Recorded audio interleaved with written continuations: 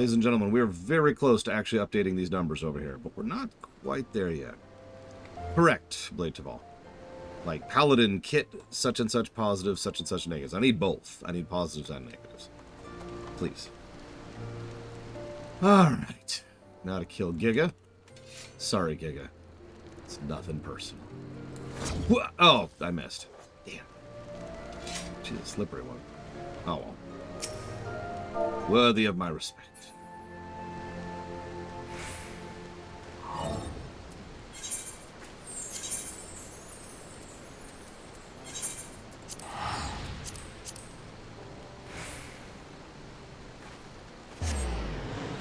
That's true. I have a very personal vendetta against Giga. You see, when I was a young lad, I realized I secretly hate elephants. Unless they're Nadana. Or us. Okay, unless they're elephants in this game. Done.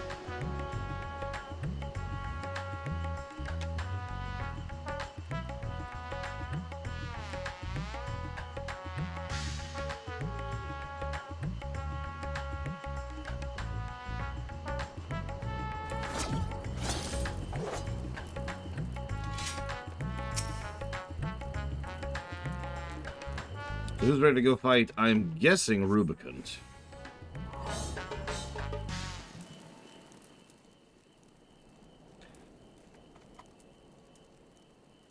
If everyone is ready, then let us depart for Al-Zadal's legacy.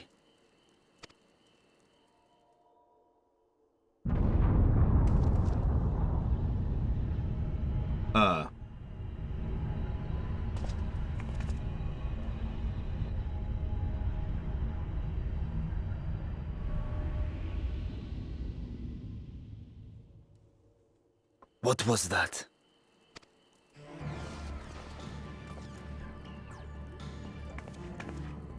A deluge of ether. The mark of a terrible magic. We must save the elephants. Let's go. We must save the elephants no matter the cost.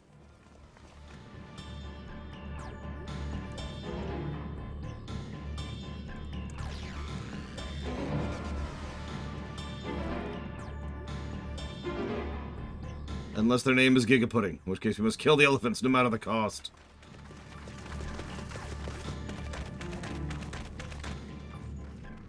Hey, you! Stop! If you're thinking of taking to sea, don't!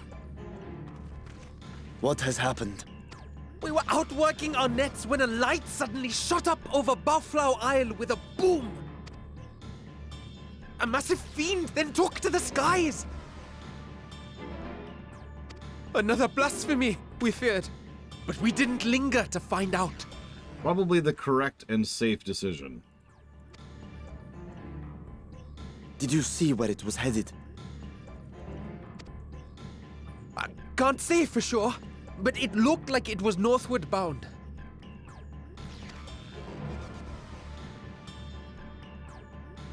I see. Our thanks for the warning, and do not let us keep you.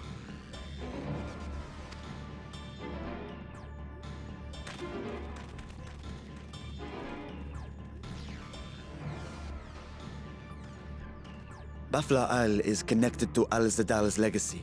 This cannot be a coincidence. In response to Kanyatso's defeat, they have come for our gate. So it seems. I would ascertain the situation at the vault, but the fiend must be dealt with, ere people come to harm. I shall assume my dragon form and seek it out at once.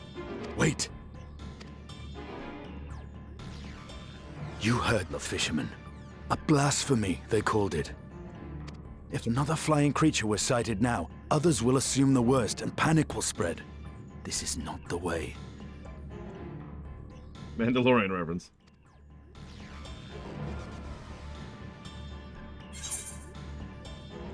I'll deal with the fiend, don't worry. I got this. It's me.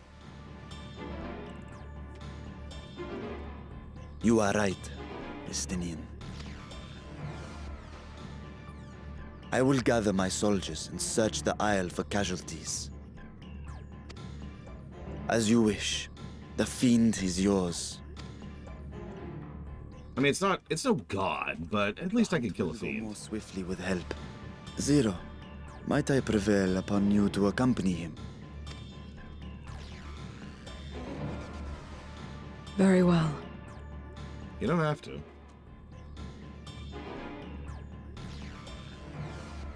Then Estinian and I will make for Alzadar's legacy and secure the gate. Stay on your guard.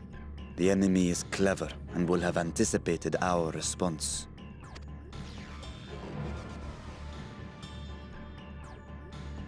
Be safe, my friends, and may the sisters guide your steps. Don't exist.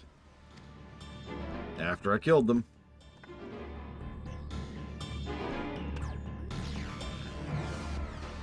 See, it's a unique form of atheism. I'm specifically trying to ensure that no gods exist anymore. You know, walk up. No gods exist. Are you sure? Stab! I am now. It's the one way to prove myself right. Let's see. I know people who may have seen something. In other words, we seek help from locals. Okay. Where to, then? The great work in the encampment at Hamza Hatchery. If both places are to the north, then the people may indeed have seen something.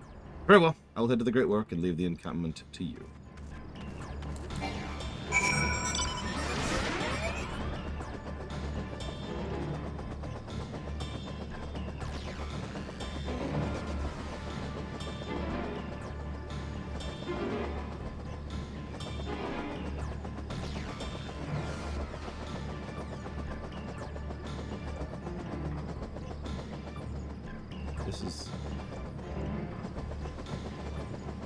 Yeah, it's not murder, it's just being efficient.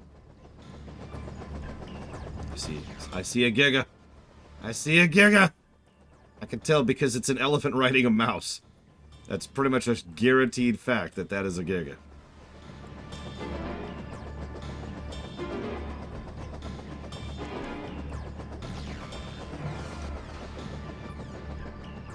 Oh my god.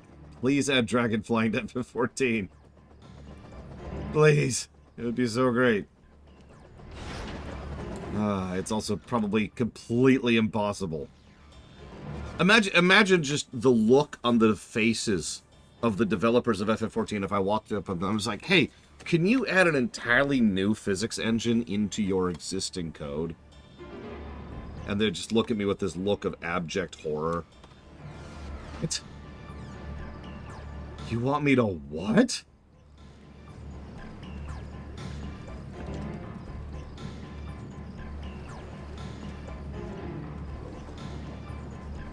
That's not a gameplay thing. Hello, Ect. Why are you trying to kill me, Giga? Very well. I accept your challenge. At a cook-off! I will cook you a feast so delightful, you will explode with joy! Yeah, no kidding, Omega Legion. Okay, I'm not cooking elephant. God, think about how bad that would taste. Ugh. Fisherman, you saw a fiend emerge from the Bahalu remnants before heading north, you say? I saw what I thought was a ball of flame flung from the explosion, but now I wonder. It flew north in the direction of Khadga. If it is in fact a fiend, then we have trouble on our hands and must remain vigilant. Nice hat, Reggie. And no, I have not, Act. My life has more or less been consumed by FF14 the last week as I've been trying to catch up, especially as I keep laying down to get sleep like an idiot. Saw the light over Bahalu remnants too, did you? We've sent scouts to investigate, but they've yet to report back. We will continue to keep watch here, but if you learn anything, let us know. Oh god, it's him! Imagine you've come to investigate the explosion at Baflau remnants as well. We've yet to ascertain precisely what happened. Is there any information you can share with us? A fiend had emerged from the explosion and flew towards Khadga. His sisters, I know this sooner. Never mind, there's no time to waste. That's true, your terrible, terrible face must guide us to victory. I mean, honestly, I'll take overworking on FF14 for a week over literally having nightmares over Starfield for 2 weeks any day. That's not a joke. It's not a meme. Although I do want to talk about something else when we get there, but we'll get to that. Confounded, we were so concerned with the explosion we failed to recognize the threat had not yet passed. We must alert command at once and instruct people to seek shelter. Is there a way to the top of Khadga? I mean, I can fly. What, you mean go to them investigate? And again, you are more capable of defending yourself. As you wish, I will leave this in your hands. Giant Skull grounds are situated at the base. I myself am not familiar with the mountain paths, but the quarry workers are bound to know many. Well, I sure hope this isn't an ordeal of a mountain. It would be awful if I had to bid farewell to my blood-stained past. Hyrax.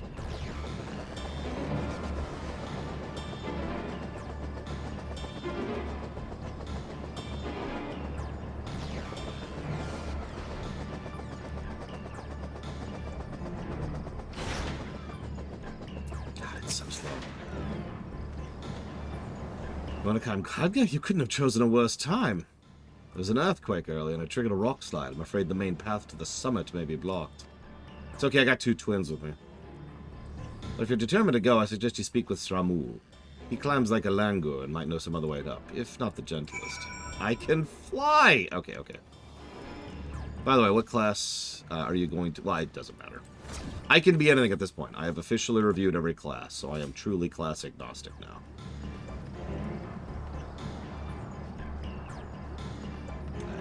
Tons of options. How to reach the top? After what happened, that should be the last place anyone sane would want to be. Dude. But yes, I'm familiar with the route, and that should be passable. I was once afraid of heights, you see, and I used it to build up my courage. Though I cannot say I have the courage to brave it under these conditions. I'll tell you where it starts, but no further, okay? Yes. Oh, excuse me.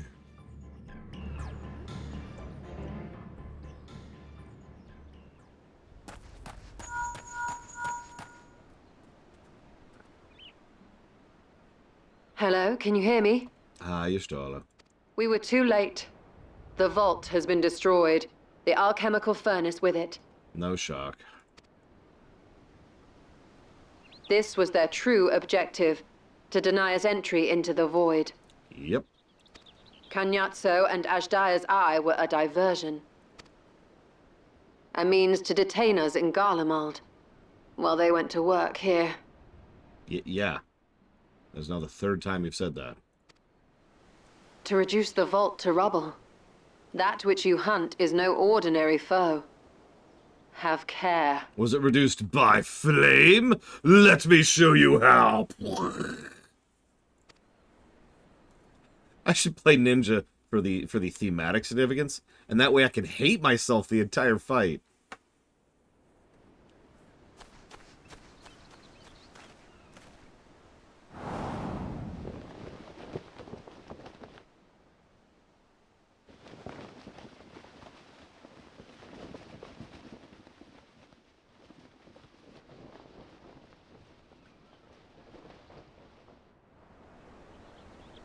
Such an exquisite sight.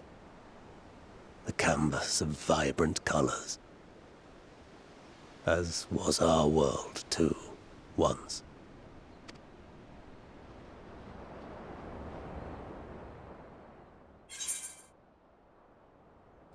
One of Golbez's champions, I presume.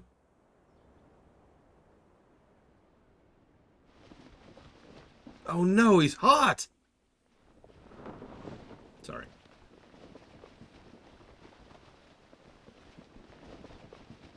I am Rubicante, the archfiend of fire.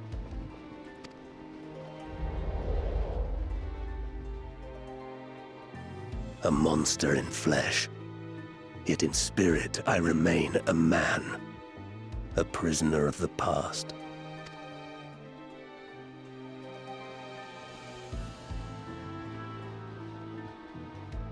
Such tears I wept when darkness consumed the world, until Lord Golbez came and spoke of salvation. Thus do I walk proudly at his side, to see his dream fulfilled.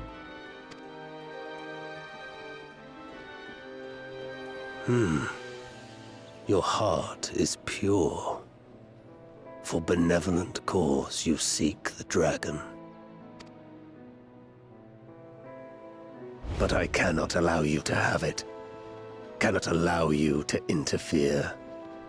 If you would continue, then there is but one recourse.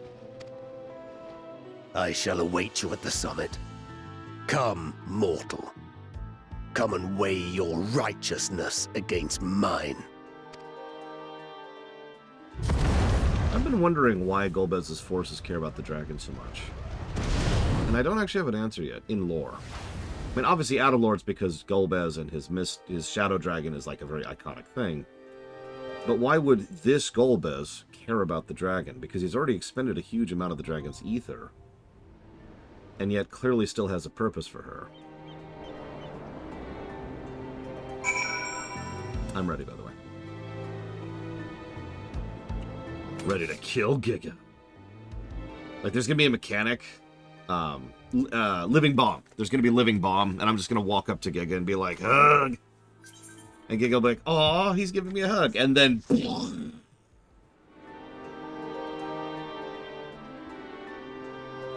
get my pose on here. I would never do that to you, Giga. Tank or healer? That sounds like we're missing both. Do we have a tank at all? We do. Looks like Giga. So I will heal.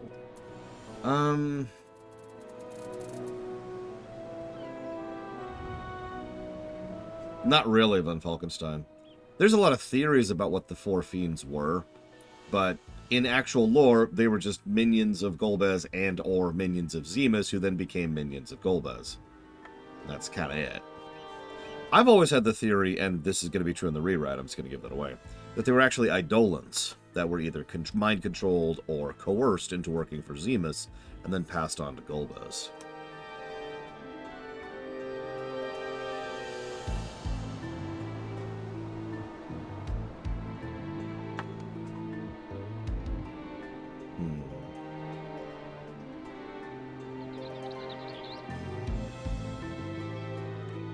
Oh, absolutely, Asmir Star. I mean, that's hardly surprising, right? Although, obviously, you know, these aren't the original. Ixnay on the spoilers, Blanterval. Alright, I'll go Sage. Yeah, by the way, does anyone else want to join? I'll go ahead and say that out loud in case anybody hasn't been checking either chat. I wonder if they are streamable at this point, because Resident Evil. Red Alert 2, for example, wasn't streamable.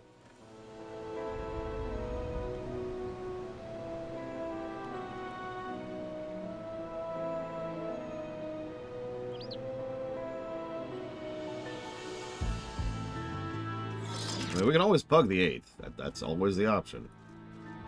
But the preference is for people, not pugs. Yes, that's right. You heard it here. Pugs are not people.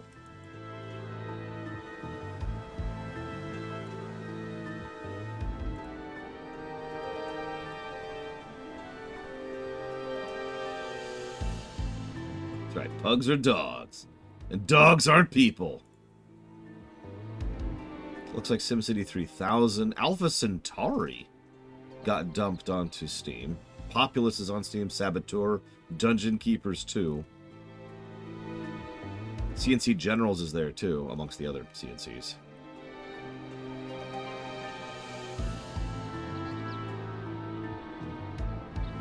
Oh, and Dungeon Keeper 1.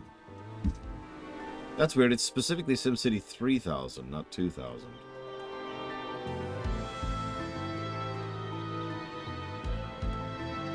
So we'll just wait 7 hours. That depends on availability of playability. Act. Just because they're on Steam doesn't make them streamable, after all. There's Riddler 2. There it is. Like I said, I've actually done a tech test in the past of Riddler 2, and that absolutely did not work. Excuse me. Hey, back in the day, I used to raid Molten Core from my laptop, remote desktoping into my desktop.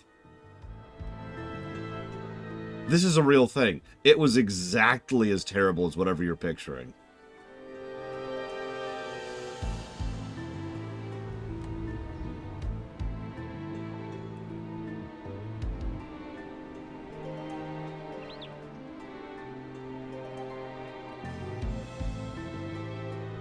Why are we waiting this long for one healer? Come on, healers! Represent. Oh yeah, this was in like 2008, I want to say, is when I was doing this. Might have been 2007. Oh no, that's the only reason it was possible, Omega Legion. It was still terrible.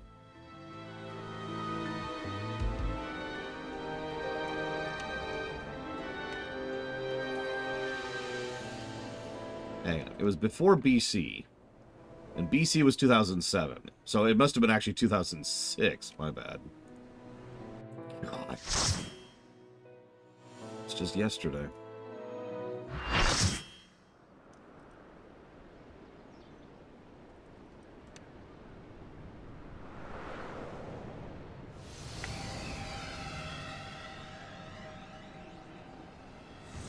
Oh, is this the one? It is the one.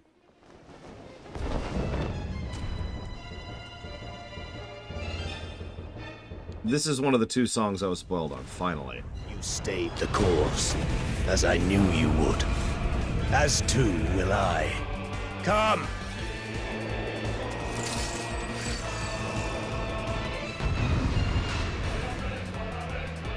Really, Rex? Ha ha!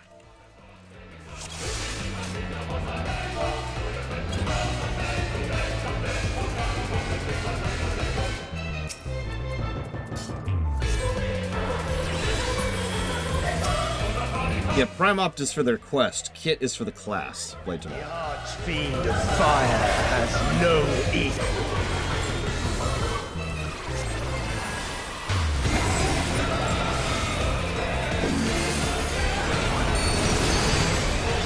A little too slow there. The glory of fire.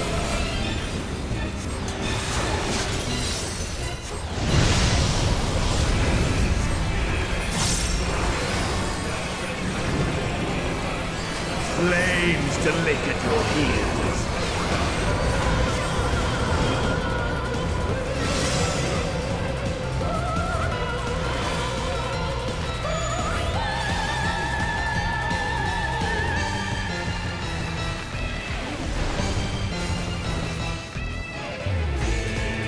Darkest flames to me.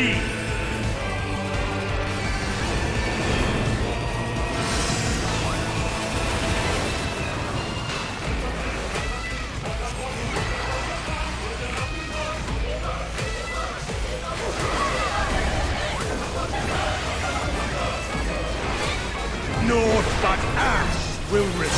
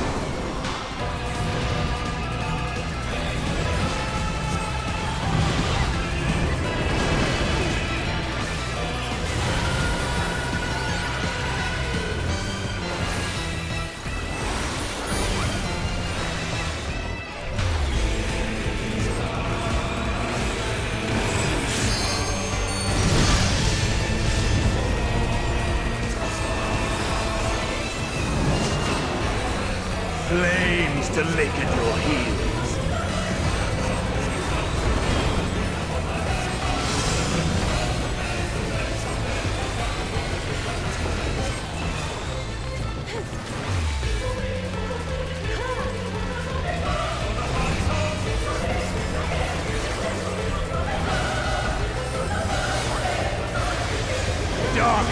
Of course.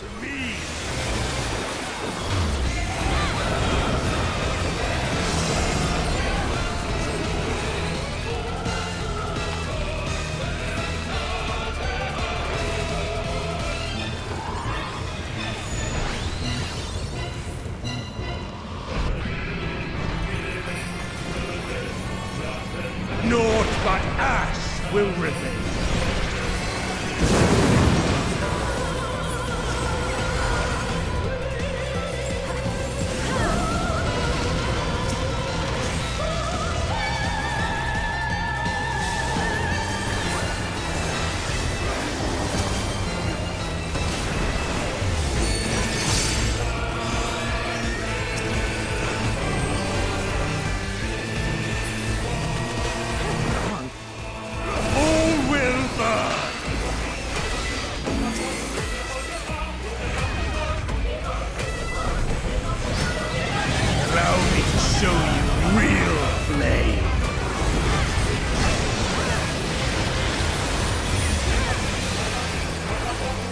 You've strength worthy enough of pride.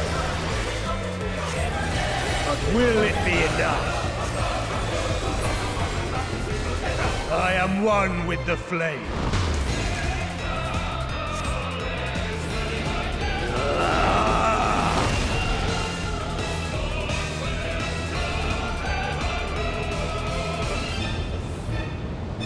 You are the first to behold this form. You've got a little something on your...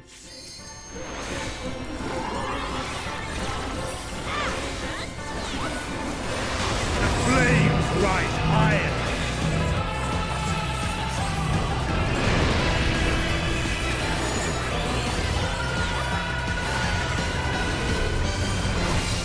Look now on my essence made pure.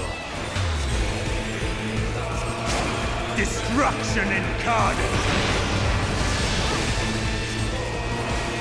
Ow.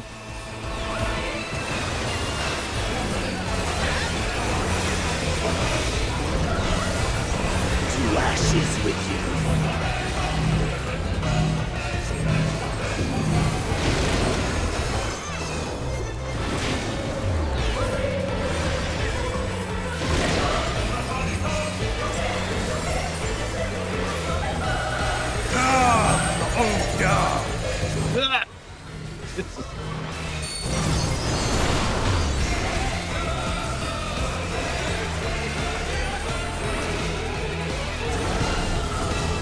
I shall tear you asunder!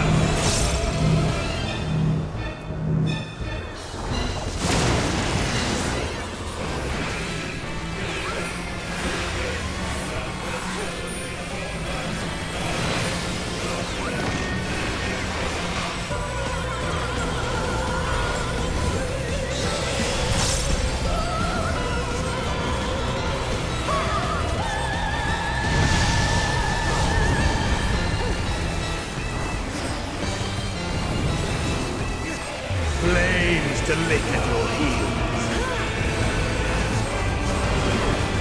Hey Rex, if you want to limit break the moment you hit 3, go for it.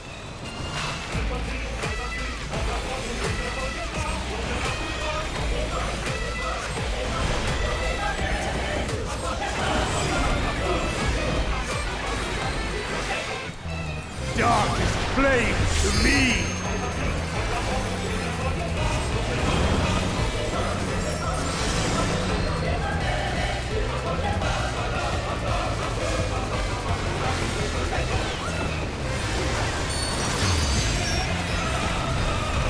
Now, do it. Do it, Rex. Do it. Do it. Yeah. Naught but ash will remain.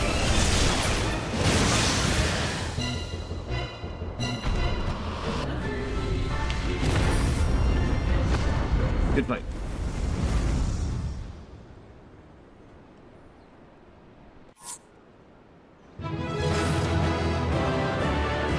I didn't have a chance to give that guy 7 commendations. He just bailed. Bah! Bah, I says.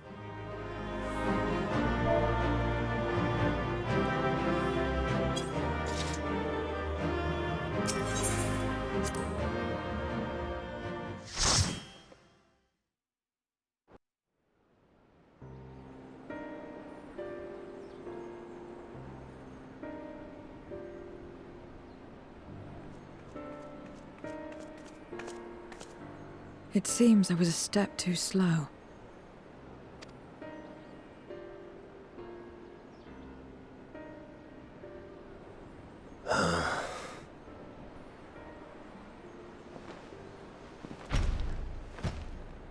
To defeat all of us archfiends, you are strong indeed.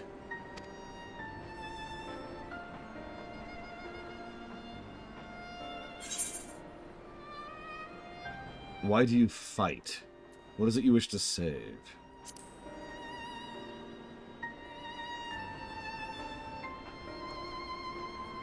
You would know your enemy's heart.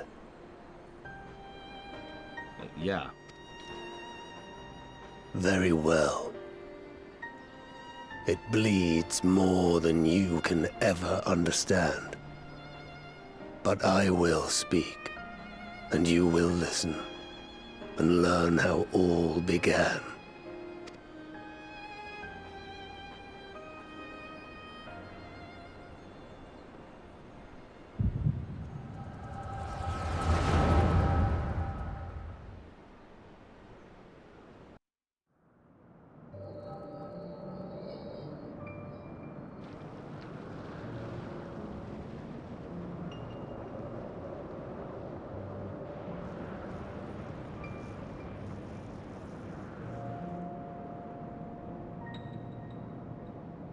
How long has it been since the world was undone?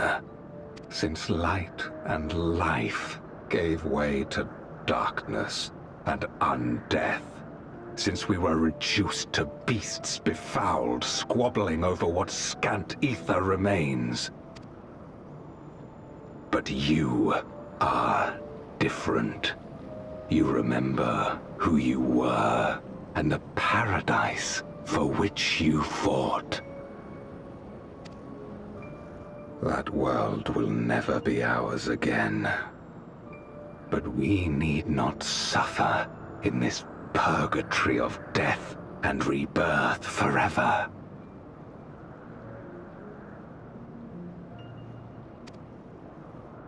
Join me, and together we shall seek the promised land. There is no hope, no freedom from the wheel. You speak a fantasy. I speak truth. The Ascian's revelation. There are other worlds than this. Ours is but one of 14. There is no greater proof than the whispers we hear, born of a neighboring reality. A reality to which we may journey if we can but break down the barrier that divides us. You meant it then. We will take this world as our own. Count me in.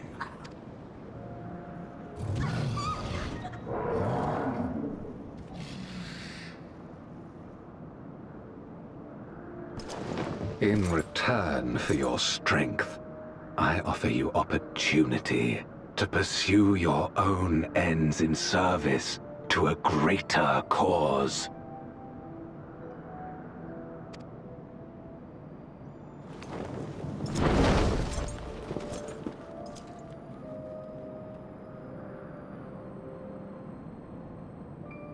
A glorious kingdom of light, wherein all may know death's sweet embrace. You know, under other circumstances, that would be just your typical villain fodder. Oh, we deserve to die, blah, blah. But in this exact case, I'm kind of with him.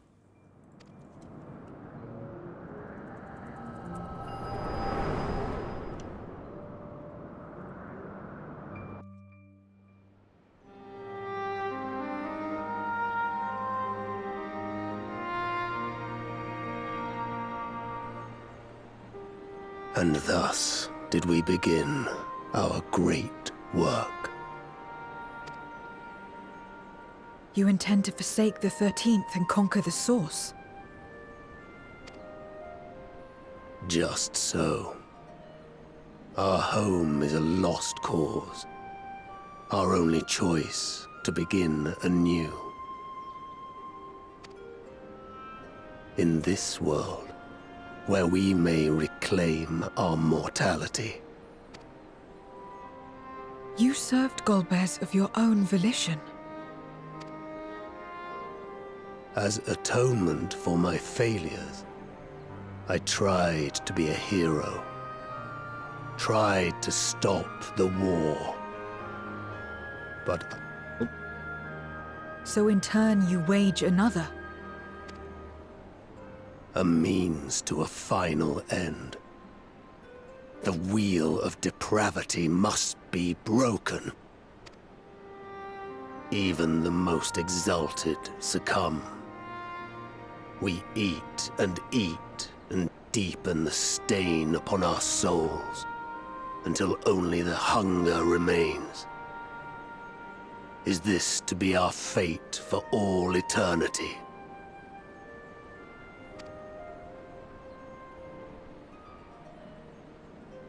I don't know. About this and a great many things.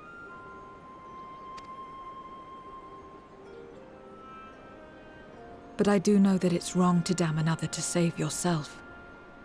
Not everything need be a trade. This I learned from the people of this world. Even without a contract, without any expectation of personal gain, they labor for one another.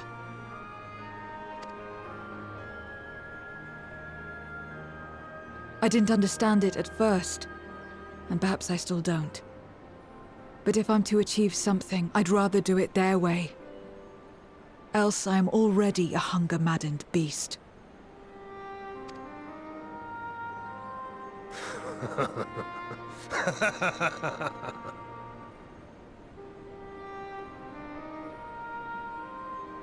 Perhaps we have indeed surrendered to the hunger after a fashion.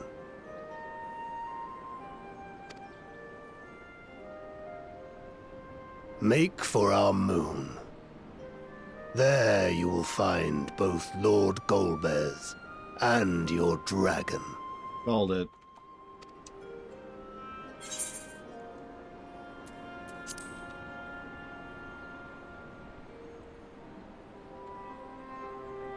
To be so viciously slandered.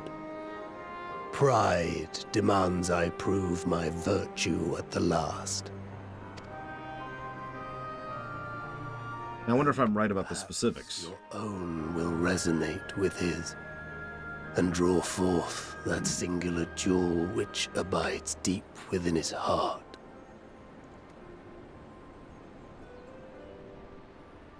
A desire which lies beyond his quest to free us from our purgatory. A desire all his own.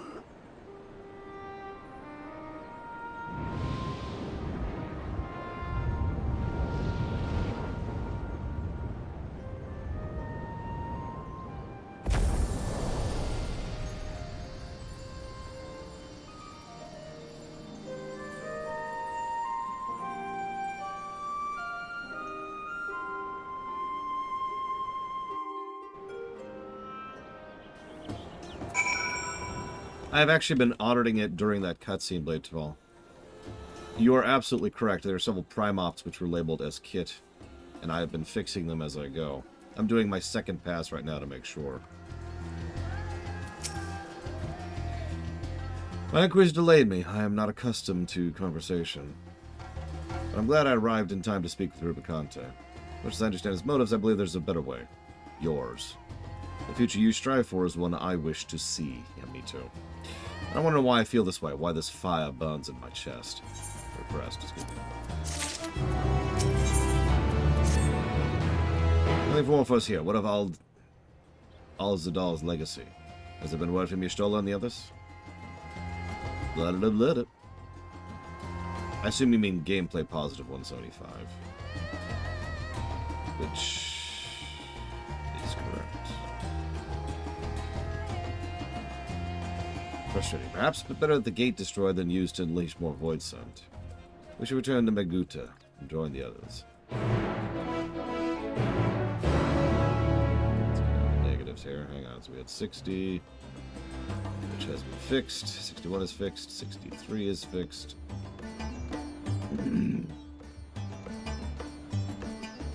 75. 28. All fixed.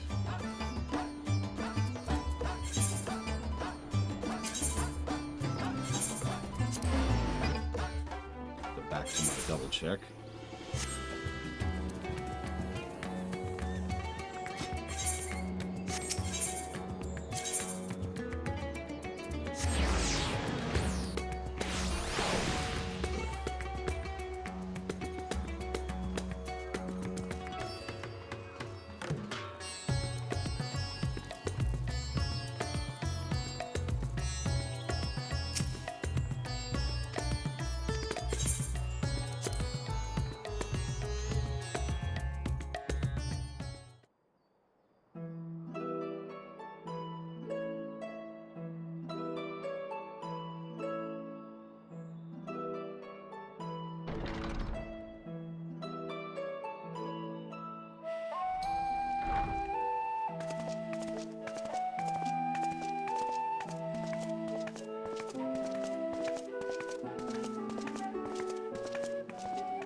Thank goodness you're both all right. Unfortunately, we have nothing further to report apart from the loss of the gate. No, it's okay if they're Autobots. They turn into vehicles, Octo. But tell us, how did you fare on the mountain?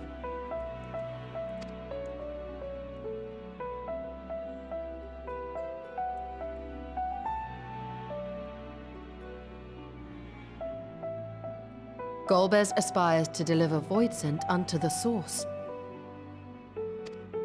where they may die and return to the life stream to be reborn.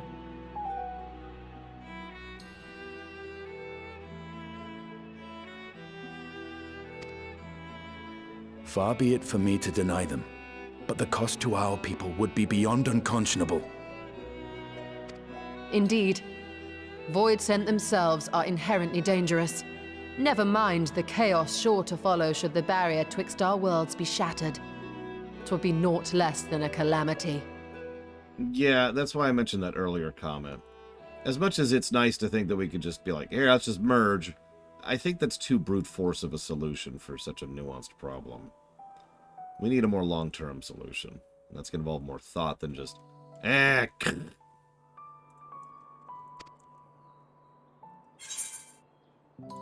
So how do we prevent it? The simplest way would, of course, be to strike at Golbez himself. That said, our task has been rendered rather difficult. Indeed. Rubicante have deprived us of a means to cross into the void. Kenyatso's faint. That was doubtless what he meant when he said his part was done. Golbez sacrificed 2 archfiends just to stop us.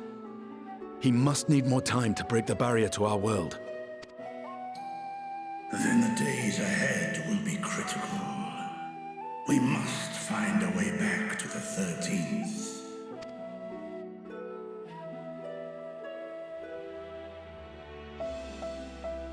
We could employ another Atomos, but that approach would only be viable if we found another planar fissure. An unlikely prospect. Yeah, I have an idea. Actually, I have 2. Better we explore other avenues. I mean, like, we've got the Crystal Tower right over there. We don't need to keep going to the past, right? If you will excuse my absence, I shall return to Sharlayan to look for information. By all means. Meanwhile, I shall seek the counsel of our alchemists. Well, I mean, you say that, Rex, but again, we can go to the past via the CT, in part because of its massive store of ether, right? So, yeah, I was gonna say, the Crystal Tower was also originally built to make portals specifically to the 13th.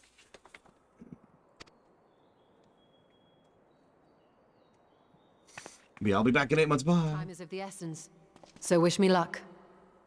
It'll take me 8 months. I don't know what boss fights we have coming. We've already fought the 4 fiends. I mean, obviously we'll have Golbez. I'm no scholar. I'll find another way to keep myself busy here. All right, sorry. I keep thinking about the raid cycle, not the patch cycle. How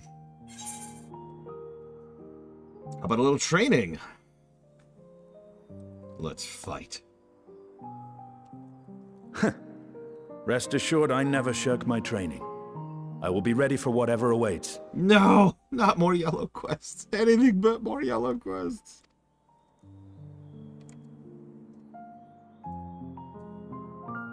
Zero. May we call upon thee when next we venture unto the 13th? Aye. And in case you're wondering, I won't ask for further payment. We're gonna keep feeding you, lady.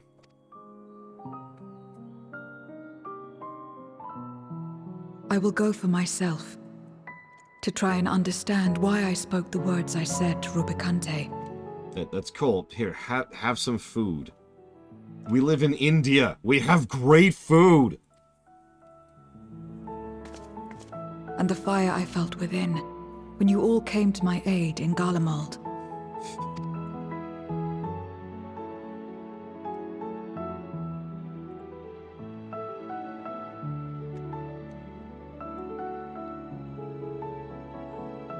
While our esteemed sorceress battles her tomes, let us see to our own affairs.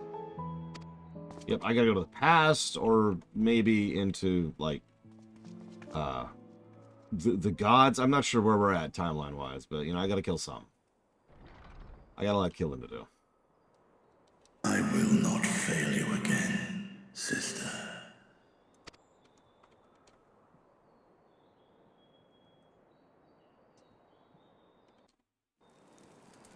Coming up next, he fails his sister.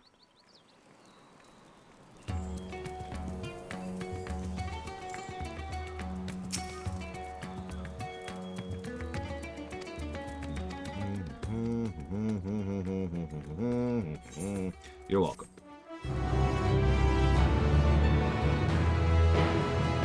Reminds me of a joke that isn't actually a joke, US and Corp. You ever want really good Indian food? Go to Britain.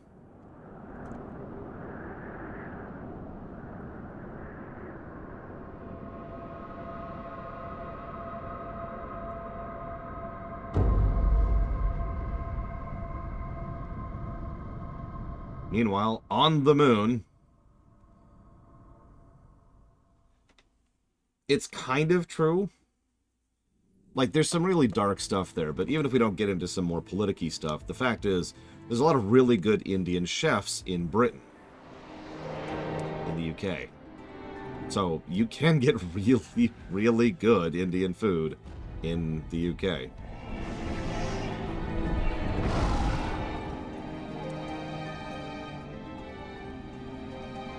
Cagnazzo and Rubicante have joined with the Great Flow.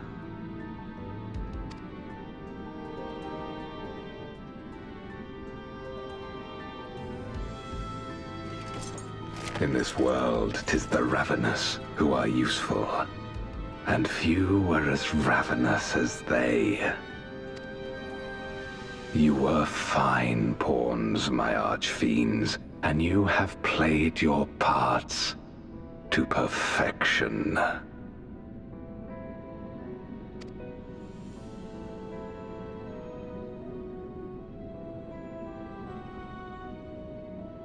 But with the goal in sight, I need no minions to do my bidding. Hereon, I shall walk alone. With my dragon. Obviously.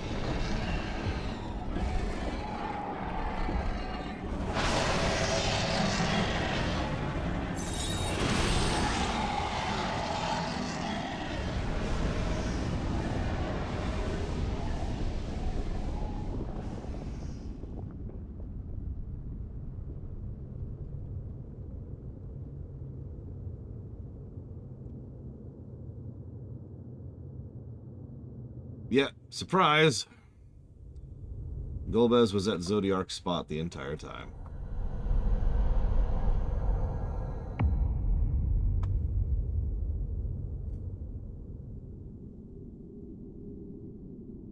That is a great shot of the planet.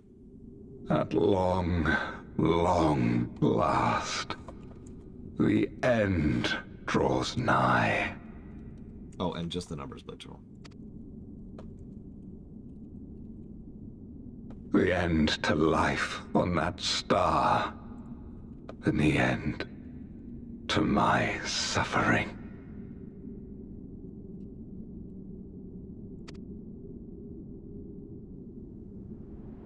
Yeah, exactly, Rex. I mean, again, it's FF4, so of course it's going to be on the moon, but... Still going to be honest with you, I'm not 100% sure what point the dragon serves in his plans. It's the only puzzle piece I'm not sure of yet.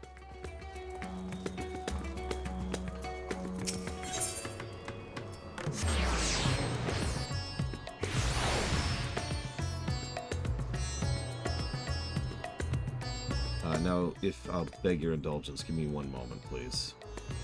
I know you're tired of paperwork, but I kind of need to finish this.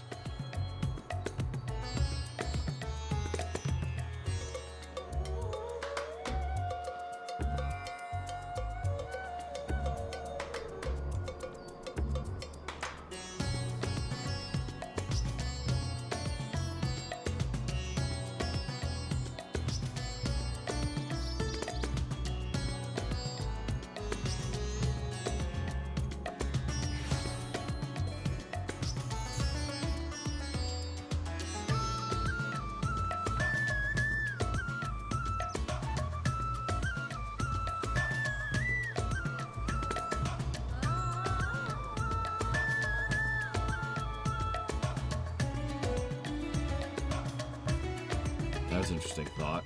Imagine if you lived on Venus, but you couldn't die. Ah!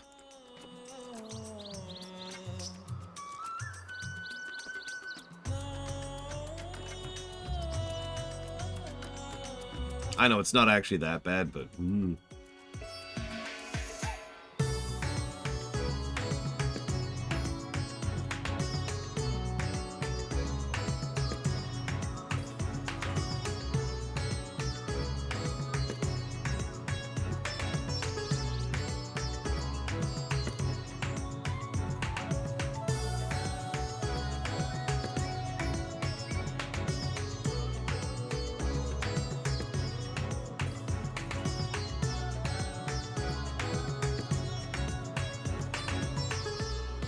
Eight, 9, 10, 12, 12.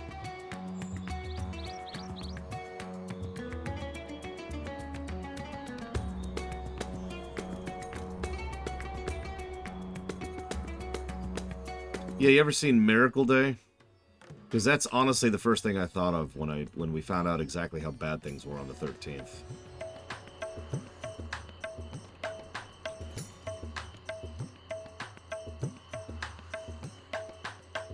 Honestly, worse than Miracle Day, but same concept. 2, 3, 4, 5, 6.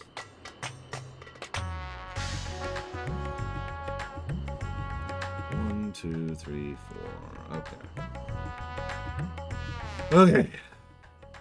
Now to get Blade Travol's numbers.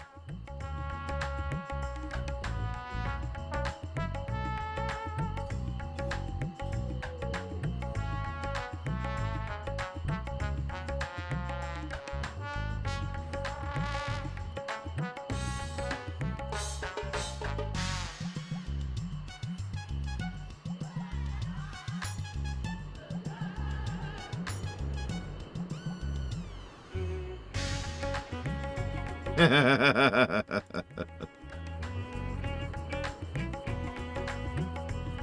Valve just linked me something funny.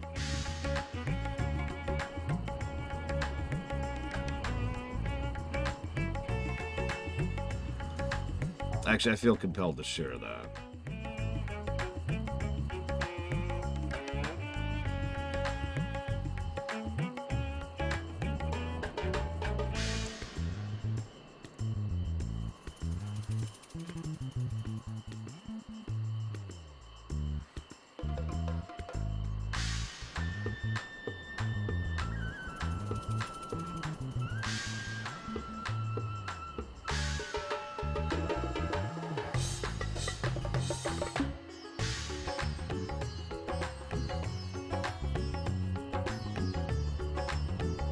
Think about it.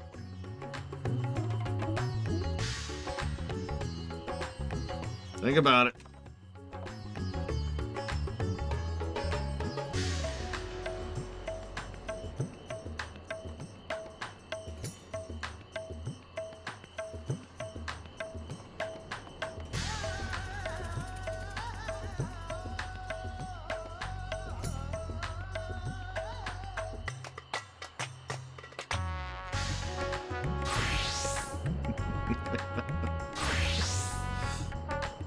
Thanks to Valpatrix for that.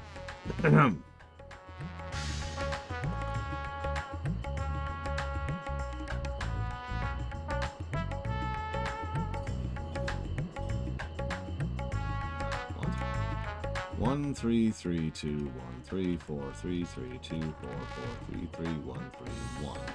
How am I doing wrong?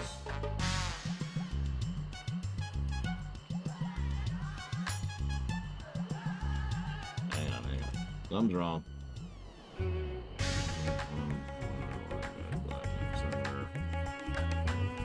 Hard. And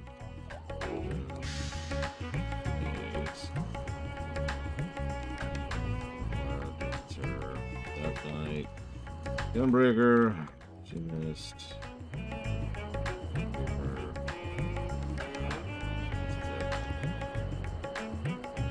Not Blue Mage, because Blue Mage doesn't exist. 1, 3, 3, 2, 1, 3, 4, 3, 3, 2, 4, 4, 3, 3, 1, 3, 1.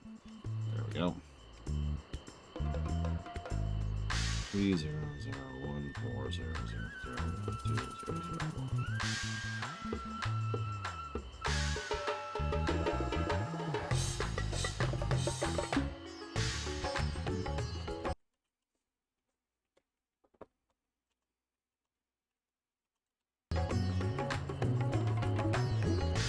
It's... Listen.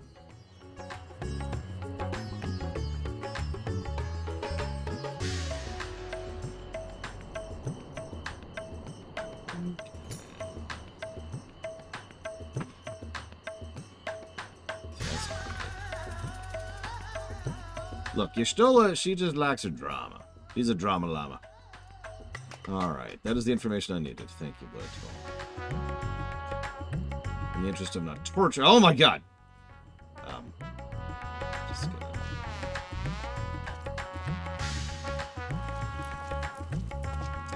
gonna... In the interest of not torturing you too much, we'll wait until we're in a new zone before I finish up the paperwork on that.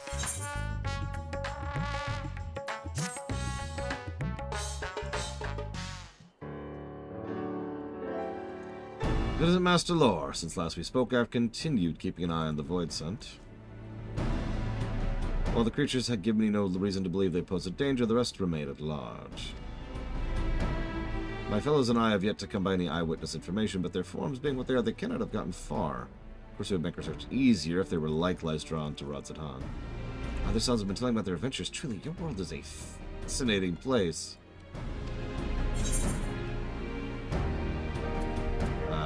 Yeah, it's pretty fun, actually.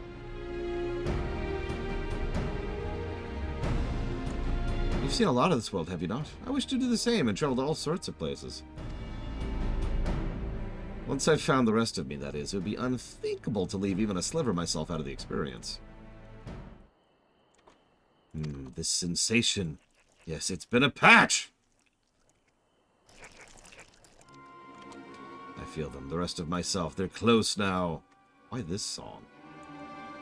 There's 4 of them, and they're somewhere in the city. Please find them. And I'll tell you all about Rubicante and Cagnazzo.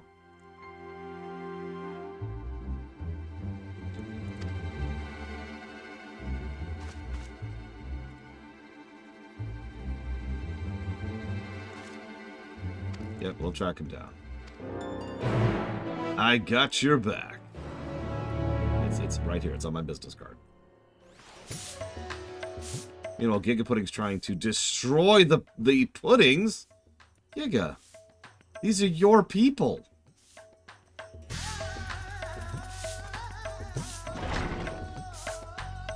Being stalked. Nobody say anything.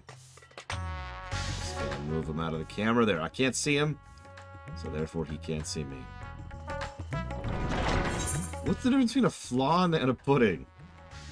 Oh god, it's a civil war. That would actually make a really large amount of sense.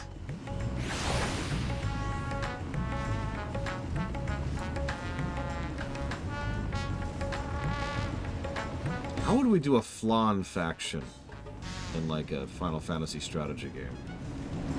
The obvious splitting mechanic seems obvious, but like I would want to do something clever with that other than just your units turn into smaller, weaker units.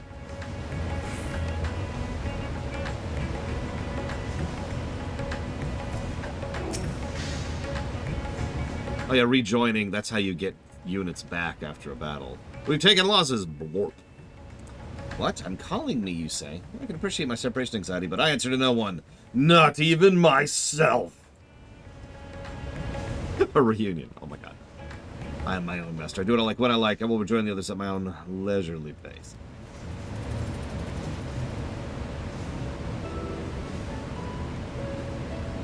Mortals, on the other hand, always seem to be busy at work, short as your lives are. One would think you'd spend more time on leisure. You're truly strange creatures.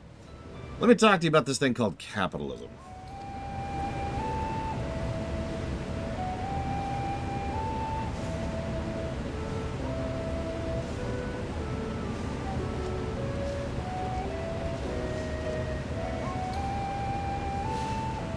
Still burning strong, just like at the start of the experiment.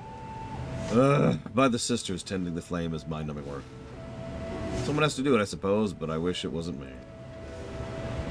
Tending the flame. Reminds me of a voice scent I once knew.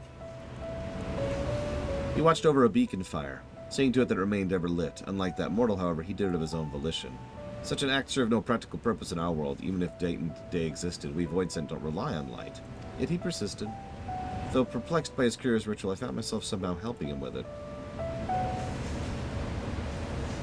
Considering slimes are how you make fire, in other words, how you make oil and then fire in Dragon Quest, that's sus.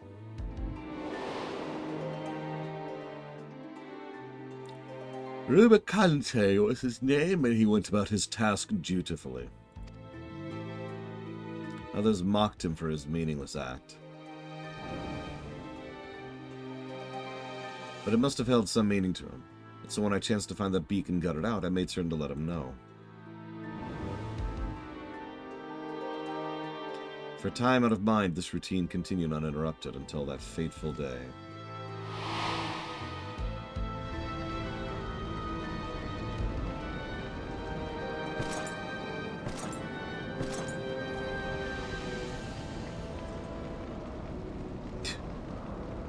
I see flames dancing in the distance.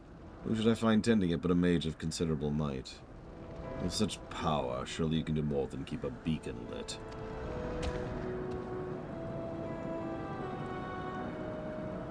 My flames serve not to smite others, nor to sate my hunger. Then what purpose do they serve? I cannot say for certain, but to simply behold this flame somehow sets my heart at ease. I see. It would seem you lack the power to comprehend the feelings engraved upon your soul. But such a lack is readily rectified.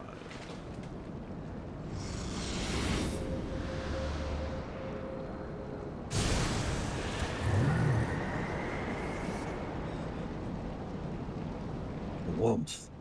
Invigorating, comforting. Where have I felt it before?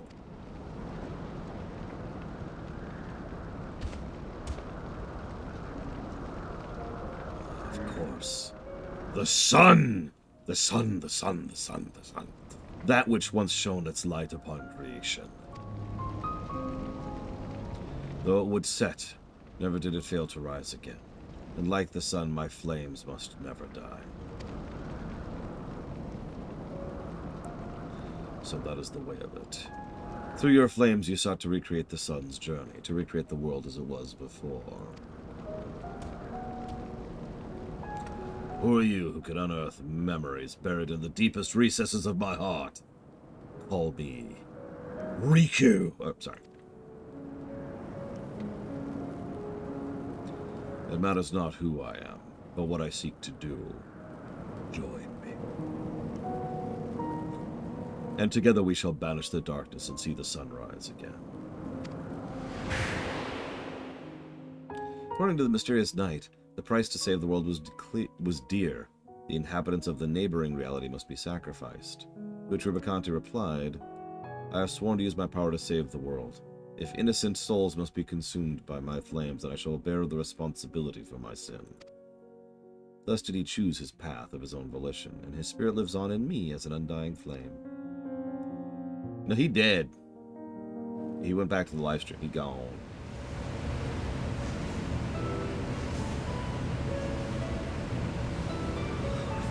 A world engulfed in darkness has become the norm for me, but since coming here and basking in the sun, I've been reminded of all we'd lost. I understand Rubicante better now. I understand why he was willing to sacrifice all to restore the world to the way it was. To him, it was worth the price. And it felt great to squirm down memory lane. With that, I will join the others. Of my own volition, of course. Bloop, bloop, bloop. Bloop, bloop.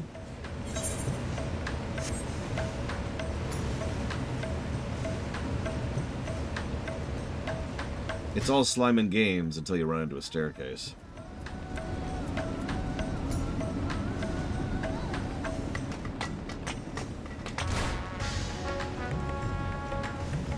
Jesus, game. Just...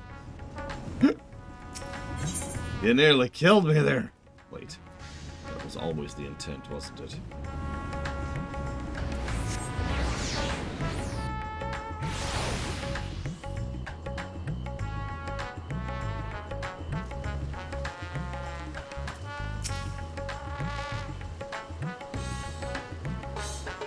Restamir here too? Oh, what a relief.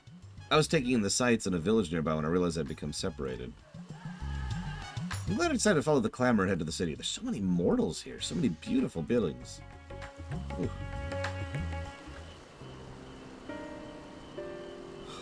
Father, what's this building?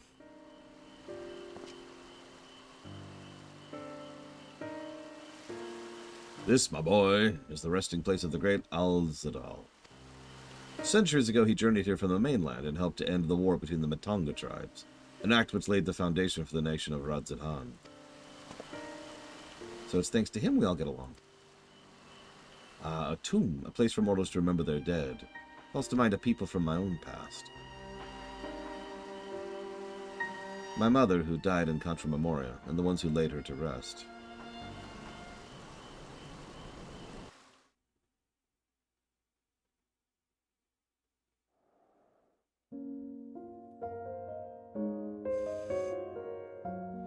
Long, long ago, there lived two powerful mages, Alum and Porum. It is said none can match their might, yet they nevertheless continue to hone their skills at their training ground, atop a peak called Mount Ordeals. One day, fell fiends began attacking the villages unprovoked. Upon hearing the grim tidings, the mages came to our resolution. Through years of training, we have mastered our flames. It is time for us to employ them for the salvation of the world. So it was the pair descended the mountain and set about vanquishing the fiends.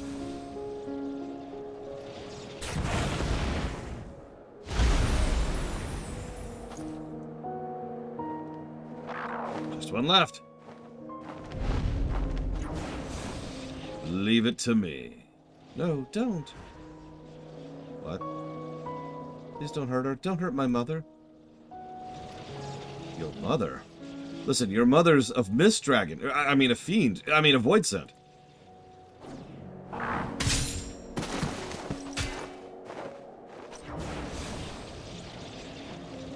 Please save her, I beg you. I do. First, fix your eyes.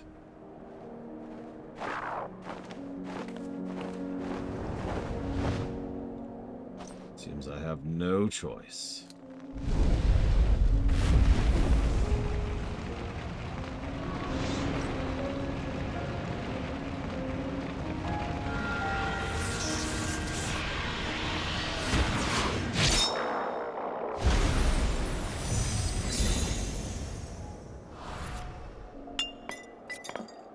There, I saved your mother.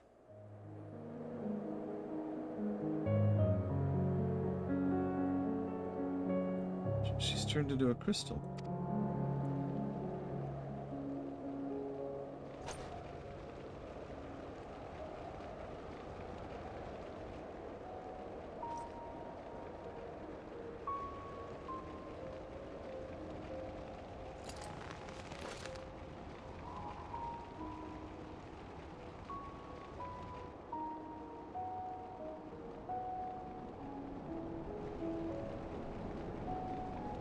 I said I would save the world, but I couldn't even save a single life. It's the heals. Heals are not conductive to being a mage.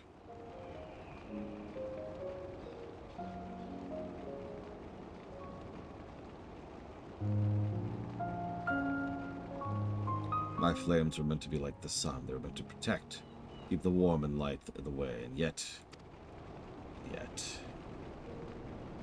I wonder what the sun is made of in this setting.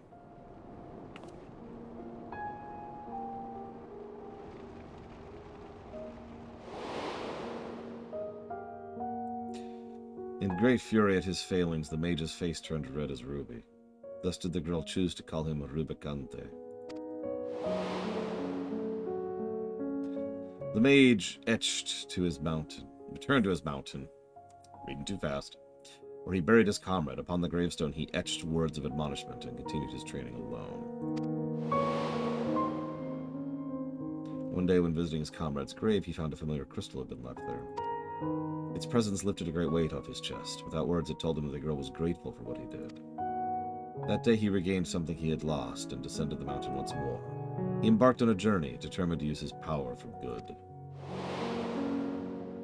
And thus did he swear to wipe out an entire planet. For the greater good! As sad as it is to lose precious life, it's sadder still, I think, to lose one's purpose. Mount Ordeals had been swallowed up by darkness and his comrade's grave with it. But wherever Rubicante might be, I like to think the little girl still remains in his heart. Well, past time I joined the others. It's nice talking to you, mortal.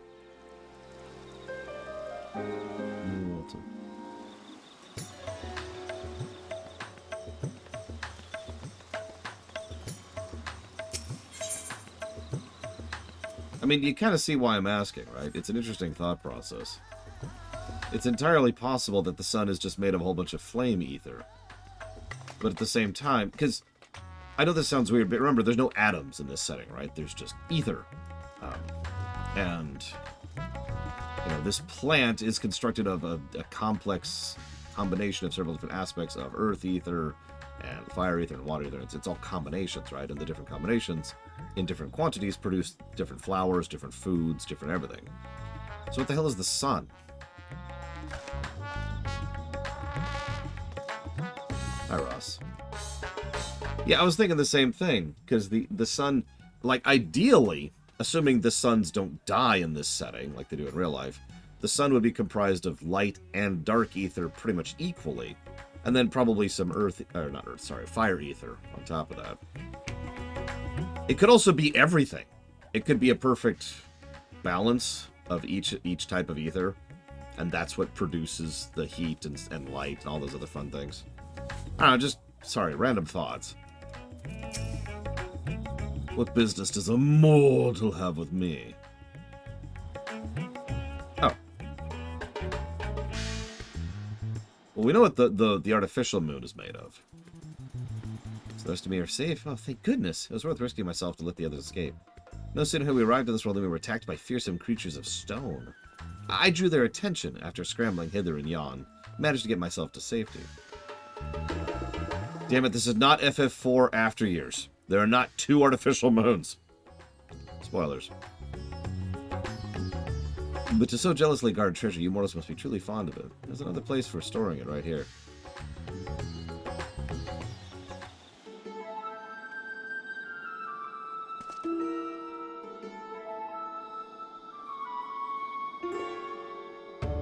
They say it's mountain after mountain of treasure in there. We just need to find the coffers that act as portals. And then survive the guardians and deadly fiends. I don't like our chances with just the 3 of us. Is she wearing... I still can't think of her name.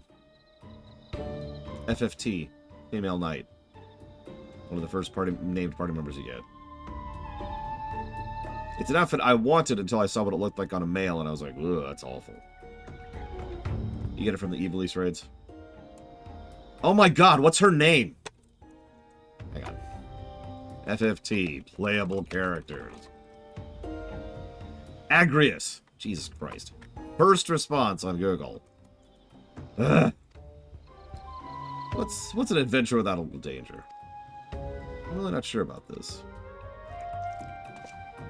To willingly throw yourself into danger, it's truly a strange mortal quirk. Unlike your kind, we Voidsent are quite risk-averse. For instance, we wouldn't think to challenge a stronger being. Except for him, perhaps. Odd fellow who loved fighting for its own sake.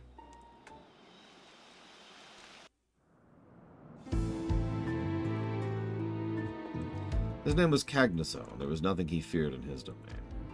Employing deception, he trapped his foes and drowned them in bottomless mire. It mattered not how strong they were, all fell before him. Yet despite his victories, he never felt truly satisfied, and through a chance meeting he would learn the reason why.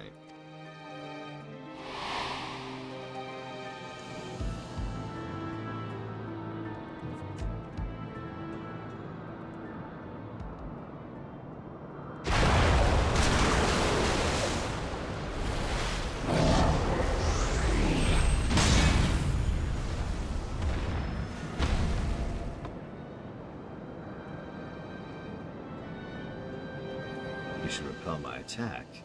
You're tougher than I expected. To whom do I speak? I am Cagnazo, and I'll bet you're the one they say is seeking out the strong. Well, if it's a battle you want, you look no further. Lest you misunderstand, I do not desire fruitless battle. On the contrary, 'twould seem it is you who seek out the strong. Why? When you're hungry, you devour. Doesn't matter who. Your luck ran out when you strolled into my domain. None would risk themselves simply because of an empty stomach. Nay, my friend, the source of your hunger lies elsewhere.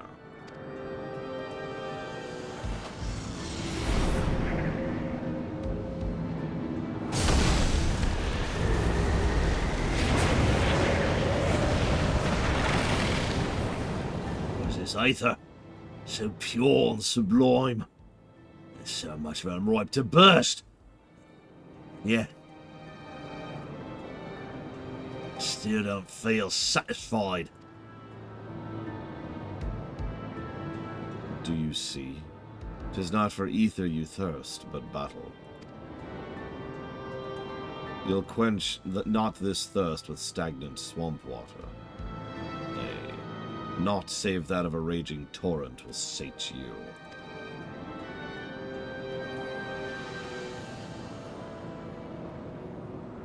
What do you mean? There is no joy to be had in ensnaring your quarry.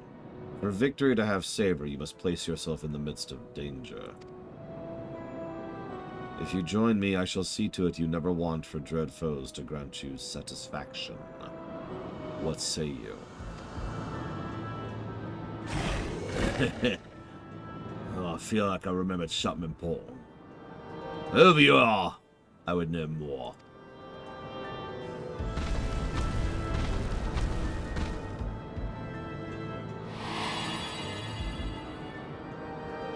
And thus did he find a place to belong, upon the fine line that divides the devourer and the devourer. If he could do battle with just one worthy foe, he told himself, he could go to his rest forever satisfied. From that day forth, Cagnazo tirelessly sought those he might be able to best him, each time hoping for bliss, but knowing that, like as not, disappointment ultimately awaited. It's not just another battle sexual, he's also one who found satisfaction with us! Which, at this point, I mean, just in this expansion, we're up to like 15 people. 16? Hang on, there was Elidibus. There's the 14 gods. And there's Xenos. I think that's it. just in this expansion. You're getting so strong, nothing else matters. Do you have a thing driving you too, Immortal? Looking back, it was extremely reckless of me to come to this world, but it has been worth every bit of danger and more. I can't wait to share my experiences with myself. I'll be on my way now. Thanks for coming to find me. Bye, bye, bye. Plorp, plorp, plorp.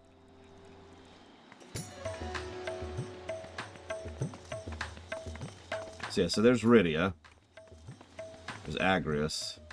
And yep, that does indeed appear to be Penelo.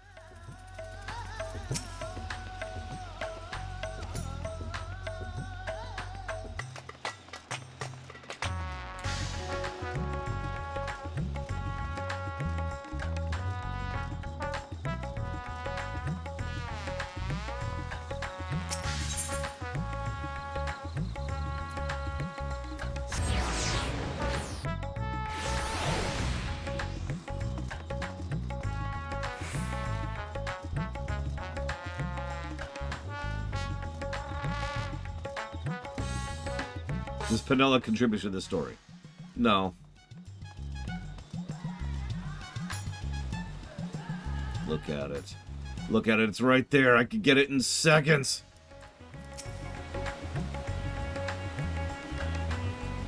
You've been looking for me, you say? Sorry for the trouble. I found a place with beautiful water and thought I'd have a rollick, but ended up being washed away. Tried to get back upstream, swimming against the flow, and managed to come this far when you appeared. For all that effort, I'd like nothing more than reunite with my other selves, but if you've been promised a tail, then you shall have one. Hello, Yada.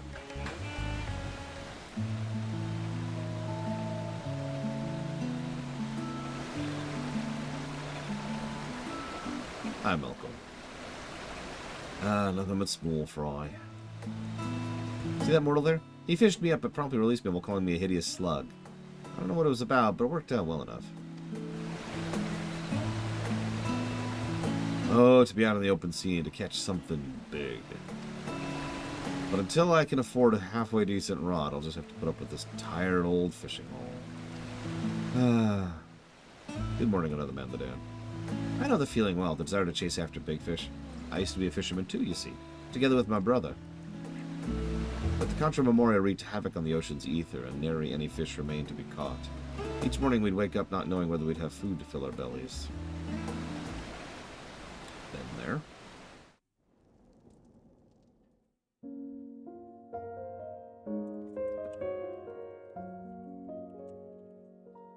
On a day like so many before, we were waiting in vain for a bite. My brother's face was fixed in a grimace, and I assumed he was cursing the war in his mind. But it turned out he was thinking about something else altogether. When he finally spoke, the frustration was plain in his voice. Even if there's fish to catch, is this how I'm to live out my days? Sitting endlessly with pole in a hand. It's like dying a slow death. I can't take it anymore. More so than our privation, it was the mundane, unchanging nature of our lives that bothered him. The next instant he blurted out, "That's it! There's a war I'm going to fight too. That way I won't be bored, at least."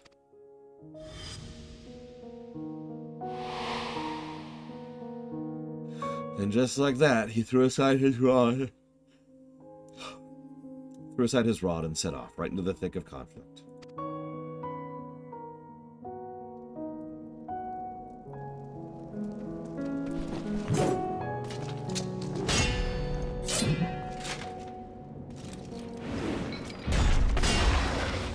And of course he played a Dark Knight.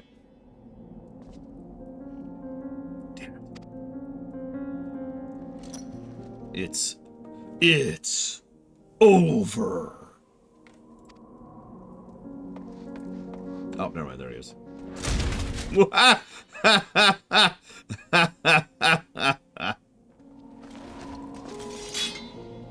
I wouldn't let him pick his weapon back up.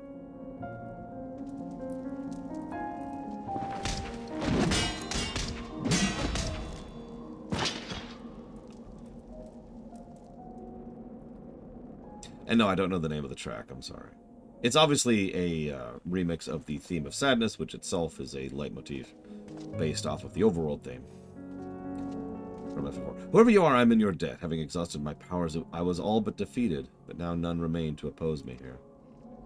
Perhaps you can consider serving me. You'd be well rewarded, of course.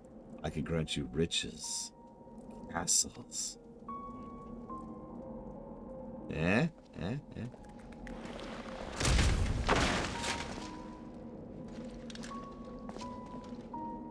I love the looseness of how Cagnazzo moves.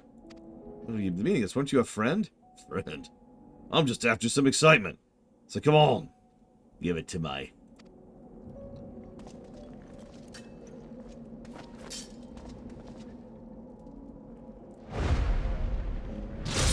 Ow.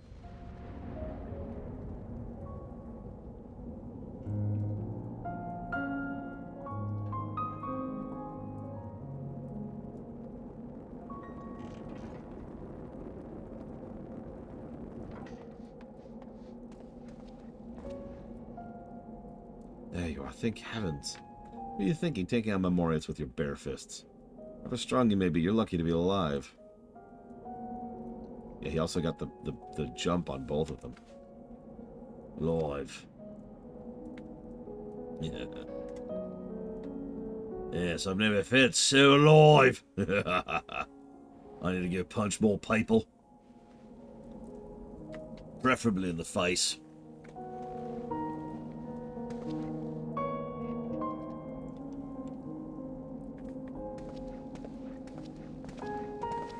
Where are you going? Gonna find more people to punch in the face. No more chasing small fry for me. From now on, I'm gonna live the thrill of battle. I'll seek out those stronger than me and give them a taste of my fist.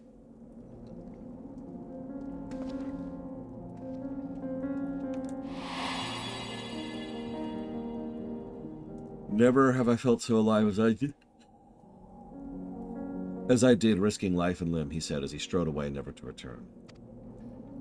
Sometime afterwards, a rumor reached me of a fearsome warrior. The man would arrive unannounced on a battlefield, trounce anyone and everyone indiscriminately, before disappearing again. Cagnazzo, he was called, and cursed for a feral dog. That was enough for me to know my brother still lived. I'm gonna punch that dragon in the face! Bonk! It was only when I became a void synth that I came to understand my brother, to understand the emptiness he felt in his mundane life. It inspired me to want to break free of my own unchanging existence. It instilled in me a longing for this world.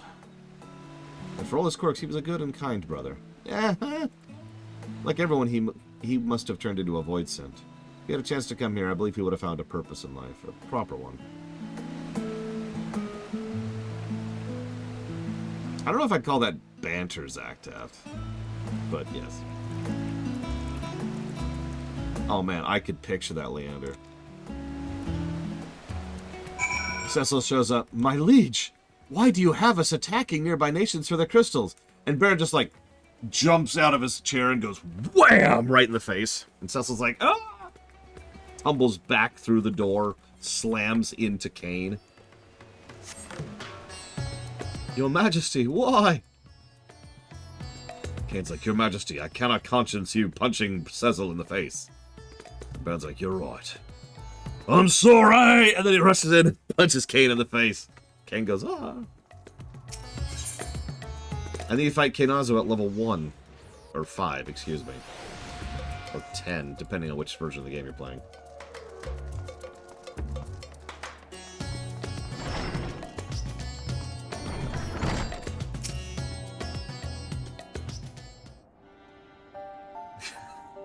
I've got a mission for you.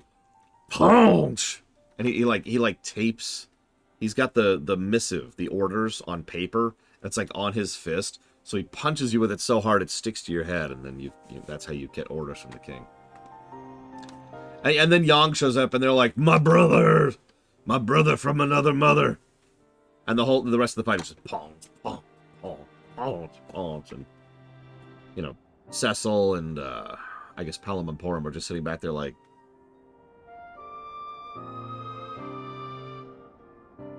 Sid runs in. Hey! And then Sid starts punching. Punch! And so you got 3 people just all punching each other. You did it. You found all of me. I trust I upheld my part of the bargain and told you about the mighty Void Synth. Mm-hmm.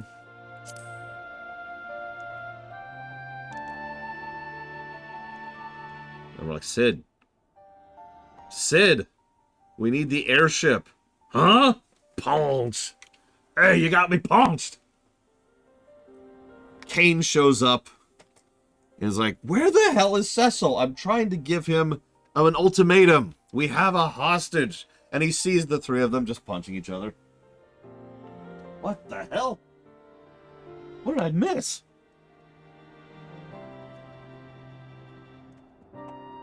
Golbez is sitting there in the Tower of Zot, just like drumming his fingers, like, where the hell are they? FF4 sucks, Ross, and it's the worst game ever, although that's more of a bombshell for Bladeball than me. So you've already crossed paths with them. Though the tales may not help you in the battles ahead, I dare say they give you something to think upon. As mortal then, void sent then archfiends, these troubled souls fought with all their being, and now their fight is over. What, you think one of the best games ever made is better than FF4, Ross? How dare. Actually, I was picturing that, Rax.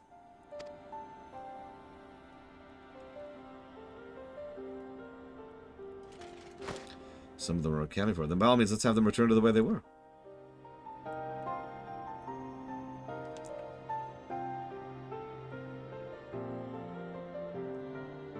Without further ado, then, to me, myselves.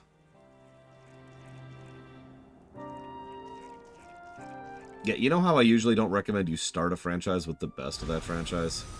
I would never recommend someone start at the FF series with FF freaking 6. At last, we're whole again. There's nothing we need fear. Alright, do I have to kill you? And that is each of us experience since coming here. It's as if I experienced it all for myself. Say it again. This world is truly a fascinating place. I must see more of it. Yes, I must. No, start with 4 or 10. Those really are, I agree with that.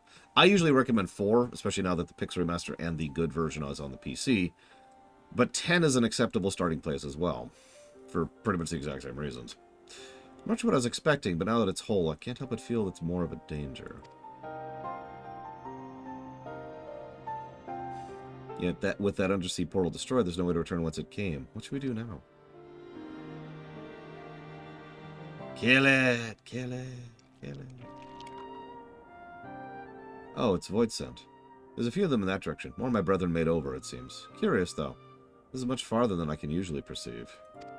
I can only assume my vision's improved. Could this be the cumulative effect of our experiences here?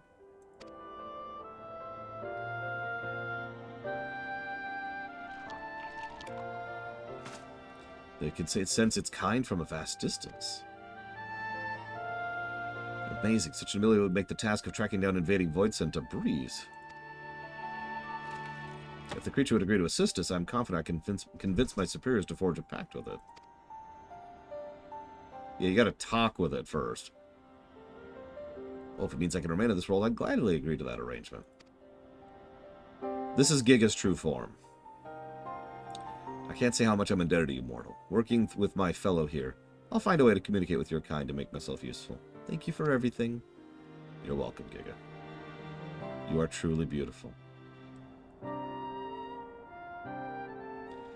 I would personally never recommend you start with Mystic Quest. And that's speaking as someone who enjoys Mystic Quest.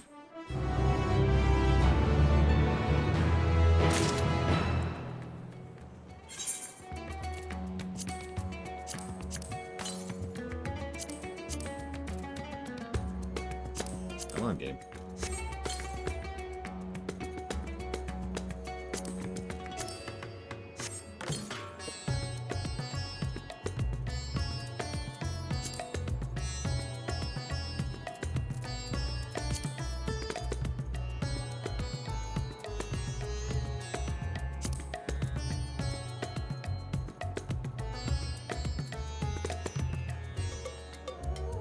Interestingly enough, I would rather someone start with the bad than start with the good.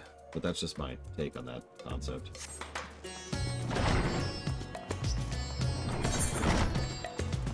Or put simply, I would say starting with FF2 would be less bad than starting with FF6. That is, of course, just my take on that, though.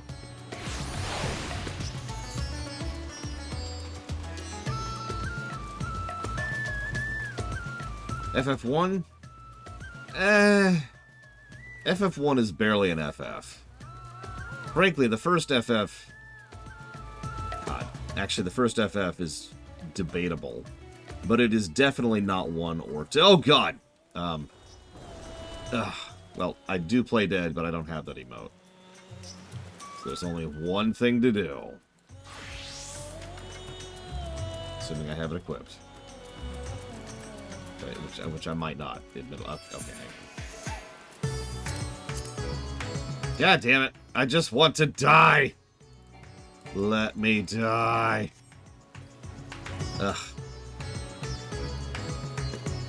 Well, no, it's definitely 4 at the latest, but the thing is, 3 could be argued to be the first FF.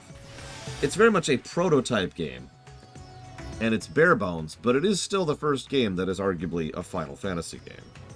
FF1 really was just, you know, another take on the Wizardries and the Ultimas and the general D&D games of old.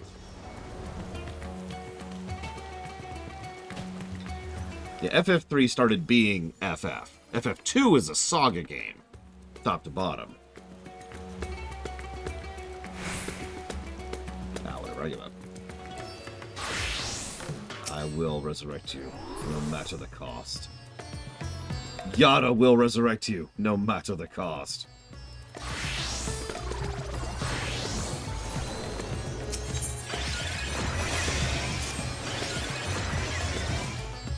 No, I saw it, Trihexia. Lord, 'tis good to see you. Have you any news from old Charlene? We've yet to hear from Y'shtola regarding her search for a means to return to the Void. I must confess her silence had left me feeling restless. Nor am I alone in this. Estinian has such an excess of energy he's been helping our soldiers train with nary a grumble. As for Zero...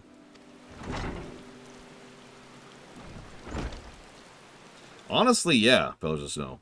FF2 is the beginning of the Saga series, even though the Saga series formally starts with Saga 1 on the Game Boy, or FFL1 if you prefer, same game.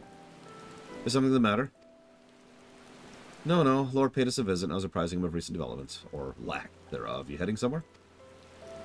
Aye, to replenish my ether. Aye, getting some food.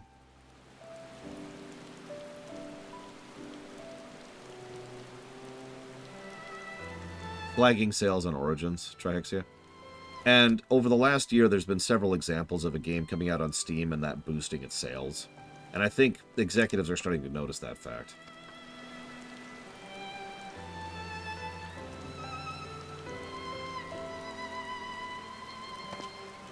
A rare but most welcome invitation. Timely, too, I might add. I myself was thinking of venturing into the city. It would be my pleasure to join you. You will accompany us, of course? Come then, have an errand to run to the bazaar first. We already have, technically, Reggie. We're in the middle of it right now.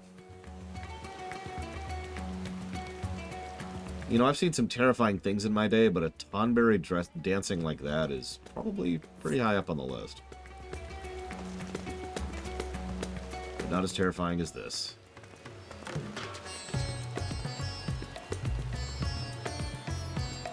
I mean that sincerely, Reggie. We're pretty much in the middle of the next wave of RTSs. We've already had several, good and bad, and we've got like 5 coming up soon.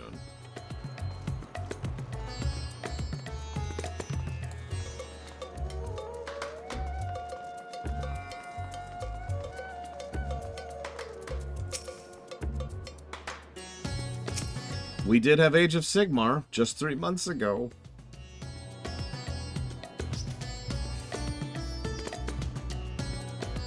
Well, we do have the 2 StarCraft 2 clones coming out this year, I believe. Picking up some more spice. Medjid told me to do so before my next visit. Mistress Zero is quite the tolerance, you see. The sisters we know we Hanish are fond of spicy food, but I doubt any of us could keep up with her.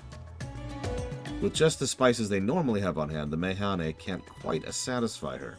Which is why I'm happy to provide what they need to achieve more rigorous flavors. Now then, variety being the spice of life, maybe you'd choose something extra to blend with Mistress Zero's usual. Okay, sure. What do we got? What do we got? We've got crimson, black, red, and yellow. Which one?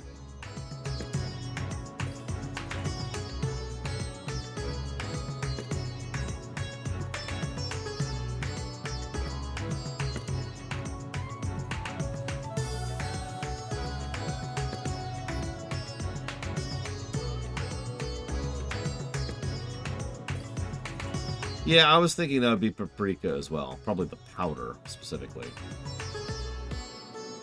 But several people are saying red, so we'll go with red. They're citrusy. Fine choice, but don't take my word for it. Have a taste.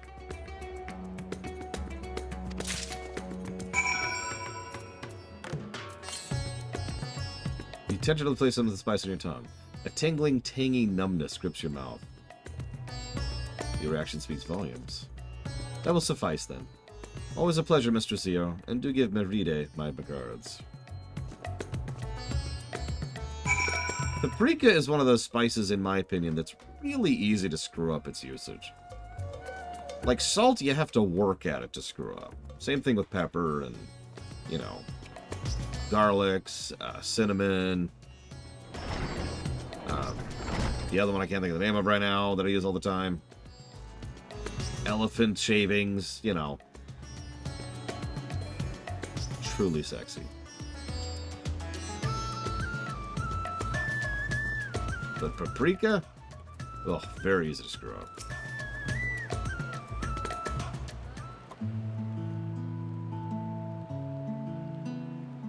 My usual, please. But with this spice. Of course, Zero. It would be my pleasure. Well now, this is enough to make a whole kettle of your special curry. I don't need that much. Rest assured, it's easy enough to make a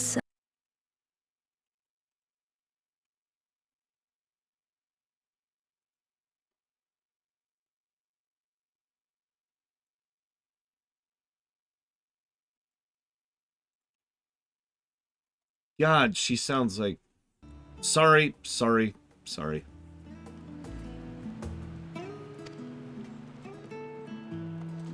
Very well. A full kettle, then. The minus key is set to mute the game. To mute the audio of the computer, more accurately. And I am doing math in the background while I catch up on my paperwork. Excellent. We'll prepare it at once. And for your excellency and our esteemed adventurer, are you happy to try a bowl of Zero's curry? We can make yours milder if you prefer. No, I think I can handle spice. Grateful though I am for the offer, I cannot fully appreciate the flavor with this vessel. Another time, perhaps. Do not hold back on my account, my friend. Eat and enjoy. Done. I actually have a huge spice tolerance, and that character's me, so spice it up. Please, make yourselves comfortable. Don't mistake me, there is such a thing as too much spice, and there is such a thing as heat versus flavor, but really spicy, like I'm actually crying good spice, oh, that's so good.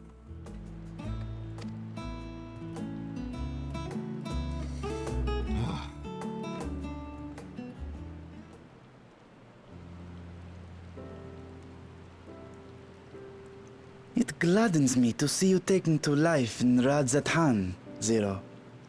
In the area of our cuisine, not least of all. Spicy dishes have long been favored in our sultry clime for their ability to whet the appetite and cool the body. Of course, spices also have the effect of preserving foods, which makes them highly coveted in foreign lands. All of this has given rise to a thriving spice industry, and the wealth it brings has allowed our nation to prosper while maintaining its neutrality. So you trade your spices? Seems rather more complicated than trading in ether.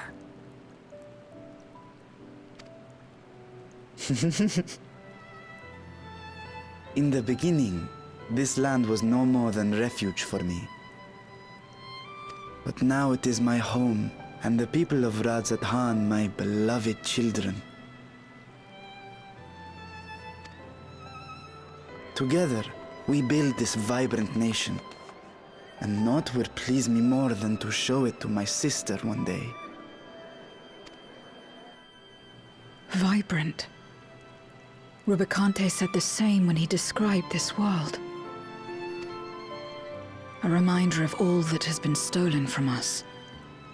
What many who remember doubtless yearn to take back.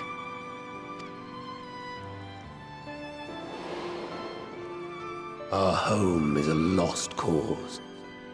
Our only choice to begin anew. In this world, where we may reclaim our mortality.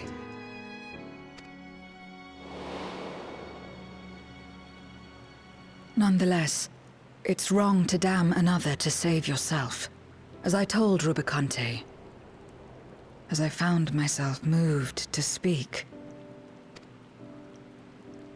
I still do not understand what made me feel this way, nor what compels you mortals to help one another. But I hope to someday.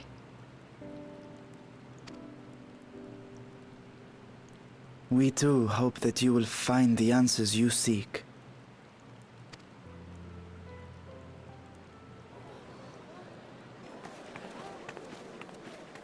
What is going on? What's happening?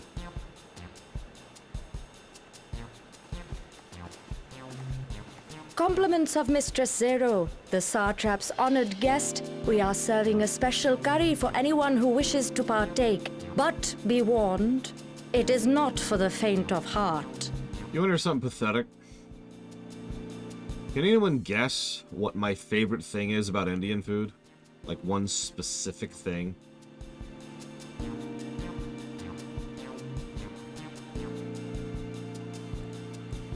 Naan.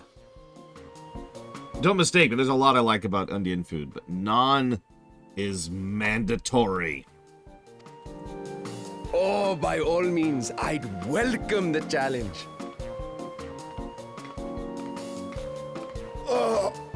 Sisters have mercy. The smell alone is... And he's dead. He's dead. He's dead.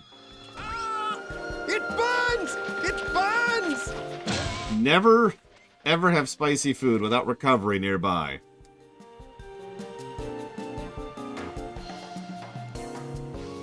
To better maintain the facade, the alchemists ensured that my vessel was capable of consuming food. Oh yeah, by the way, pro tip, water is not the recovery for spicy food.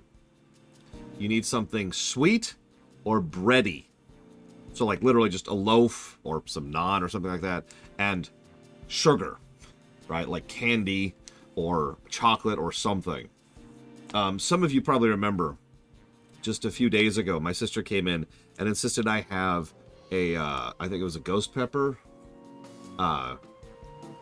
jelly bean. I immediately started grabbing the orange chocolate that happened to be on my desk to recover from it, because I have encountered spice in my life and I know how to deal with that. God, that was ridiculous. Milk doesn't work for me, but that's because I'm lactose intolerant, so I usually don't have milk. So I guess it would be more accurate to say milk would work for me if it wasn't for other issues. Oh man, these cookies right here, Rax. These cookies are so good, Rax. Take them, Rax. Take them up. Sorry. I would share these if I could. These are so good. She's got a bag of these upstairs, by the way. This is just my share. They're really, really good. Anyways. However, I fear Zero's curry would test the limits of their design. Apologies for the delay. Please relax and enjoy your meal.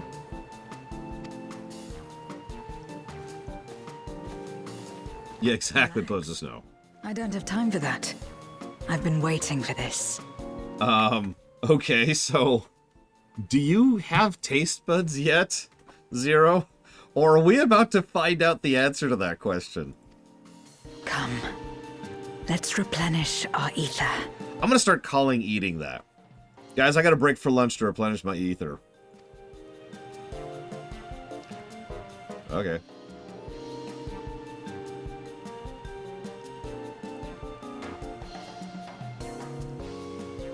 Look at all the people passed out on the floor.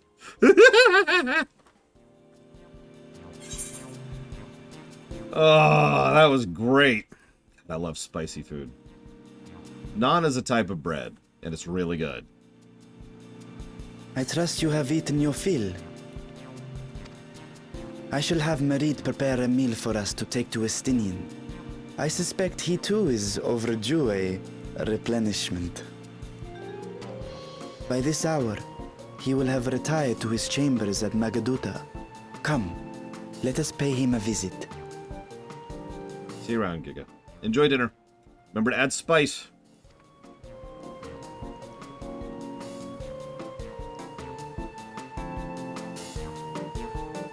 I'm usually not a fan of dips, just in general.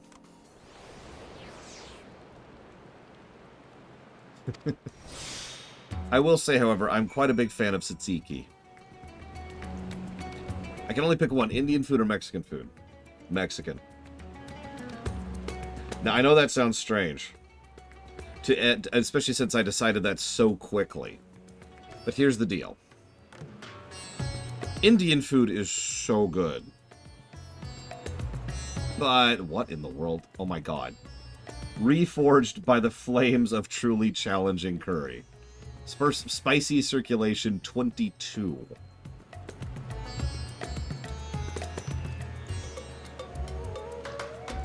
Anyways, so really, really good hey, let me stand here for no reason. Really, really good Indian food is great, but there's actually quite a few Indian dishes I just don't care for. And in some cases, I literally can't eat. By contrast, there's very little Mexican food I can't eat, so I will have access to more variety if I choose Mexican food. And you know me, I love variety in general, so for me, the choice is Mexican just like that. That's a good point. We also get a pretty good variety of good Mexican here in the States. Because, you know, I don't know what to say. Mexican people move here.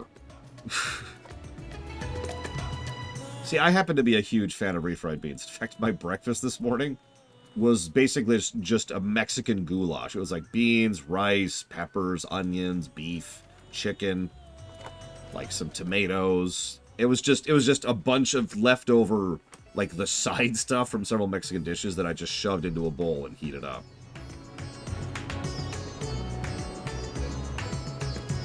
What do you mean, Von Falkenstein? Now, having said that, good Indian is good Indian, but I think I could name on one hand the number of good Indian places I've been to. Yep, there was one back in Indiana, another one in Indiana on the other side of the state, and the one place back in Georgia. And that's it. Those are the 3 spots. By contrast, I couldn't possibly label I couldn't possibly number all the good Mexican places I've had, because there's hundreds of them.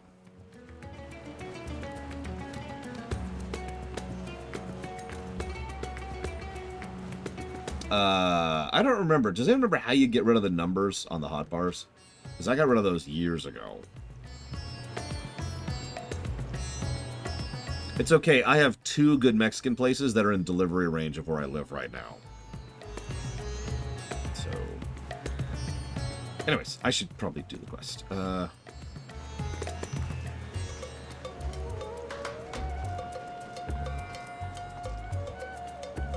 didn't do it.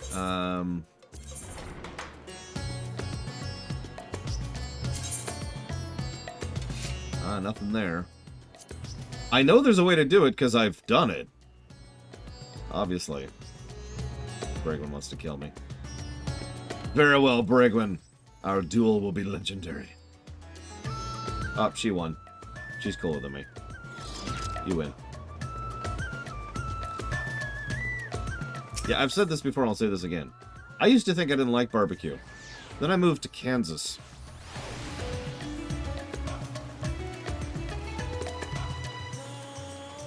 What's really awful is I have yet to have as good a barbecue as when I lived in Kansas.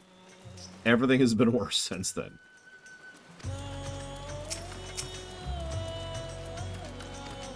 Rubicante was an 8-man, yes. Welcome back. Let's go talk to Estinian and do more math.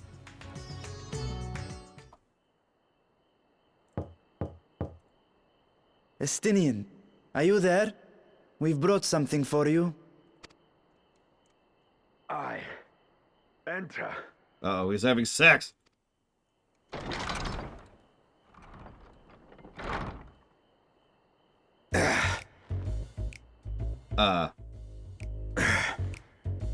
Okay, I was very close. Also, fun fact, doing one-handed push-ups is much harder to do than it looks. I can only do a few. Squid masala from the Mehane. I thought you might enjoy it. Masala, eh? I prefer my squid dried. But I'm sure it won't disappoint. My thanks. Idle as I am in our sorceress's absence, I see. I can't offer much in the way of entertainment, but make yourselves comfortable.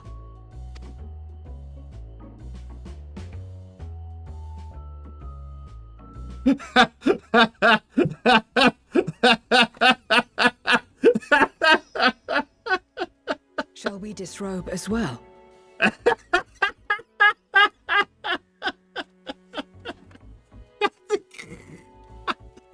She's discovered that she's into guys.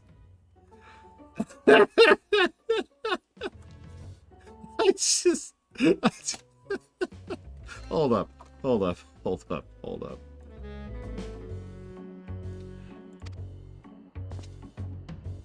No. We simply caught our friend unprepared. He will make himself presentable at once, I am sure. Hang on. Shoot. Damn it! No! I'll do it later.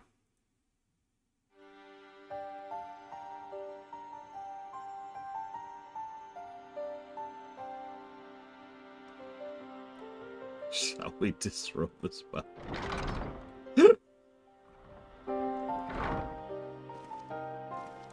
At last.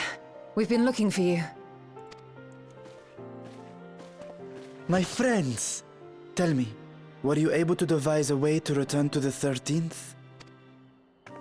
I believe so. It required a visit to the moon, where I took the opportunity to enlist Orionge's assistance. Yeah, it's no problem. We just went to the moon. Ishtola hath told me all. I should be glad to help you free Ashdaya and put an end to Golbez's dark plot. If Rubicante spoke true, both Golbez and Ashdaya are on the moon of the 13th. Unlike here in the Source, however, we have no means of making the journey from the surface of the star itself. The technology simply does not exist. Therefore, I propose that we employ a gate to deliver us directly to our destination. Is such a feat possible? In theory. Having once been a single hole, the Source and its reflections share striking similarities in geography. And according to a certain someone who unceremoniously whisked us away to the first, the same locations across the worlds are intrinsically bound. All of which is to say, were we to pass through a gate on the Source's moon, it should lead us to the moon of the 13th.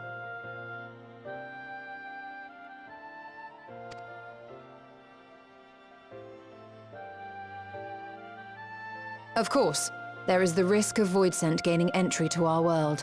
Thus did I decide to seek Urianger's counsel. Both the Watcher and the Loporrits are aware of our proposed endeavor. While they are yet deliberating precautionary measures, they have pledged their full cooperation. I mean, what else they got going on? You've been busy. I presume you've also found a way to open this gate.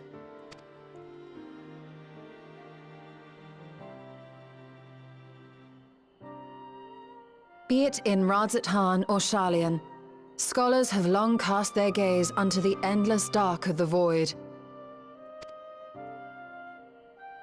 And so, with harnish insights to augment our knowledge, we have indeed conceived of a promising plan to pierce the veil.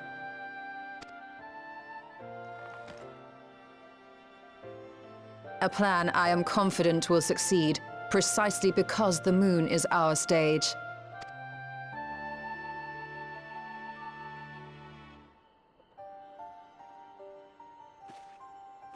The preparations will be extensive, and we will require vast quantities of ether. After all, our gate must be large enough to accommodate another great worm.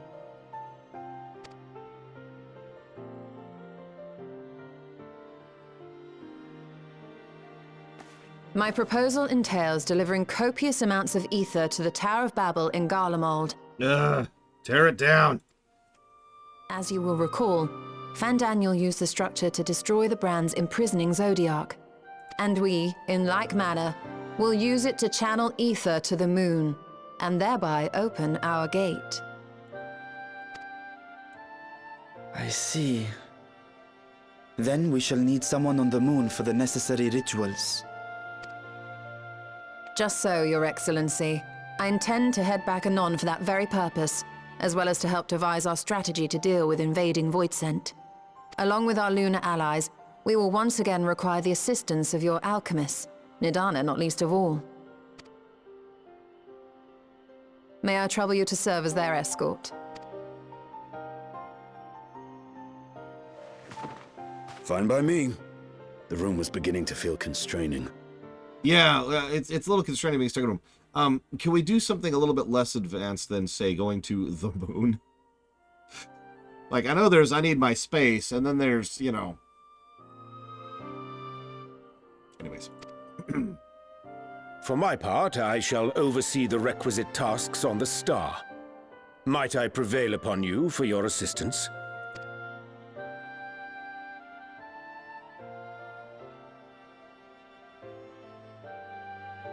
If all are in agreement, then let us set to work.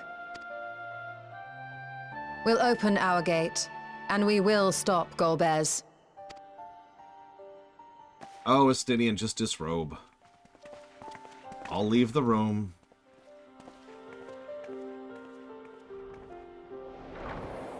Space!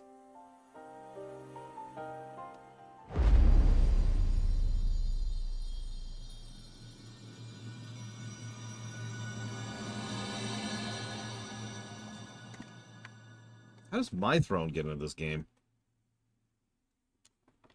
That's no moon. Technically, yes. Although it could be argued an artificial moon is still a moon.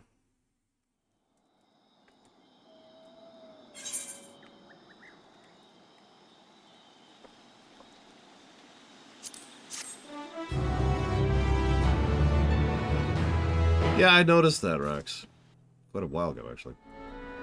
Damn it, Golbez! Ugh. Okay, whatever. You have no shortage of allies at your disposal.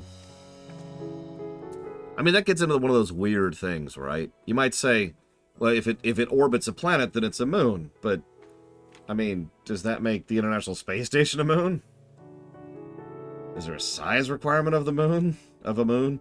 Because we have some very extraordinarily small and large moons just in our solar system. It's like defining a planet. What's the definition of a planet? Oh, that's right. We don't actually have one. Because we don't have the definition of a continent either. Language is weird when you really think about it. Anyways. I cannot thank you enough for your constant support. That's not him, that was just me saying that. If one and all are ready, let us set forth our preparations to complete. If I may, I beg a moment to exchange this vessel for its grown counterpart. It is in the keeping of the alchemists of the High Crucible. Of course, we shall accompany thee hither, and thence begin our journey.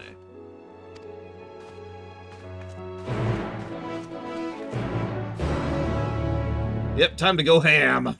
Ham? I don't know.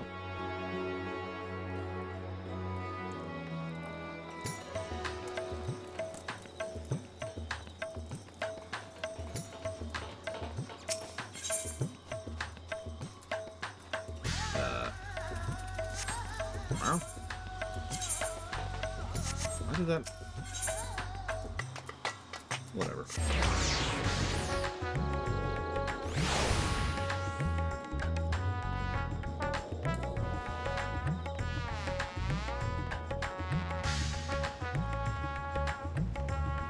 Yeah, there's just bacon. There's just bacon.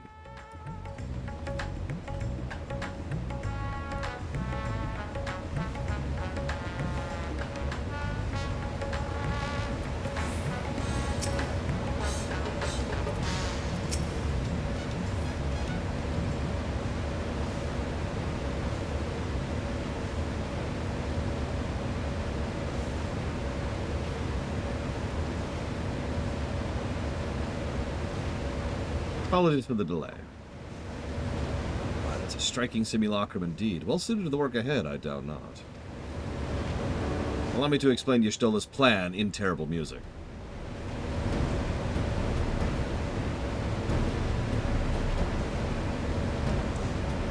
As you know, we seek to open a void gate in the Mare Lamentorum, that we might gain direct passage to the moon of the 13th. While our comrades labor on the moon, damn it, we must needs accomplish two tasks. First is the procurement of a substantial quality of ether and subsequent delivery of it to the tower of to knock it over. And said structure was once used. Yes, I know how it works. Yep. It's a lot of recapping.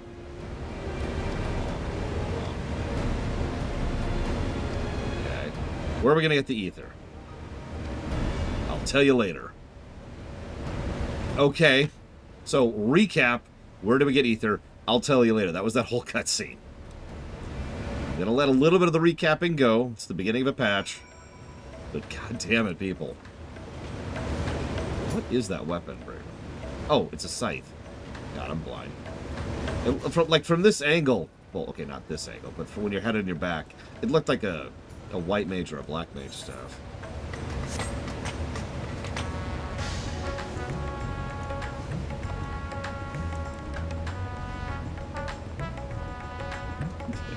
I'll explain later.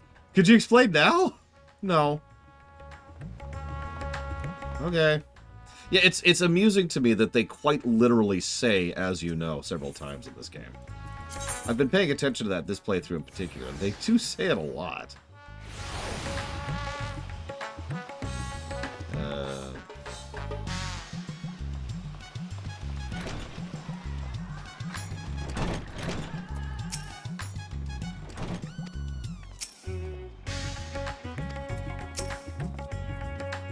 President Kennefer, good. We shall travel to Charlayan and seek the Isle of Ham. Near to the surface of this isle, do rivers and ether converge. The churning energy of this confluence is released by way of geysers. Originally, the Ragnarok was to be powered by our ether harvested from the isle. But as you well know, the alternate power source was ultimately found for the vessel. As you well know, we're getting fancy now. Passage into Ultima Thule, to the very limits of existence, was facilitated by not less than the strength of the Mother Crystal herself. Okay, I'm sorry to hammer this point in, but I just need to make this very, very clear. What he just said was, as you know, an alternate power source was ultimately found. Okay, that's acceptable recapping, because he's just kind of talking like he would. His next dialogue is then telling us the alternate power source that was found. Have I made my point? I mean, of course I have. It's just, you know me, I have to earn every negative. As such, the Isle of Ham's vast ether deposits remain untouched. We help ourselves to that energy provided we are able to secure the forum's permission. Yet again, with needing permission. There's nothing straightforward in this world. Such is the nature of politics, I fear, and as the Scions of the Seventh Dawn have been officially disbanded, we no longer are a recognized collective, a somewhat disadvantaged position, bureaucratically speaking. Fortunately, however, there's a recognized and respected body upon which we might prevail, the students of Baldessian. Upon arriving in Charlaine, let us seek our friends at the Annex. Sorry, Loke made me laugh there.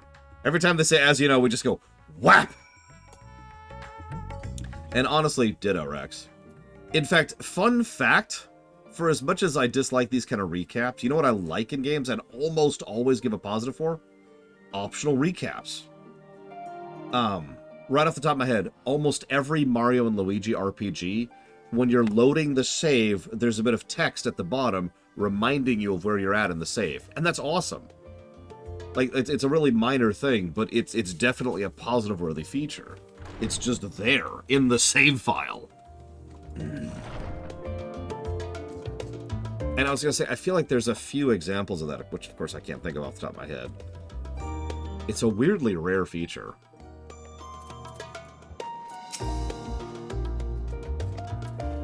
Yeah, that's right. Gen 4 Pokemon did that, too. Witcher 3 had that with terrible voice acting, but it did have it. 4 had that. The Old Republic. Loading screens told you whatever your story was up to the point at which you were at when you first log in.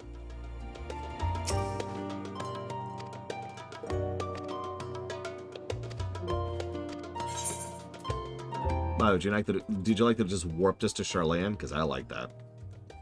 I'm leaning towards actually giving a freaking positive for that, because that is just a nice quality of life feature.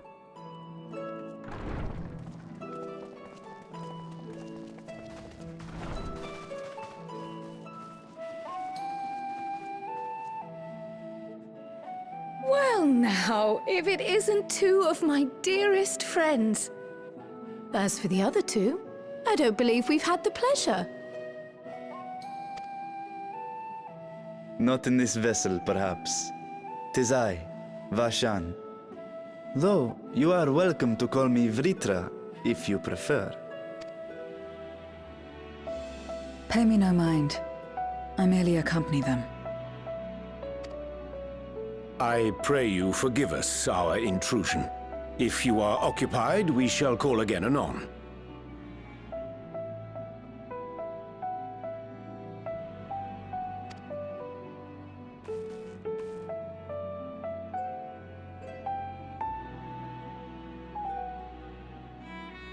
It's quite all right. We've just finished swapping all our secrets anyway. Erenville occasionally comes and shares the latest Gleaner gossip, you see. From forgotten ruins to mysterious relics, if there's aught that might be of interest to the students, he kindly lets us know. Alas, I must soon depart on an expedition. As I may be away for an extended period, I wish to give Kryl fair warning. Hence my visit today. I see. There are specimens that want for procuring, I presume? No, it isn't guildship business, but rather...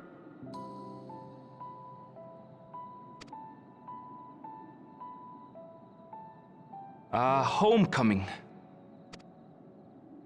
There's this place called Solution 9, you see.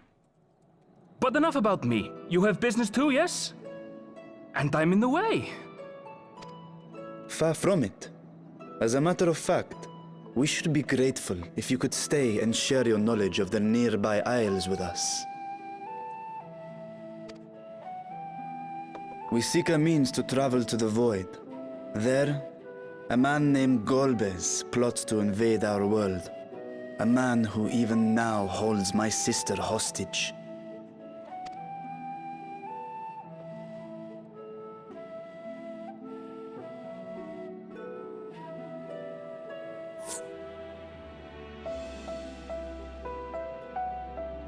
To that end, we require a great quantity of ether, which we understand may be had on the Isle of Ham. We came in the hope of exploring how it might best be procured. An invasion from the 13th? Must the stakes always be so dramatic? Thank you. You have a knack for finding trouble. If cleaners collected world-ending crises, you could make quite a name for yourself in our profession. It's true the Isle of Ham is a veritable font of ether, but as it's under the Forum's direct jurisdiction, only a privileged few get to set foot there. I myself haven't. So if we want to help ourselves to the Isle's ether, we'll need to secure the Forum's permission.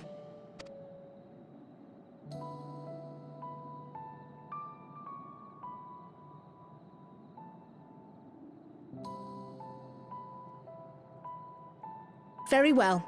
The students of Baldessian recognize your endeavors as combating a grave threat to the world. As representative, I hereby pledge our full assistance. Now that it's official, you may leave the politics and paperwork to me. Our operations remain small, but we shouldn't meet any undue resistance. Oh, thank you. We are truly grateful.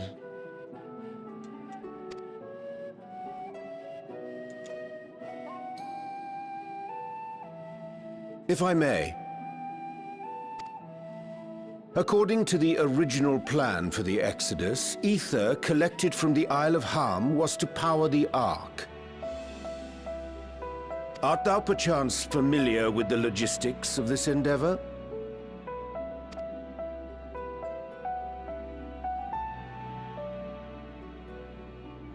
I don't know anything about that, I'm afraid. Nor do I think any cleaner would. You might have better luck asking someone involved with the Ark's construction. Margaret, for instance. She's a researcher in Charley and Hamlet. I met with her for a job recently, and she mentioned working on the Ragnarok's propulsion system. You could do worse than to seek her out while awaiting the Forum's verdict.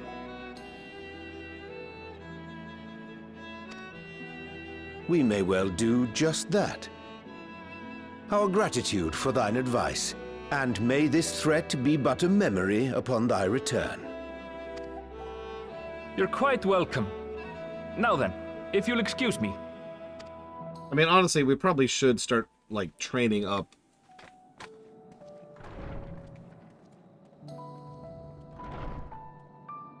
I best start drafting our petition. Go on and find your researcher. I'll contact you as soon as we've made progress. A sub-layer of adventurers and assistants to kind of deal with smaller scale stuff. No offense to them, it's just like, we can't be everywhere at once, you know what I mean? Besides, if something happens to us, well, right now, we're the only pillar holding up the world.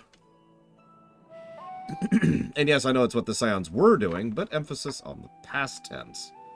We need to get organized about this. We need breathing room. Let us leave matters here to Mistress Kryl, and hie ourselves to Labyrinthos. We should make our own nation. I shall call it Garlemald.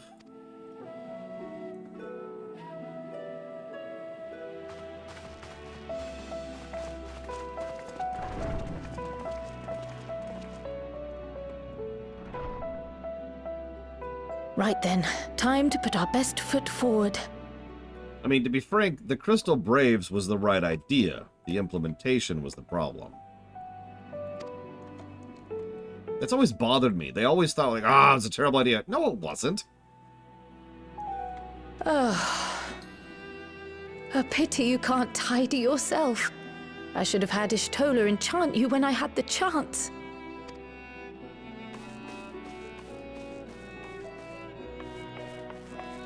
We do need... That was really cute. What have we here? We do need another hoary boulder. Later, Kryl, later. You've work to do.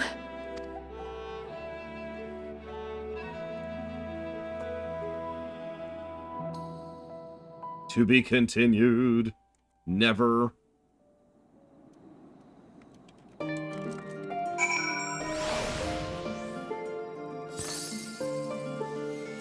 Oh my gosh. That is really cool. What was that?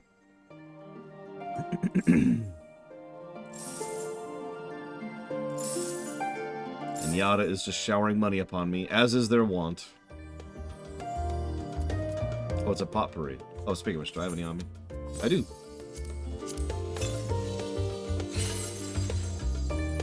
I fling diamonds at you.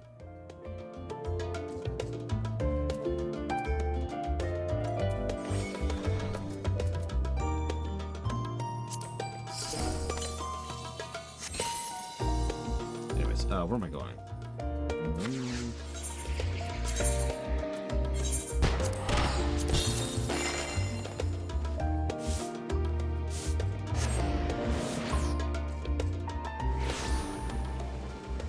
Like I said, the Crystal Braves was a good idea, and I stand by that firmly. It's just, Alphino had absolutely no idea what he was doing. I mean, that was the good written part of that story arc, right? Good ideas are honestly pretty easy to come by. Even a child could do that.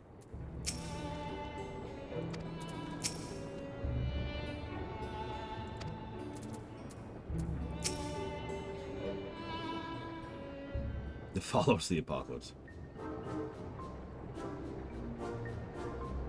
Visitors? How delightful. If you require assistance, ask away. It so happens you caught me in a post-deadline bliss. Yeah, I know that one.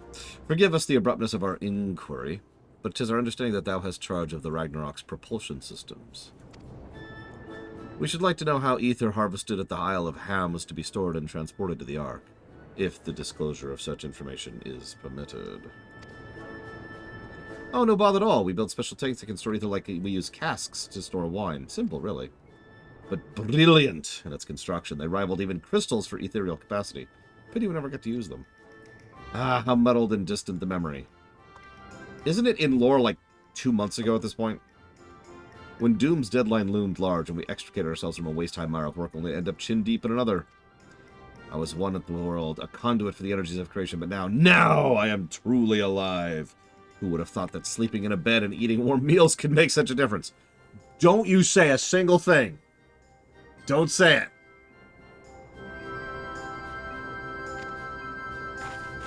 I feel positively functional. I dare say it revels the thrill of dancing on knife edge of failure. Okay, so she's lost it.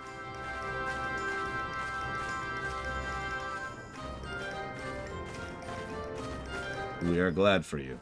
Quite. On the subject of ether tanks, do you know what became of them? Oh yeah, we threw them away. What did become of them? For the life of me, I can't remember. It was... honestly, 2 months might be exaggerating. It was probably shorter ago than that. I do remember who might remember. He should have been back by now. Just look for the fellow wearing an outfit that screams, I've been on vacation and you haven't. Thanks. Do like after thyself. Come, let us seek out this individual attired in a manner suggestive of a recent furlough.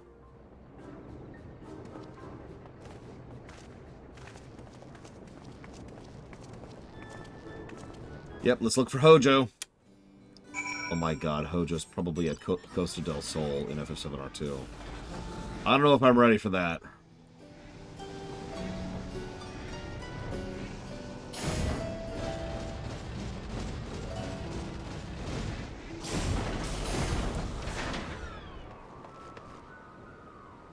Yeah. Yeah.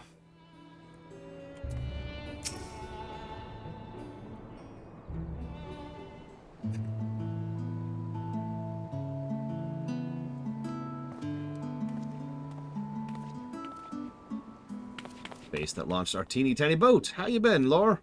Able to catch a bit of rest? No. In lore or out?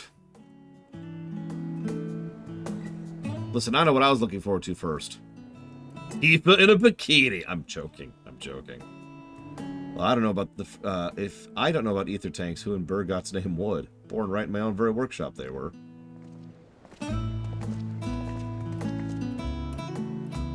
The pleasure as always. I trust thy respite proved rejuvenating. Actually, okay.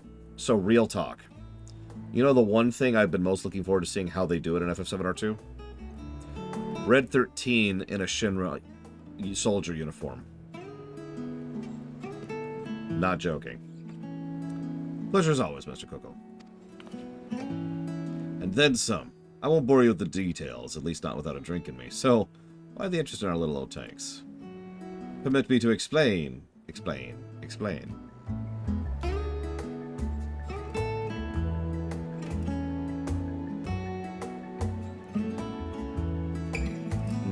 I think I've got the long and the short of it.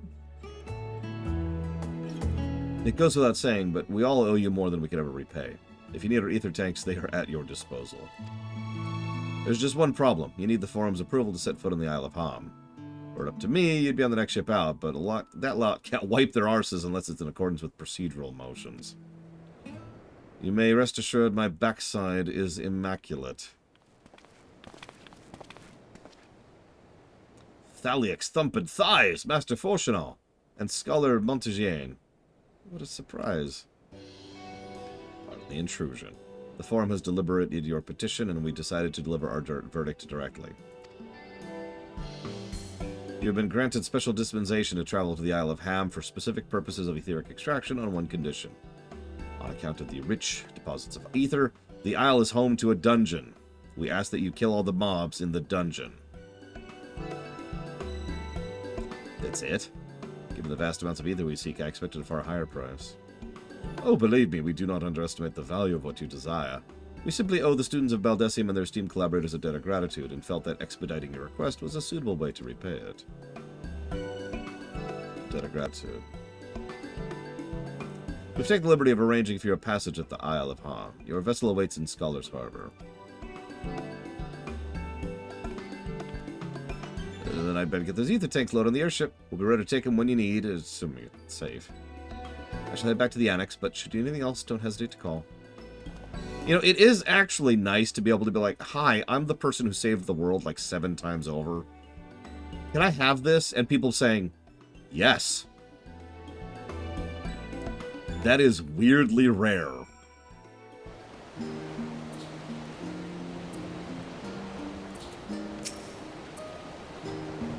That they should personally deliver us these glad tidings, we must endeavor to repair their faith in us. Seems the Forum is like Alizé. They help others simply because they want to.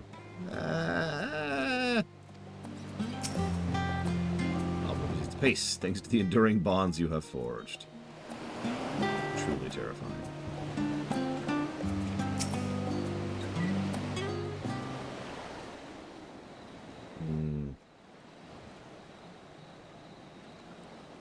Bound for the Isle of Ham.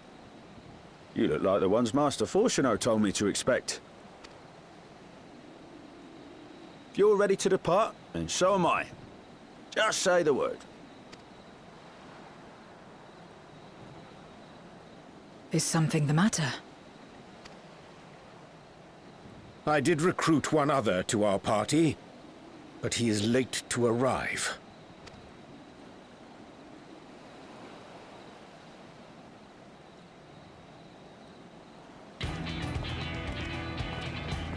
Well, I've been wondering when I would see you again.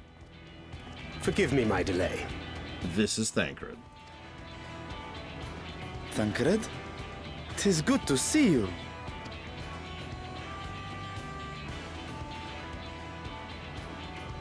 If it isn't Varshan. They do grow up so quickly. Urianger tells me we have a host of exciting new tribulations to face.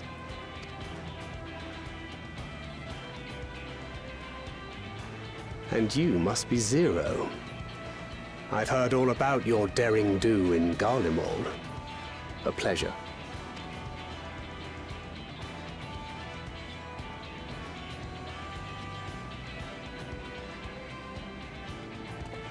Apart from strengthening our company with his redoubtable skill at arms, Thancred may also serve as a mentor in those matters that trouble thee.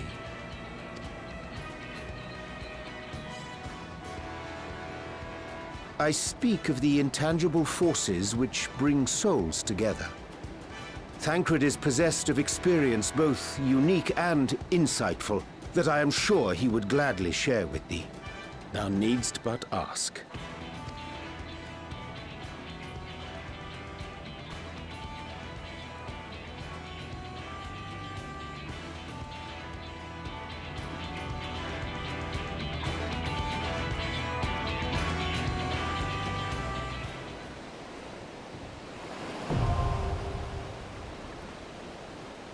The Ether Font.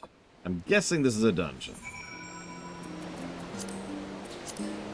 I would be correct.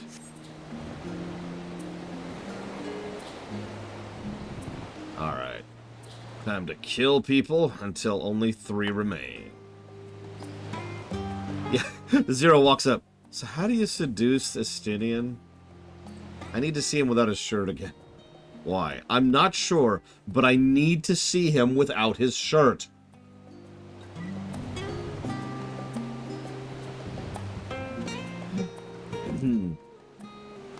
Is everyone even here? Looks like Giga isn't actually here. Right! She actually said she was going to dinner. So that's... I'm not party lead. But Giga's not here.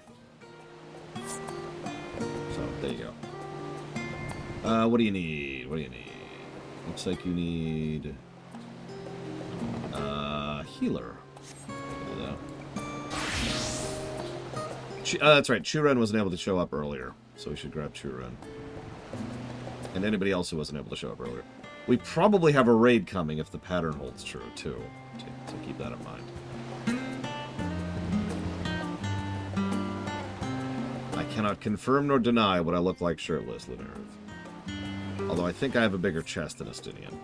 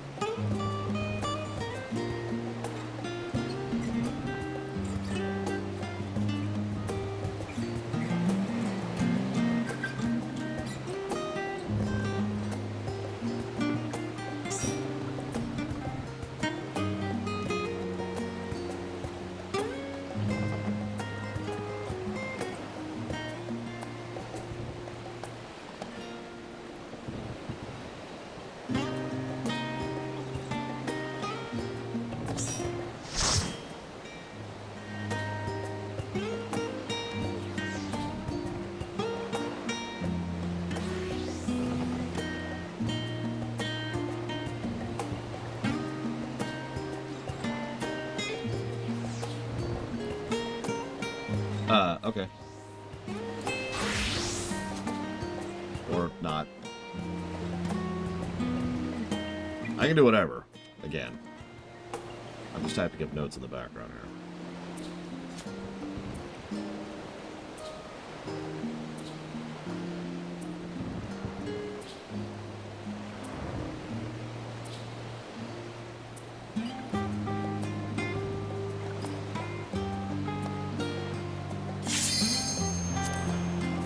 You know what?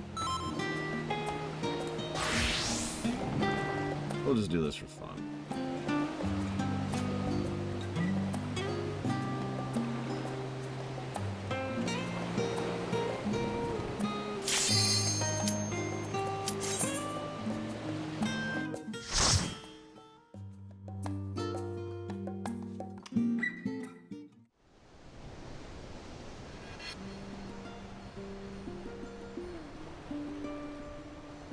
Interesting.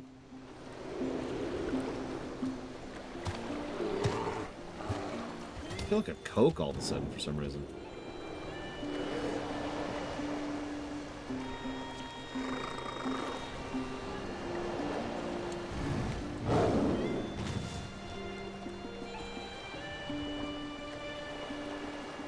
Hey, Dragon Player.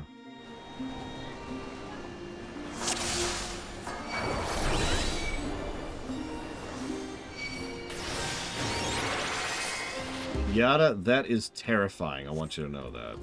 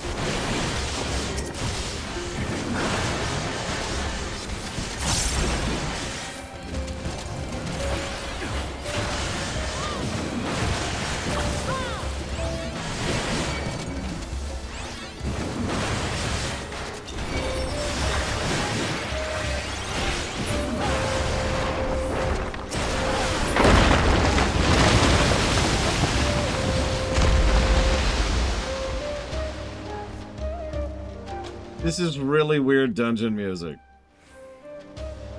I don't know what to make of this.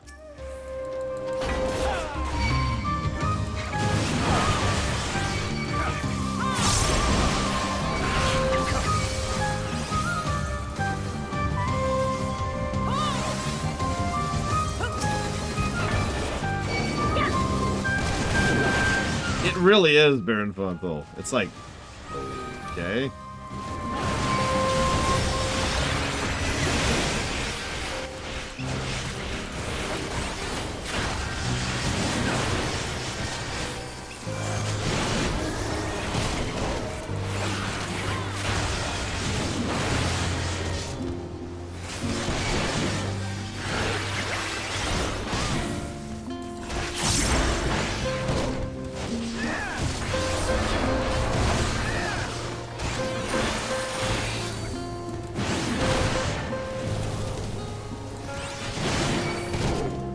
I mean, it's not like this is any threat to us in lore at all. And considering the dialogue we just had about vacation, this might literally just be a vacation for us. I don't mean that as a brag, I mean that as a total statement of fact. Yeah, this might be the beach episode. Alright, go kill a bunch of monsters on an ether-drunk island. Okay. We show up in, like, a tank top.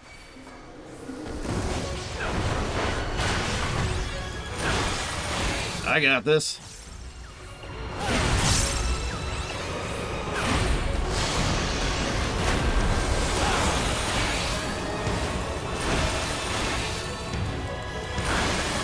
Chill kill. I like it.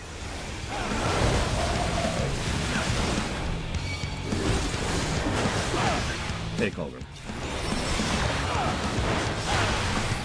So, Colgrim, I have a question which you can feel free to not answer if you want to. Are you on the Americas group for Guild Wars 2?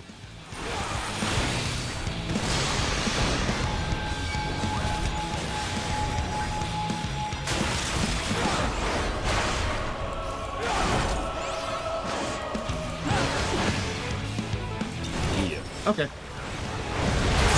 I was just curious.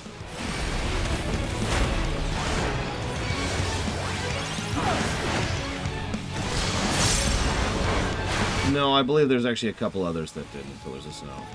Some classes just didn't change enough, to be frank, to really, whatever, to really warrant their own separate positive at 90.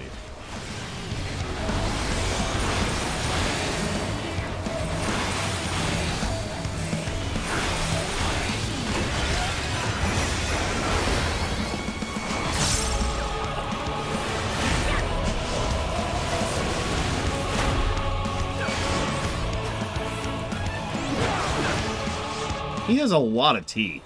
Like, have you noticed? This guy's got teeth for days.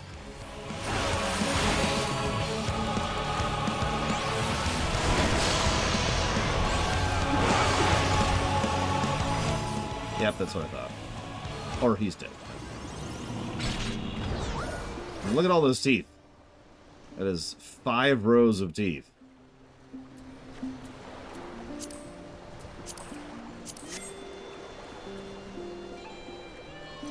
Whee! It's the near raids. Oh god, that would be funny. Shadow Machine.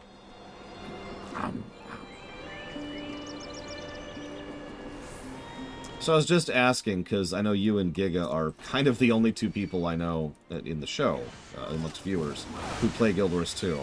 And at this point, I'm like 100% convinced I'm going to go ahead and push the Guild Wars 2 run to this year. Now, that's not for quite a few months.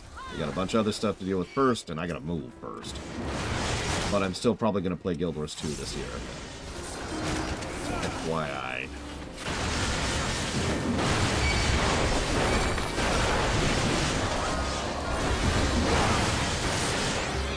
Oh, I'm sorry. I thought you were the ESO guy. My bad, Blade Tool.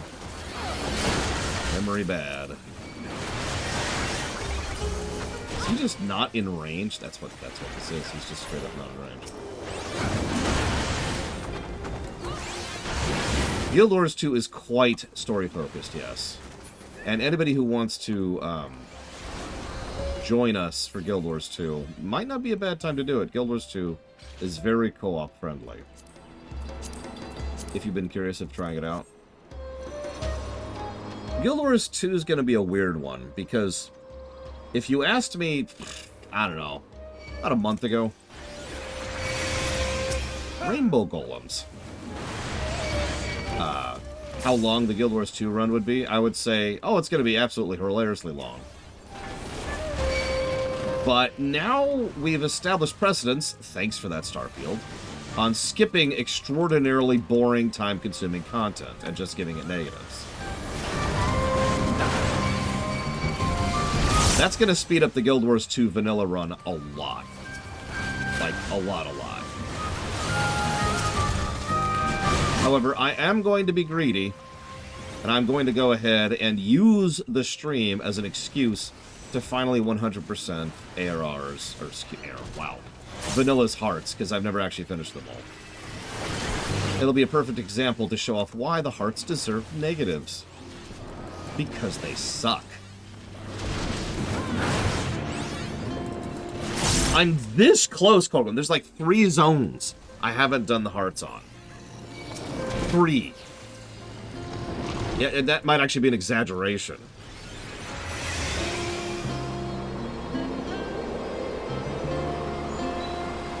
I didn't really skip ARR, no. I just did it off camera. It was one of the reasons I was so tired the last time I streamed this game. What in the world? Oh my god, I'll drink Coke, I swear, Jesus! Look at this thing.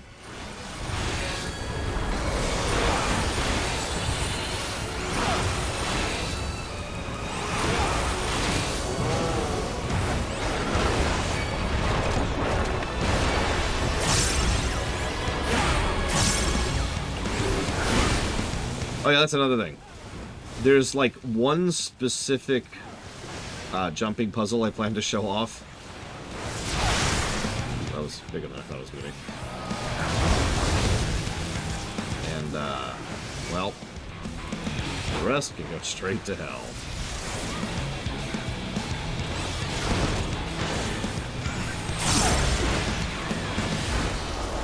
For example, if I really hated myself, I'd show off the one, I don't remember the name of the zone, but it's where you have to climb up and up and up and up a single peak out in the ocean, and then get to the top of the freaking boats that are like on the top of the peak.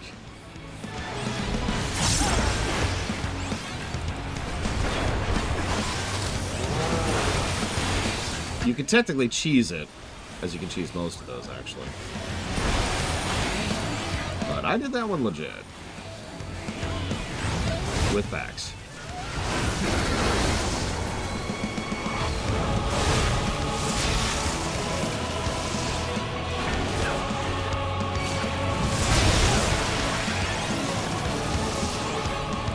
That's hilarious, Shadow Machine. You should share that if you don't mind.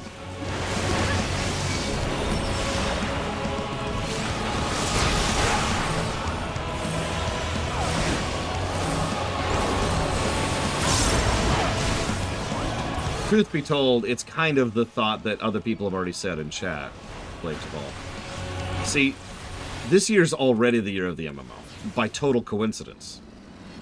The final Patchwalker patch happened, and Patchwalker got funded. Dawntrail is well on its way to being funded. WoW is funded, and War Within is coming out this year. That's 2 major MMO runs and 2 expansions coming out this year already. Then you add in the fact that STO is officially dying. Excuse me, unofficially dying, let me be clear with my terminology. So, STO's happening regardless. And Tor's done. So, yeah, the more I thought about it, the more I was like, you know, let's just commit to it. Let's just get caught up on every MMO. All 3 that I intend to keep going. Now, I know what you're thinking. ESO? I'm not sure what to think about ESO yet. I haven't decided about that yet. I will admit ESO is a lower priority for me than Guild Wars 2.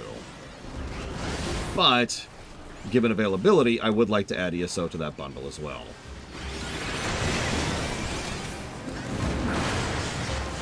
We'll see. ESO also has a whole lot less funding than all the other ones. And I don't mean that as a negative, I mean that as a statement of interest from you guys. Plenty of people have put interest towards every MMO I just mentioned, except ESO, which is just kind of lagging behind. So regardless of my own wishes, plenty of you want me to stream Guild Wars 2, WoW, FF14, and STO. I have one character with like 2 pieces of Ascended gear. It's my Rogue, my least favorite character to play as. But she is technically my best character. I just can't stand playing as her. I wasn't planning to do fractals anyways, to be honest with you. It's going to be a, here's what fractals are, and then we're going to move on. We're also obviously not going to be doing raids. Raids are just not possible in Guild Wars 2. I will also probably not be doing dungeons, although I do plan to poke at the dungeons, say, these suck, and give them negatives. But past that, I don't really have any plans there. Why which, Loke? I just said like 3 things in a row. Oh yeah, and RuneScape, how do I say this as nicely as I can? I would rather chew on burnt bark leather than play RuneScape. No offense to anybody who likes it. Why raids? So there's no pugging, and I have no people to go with, so I can't get a group. And Guild Wars 2 mandates scaling you down to the level of whatever you're doing, whether it be a zone or a dungeon or a raid. So there's no unsynced, right? There's no going back at 60 or whatever. There's just doing it as is.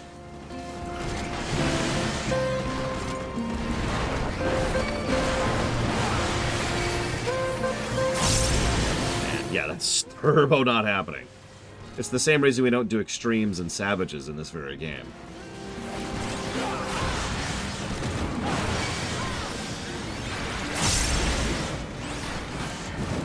I have also never done a raid in Guild Wars 2, and honestly, I'm cool with that. I mean, the Doom fight's neat and all, but, you know. Oh yeah, Genshin Impact, or whatever it's called, is vetoed. I could come up with some bullcrap excuse for it, or I could just say, it's vetoed, and we could just walk away from it.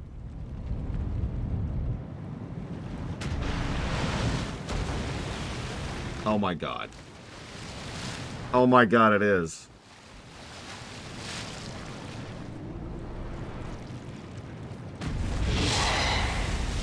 It's Octomam!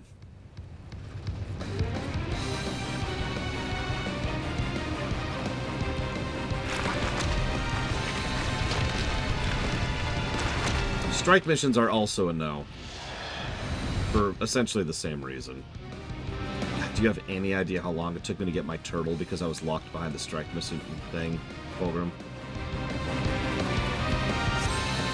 And my one legendary, actually. And that was when people were actually doing those.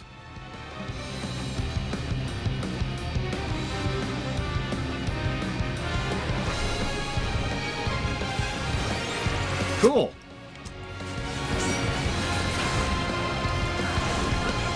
Let's do it.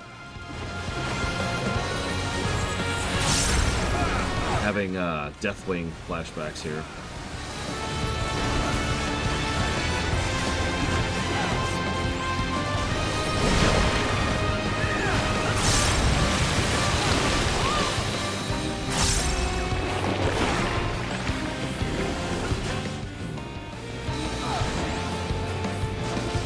I agree with you, Fulgrim, but content like that we have a long-standing precedence of not doing on camera. And honestly, for good reason. Even ignoring the viability and feasibility of essentially requiring hugs and or people. Something that we have proven through past experiences, when you have to just sit there and wait on a queue, it immediately drags the stream down to a crawl.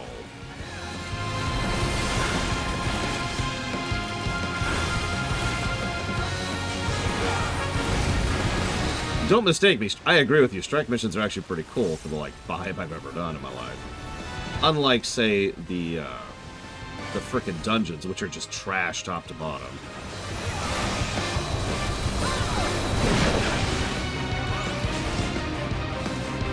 Oh no, that's the best part. Dungeons are actually MSQ.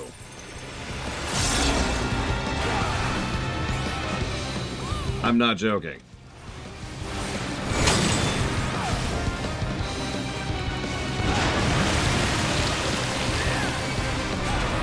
Reminder, we will not be doing dungeons, because they're awful. They were a failed experiment. And God, it shows.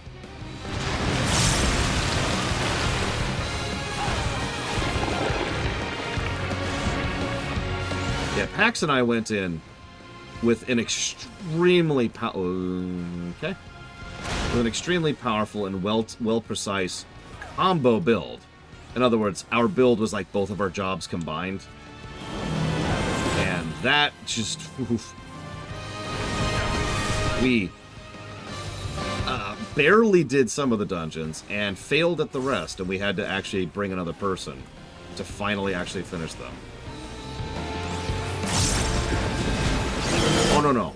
I was a Guardian in Fulgrim. I was my full support Guardian. Probably my favorite spec to play as in Guild Wars 2.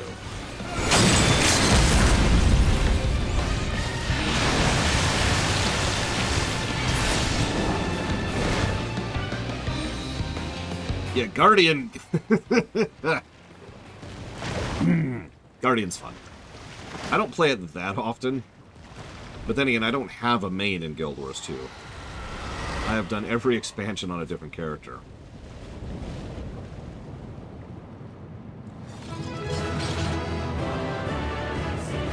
That was a good dungeon.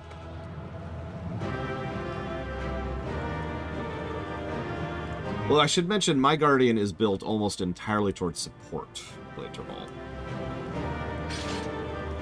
It's a great spec, and I love it, but... or great build, excuse me, but I am a full support Guardian. So someone asked if Reaper is technically breaking the 3-point rule. Well, no, but the reason why is because the things that make up a class are more than just the class itself. But rather than actually try to break it down as I normally could, I'm just going to say, here's 4 and move on. If that makes any sense. I could add more paperwork to my life, or I could just say, boop, because it's getting those 4 positives regardless.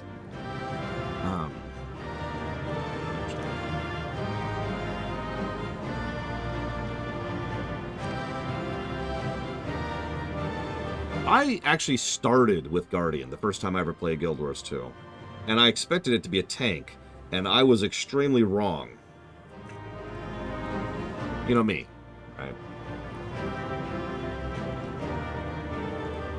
If you want more paperwork, please just know, then you can do it yourself! Alright, let's see here.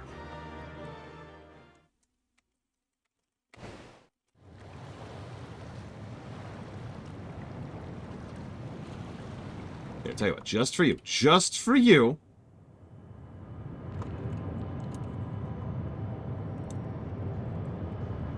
There.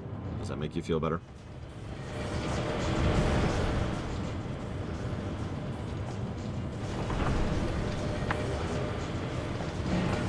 Oh yeah, no, Revenant is way tankier than anything else I've played. Revenant and Mesmer is the other big one. Much obliged for clearing the way. We'll get to work at once.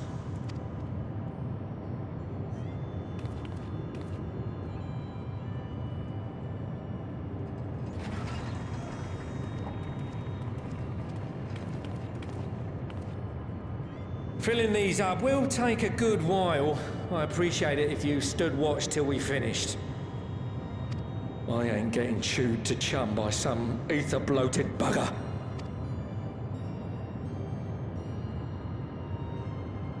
Whoops.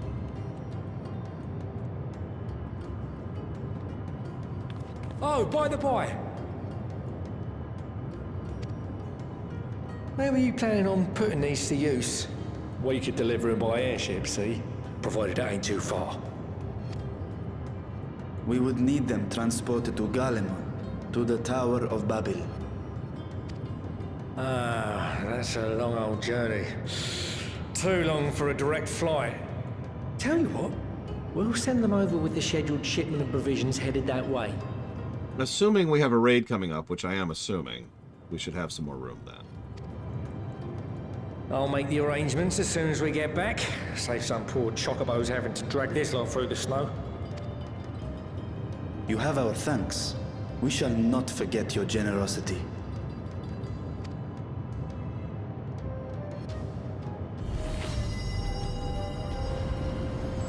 Yeah, Ascended gear is a pain to get, which is the main reason I have so few pieces. I actually bothered to get an Ascended gun for my rogue, because my rogue is a sniper, of course, and I'm never doing that again. Everything seems to be proceeding apace. I dare say you would have been fine without me.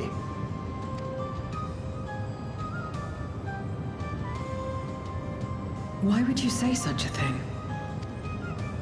You are not bound by contract or the threat of force, and you gain no advantage by devaluing your own contribution. Yet you must be bound by something to speak thus. What is it? What binds me?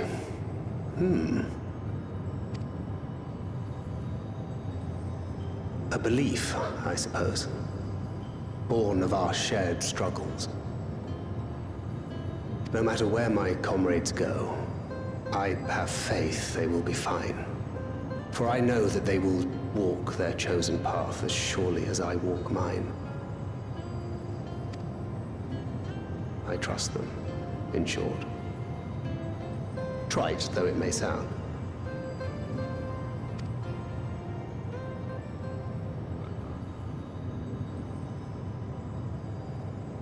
Trust.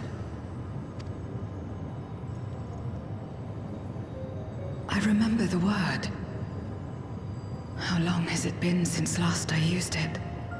It had no place in my dealings.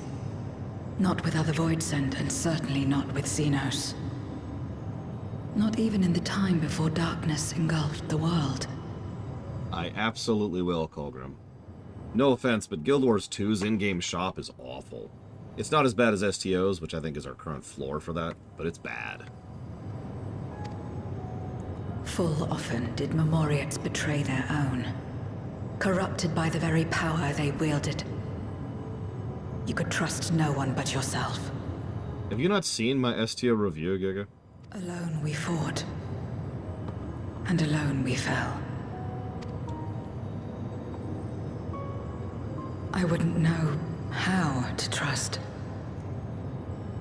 Guild Wars 2 will also ironically get an itemization negative. For a game in which loot matters as little as it does in that game, they sure shotgun it at you left and right. I've actually had a theory for a while that Guild Wars 2 deliberately tries to fill your bags with trash, which can then be used for crafting, which can then be used for Ascended gear. Specifically so that you'll go spend real money, because that's the only real way to do it, in order to actually expand your inventory space, which is also per character. And so forth and so on. Is there some trick to it?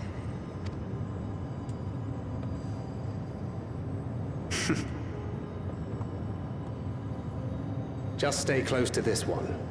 You'll learn in no time. Oh yeah, that's another thing that's going to get a negative, Colgrim. But yes, the real money currency, which you can grind for, just like the defense everyone has given since the beginning of history of time. You know, the defense people like to give for gacha games and mobile trash. Yeah, you can do that in Guild Wars 2 as well. If my tone is not obvious, allow me to say this rather overtly. It's not a defense.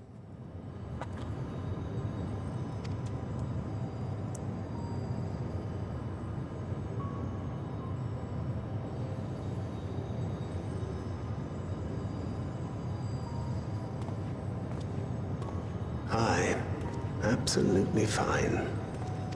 Eh.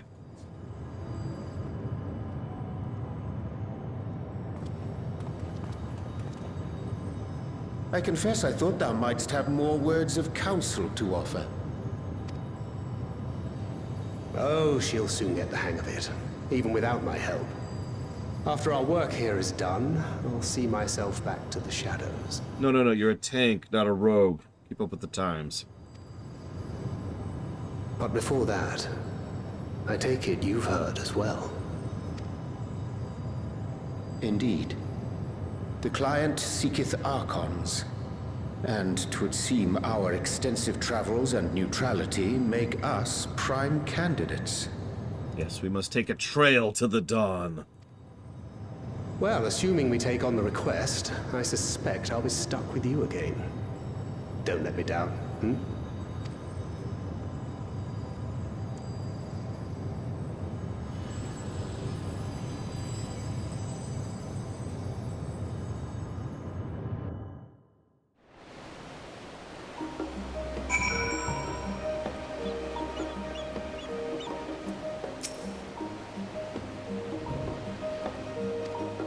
Yeah, Guild Wars 2 is going to be a very strange game. We're going to shotgun the game with negatives probably right out the gate. Like, honestly, what I had planned to do first thing, I did this in STO too, if you remember, is I'm just going to go to Lion's Arch and be like, all right, this is a negative, and this is a negative, and this is a negative, and this is a negative, and just kind of get all the crap out of the way before we even actually start the content. Guild Wars 2, if you want to engage with most of its systems, is like actually insanely grindy to a ridiculous degree. What's really weird is you don't have to engage with any of that. You can enjoy all of the actual content of Guild Wars 2 and just push all of that off to the side. It's the FF10 effect, right? It's all optional, but it is still part of the game.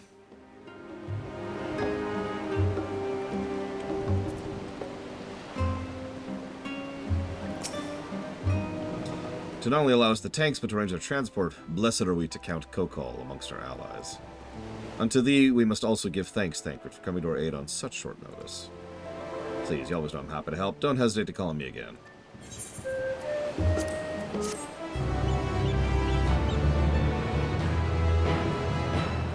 Till next time. Yeah, a friend of mine has very slowly been working his way through getting the legendary armor that just came out, after having spent literal months prepping for it. Months.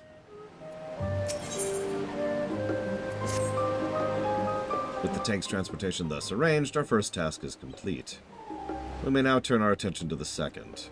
To wit, obtaining the blessing of Ilzabard contingent to use the Tower of Babel. Our destination is Camp Broken Glass.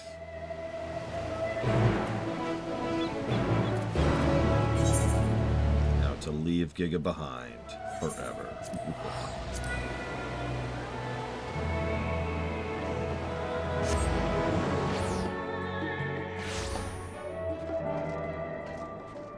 I'm just guessing that a trial is next.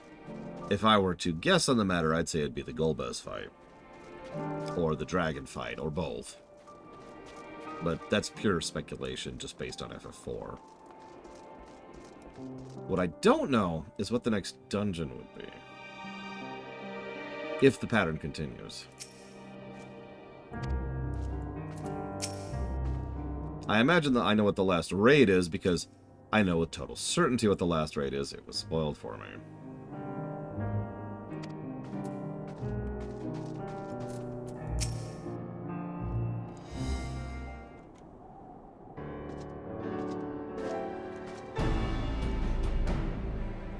Lore, allow me to personally thank you for your assistance during the recent Void Sent incursion. Your actions saved many.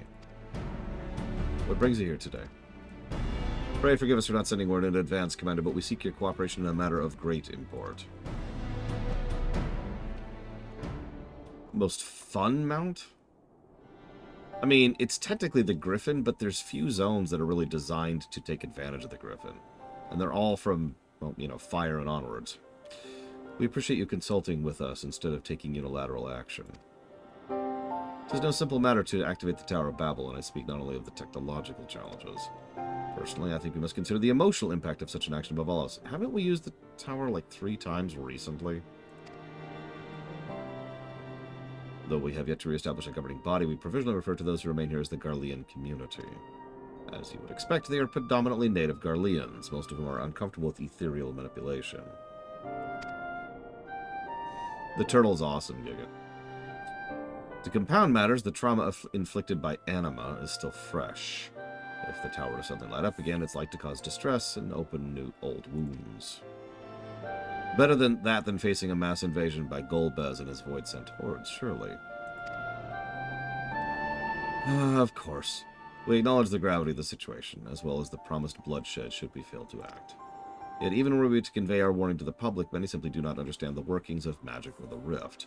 They will struggle to comprehend why they must be forced to relive personal horrors for the sake of something they cannot imagine. What's to imagine? Haven't these people seen void-sent with their own eyes?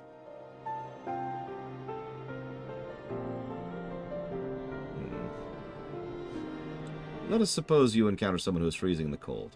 A natural thing to do would be to make them a fire, yes? But what if that person's sole experience with fire was being burned by it, and they harbored an acute fear? Despite the benefits and the necessity of the warmth you offer, they may flee on instinct, or worse, misinterpret your actions for aggression and lash out. That's when I grab them and shove them into the flames! You will be warm for the rest of your life!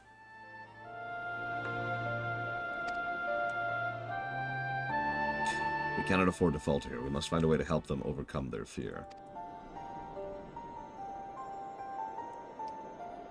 I agree. To that end, the contingent will assist however we can. We should speak with Alphino and Alize. With the rapport they have established with the Garlean people, I dare say they can provide us with valuable insights.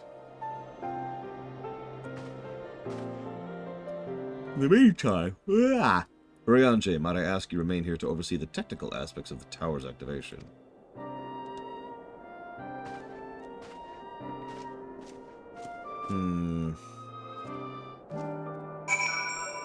But to answer your question, now that we're out of a cutscene, I would actually also agree with the beetle. Because the problem is, while the griffin's neat and all, you just can't, like, actually capitalize on how awesome it is. So, the beetle is actually the answer, because you can use the beetle anywhere. Well, almost anywhere. I'm gonna go leave Giga to freeze. Don't mind me. Favorite starting city. So, I dislike all of them. The ones that are cool looking are absolutely terrible to navigate. And then there's the rest of them which aren't cool looking, which are also terrible to navigate. They're endemic of a lot of early MMO capital city design, where they only thought about it from a narrative perspective and not a gameplay one. You'll notice that the new Lion's Arch is much better laid out from a gameplay perspective. The overwhelming majority of the regular things you need to access are all within like 20 feet of each other. Okay, 20 feet's an exaggeration, but it's like 100 feet. I do remember old Lion's Arch. There's a quest that went there semi-recently. I forget what that was. Look, look, look. Oh, it's down. God damn it. I'm an idiot.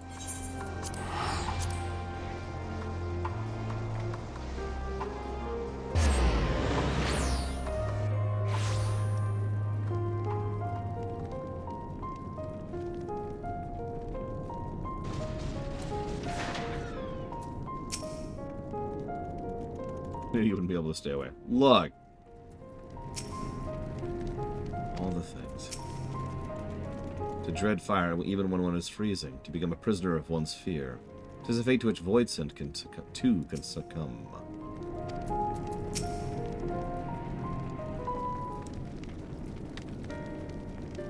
I used to hate Divinity's Reach for the same reason, Colburn. I am glad to see you, Lore. Vitra has explained our present dilemma. 'Tis no unfounded concern that the Garleans might take poorly to the reactivation of the Tower of Babel. It's putting it mildly. Many would be up in arms over it. Trust in the Ilzabard contingent is fragile enough. We need to tread lightly or we risk jeopardizing everything we've achieved.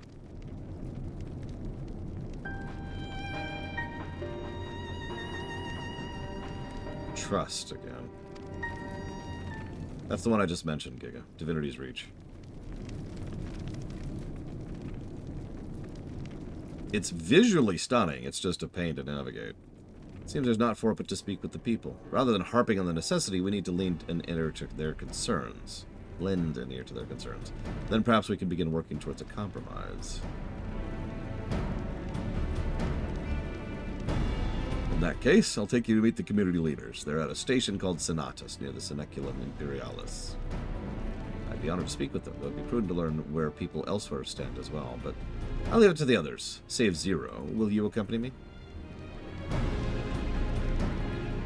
sure those in the Tapper's Den have their own opinions. Alphino, may I drag you along? To Tertium we leave to you. You're no stranger to the people here, so it should take little prodding to convince them to speak freely. I do have a giant axe. Then it's settled. Once you've learned what you can, let's all meet in the Forum Solius, where we'll have what I hope is a productive discussion. Fast forward 5 minutes. Rabble, rabble, rabble, rabble, rabble. Peas and carrots, peas and carrots.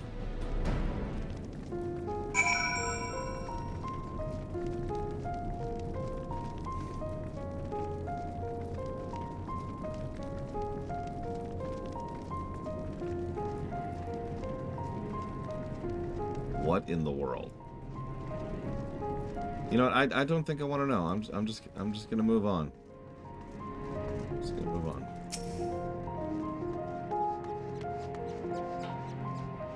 Tower of Babel? What's that got to do with Void Scent? I can't say I understand. Still, your people have done much and more for us Garleans. To say, if you say it's necessary, that's good enough for me.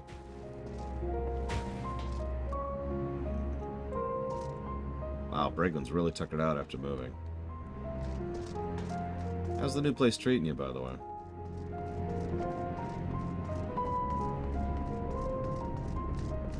I know it's too early to really say. In my experience, it usually takes a few months before you start to see the seams in a new place.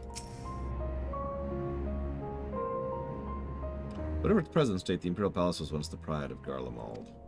I mean, to disrespect you and yours, but shouldn't the Garlean people be its caretakers instead of foreigners? Though if we dared speak thus to some of the contingents, they might make assumptions, cut our rations. No, forget I said anything. We're not... Okay. We're not holding you hostage with food, you idiot.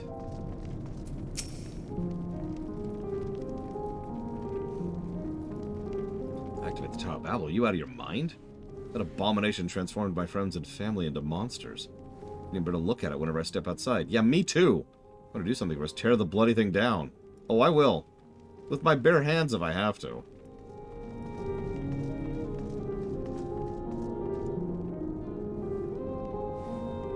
Weird, Bragwin. I hope they fix it.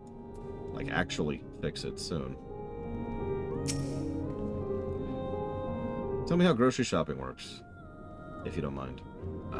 Speaking of someone who's moved a horrendous amount in his life, and is moving again this year, it's a regular tradition of mine that one of the first things I do upon moving is check out the local grocery store. See what kind of selection they have, see how quick and easy it is, how the people are, the vibe, the smells.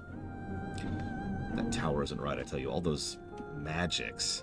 Years ago when I lived in the provinces, the locals razed our village to the ground with the stuff. Made things appear and disappear and fly and burn. I can still see it when I close my eyes. You've done us a good turn, dear, but let's not talk about that tower any longer. It's unnatural.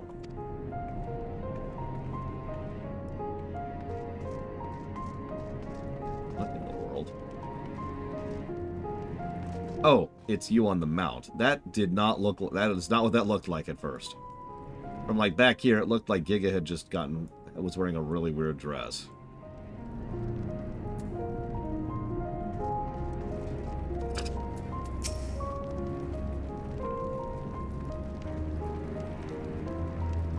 Stop it. The tower's evil. It'll turn us evil. I don't want to hear it. Leave me alone. Cool.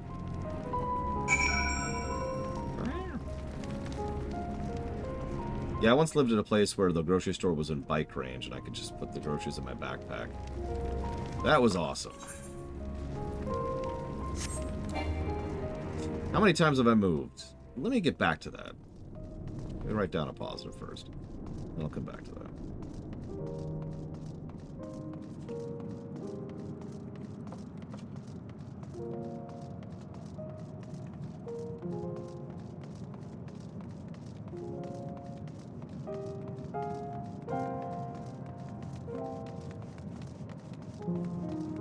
Let's see.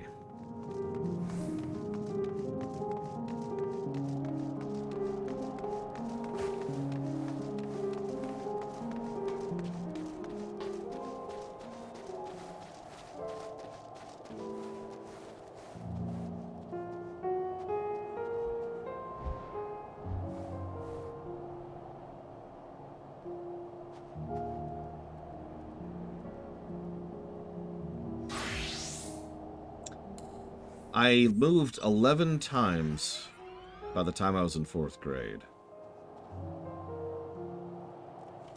I'll pause there for a minute to readjust my angle here. Hang on, let me keep going.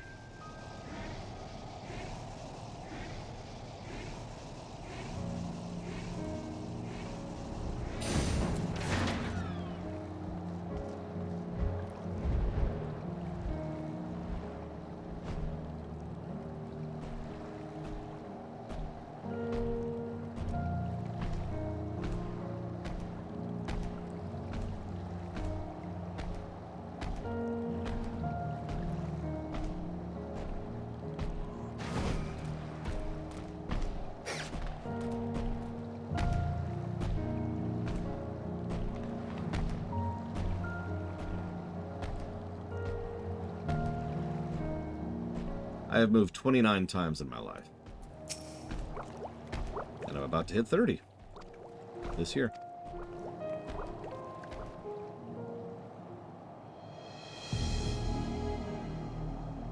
Just call me a Cetra. I'd use another word, but I've been informed it's a slur, so I've been trying not to use that word. Lord, may I present to you Lords Neas and Matthias, magistrates of our political council. They have been spearheading the efforts of establishing a new system of government here. When we raised the subject to Tarabebel, they insisted we speak no further until I had joined by representatives of the Ilzabard contingent. I see Alphino and Alize have yet to arrive, though, so perhaps we should wait. It doesn't matter if only some of you are present. We simply wish to make one thing perfectly clear. The tower is the manifestation of Garlean ingenuity and authority. It was once the abode of the imperial family, and it will forever bear tremendous cultural significance. It is insulting enough we have to suffer foreigners occupying it under the guise of rendering aid. Now you propose reactivating it? Nay, we have had enough! The Garlemald of old may have fallen, but she fell in civil war to her own people, not to Eorzea or any other land. We came here to assert our unequivocal claim to our territory. Garlemald and all that lies within her bounds is beholden to no one.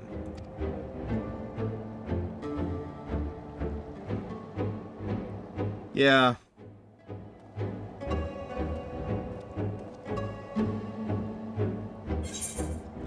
You know, what I like most about how stupid these people are is that they presume that we need their permission. If they had a functional brain, then they would recognize that the mere fact that we came to them seeking permission means that we're not doing this as some kind of foreign conquering power. If we were, we'd just do it.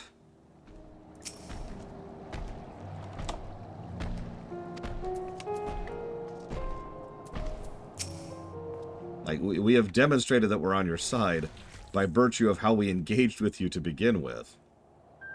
And yes, I know the Garleans are absolutely prideful, and that sucks to be them. Now they're covered in snot.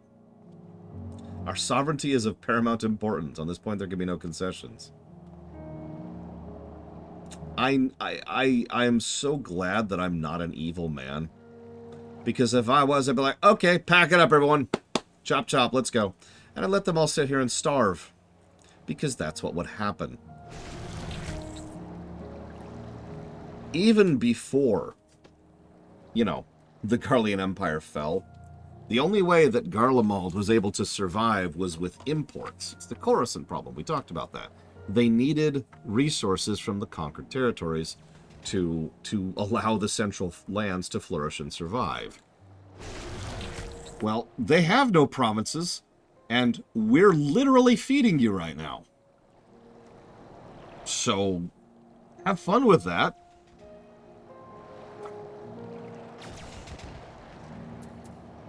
Now, fortunately for you, I am not that kind of a person.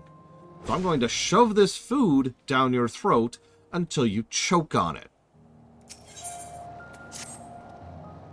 Since their excellencies are resolved to negotiate with the contingent, I will escort them to Tertium. I'll also instruct Alphino and Alize to meet us there. Lord Medius, Lord Gnaeus, by your leave, my Carmens and I would speak with the residents of the Senatus. Though the Ilzabard contingent holds the Tower of Babel, it is I who wishes to be reactivated, and thus I think I should be present for this discussion. In my understanding of your people's hardships, of their hopes and desires, dreams of the future, is sorely lacking. In my ignorance, I would struggle to contribute. Lest you worry, I will not plead our case to the community in your absence. I wish only to identify common ground. upon which we might build a relationship that sees us overcome our differences. Very well, but know that the guards will not hesitate to escort you from the premise should they judge your actions to be inappropriate. He's a dragon, dude.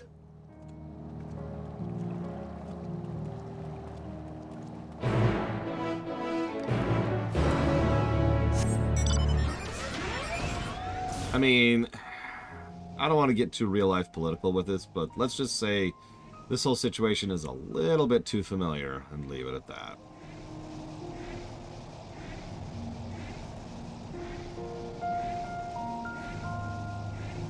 Can I drink alcoholic cider? Yeah, I can drink cider and alcohol and apples. I just don't like alcohol, that's all. I actually have a tremendously high alcoholic tolerance, probably because so much of my descendants is German. Or not descendants, wrong direction. Ancestors are German.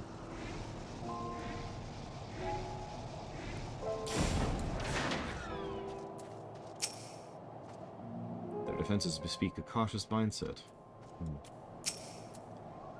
Julius has told us all. You have Lord Naeus' permission to enter and speak with the residents, but not to petition them for support. Yeah, sure thing. Hang on just 1 second. Ugh. Okay, now that he's dead. Here it is, Senatus, a temporary refuge for political dignitaries, hence the tight security. I'm given to understand that outsiders are not normally permitted so much as a glimpse inside. We should consider ourselves fortunate to be given this opportunity. Correct, Act. I hope it'll be worth the trouble. It probably won't. I have so much experience with stupid people, and I'm not even talking about real life. Just within the confines of this game, we have met legendarily stupid people. Just since ARR, people of this planet are so dumb that they honestly probably deserve to die. Darwin's Award is just looking at this whole situation and being like, why are you letting them live? Why? Anyways.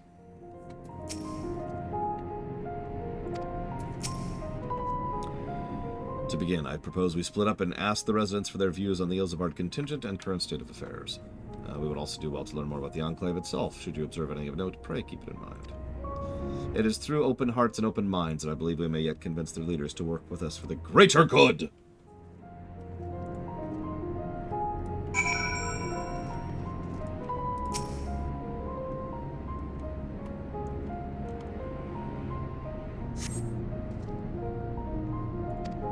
Yep, they literally rely on us for food and honestly probably fuel and medical supplies and...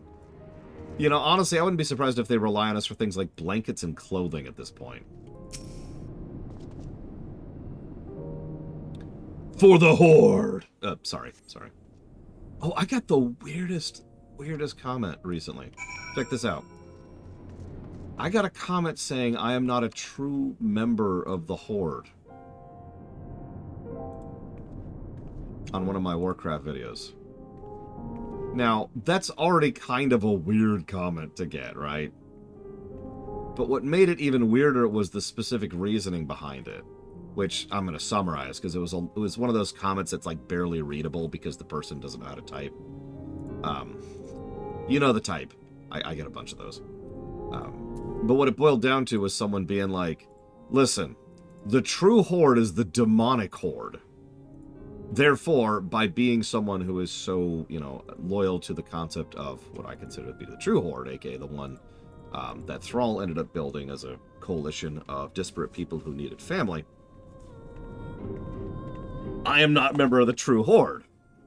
The real Horde is the evil, rampaging, marauding Death Doom that was empowered by demon energy.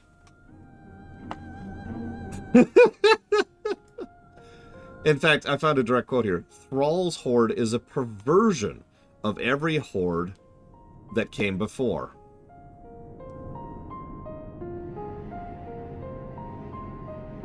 Direct quote. I had to share that because that's one of the more bonkers comments I've gotten lately. Anyways. Wonder what I think? I'm a soldier. I try not to think about politics at all. I'll say this much. Our leaders labor to preserve our culture and our way of life. what's left of it, at any rate. I trust them to do what's best for Garlemald.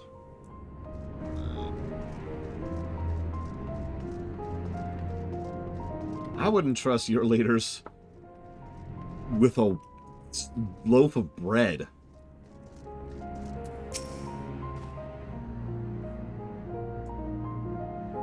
How do I feel about the contingent? Conflicted, to say the least. I've been tasked with the distribution of supplies, and I know well as any that we couldn't survive without outside aid. Be that as it may, even though the Empire's collapsed, we have our pride. People don't want to be beholden to others forever, and there's no denying it chafes to see our benefactors occupying the Imperial Palace.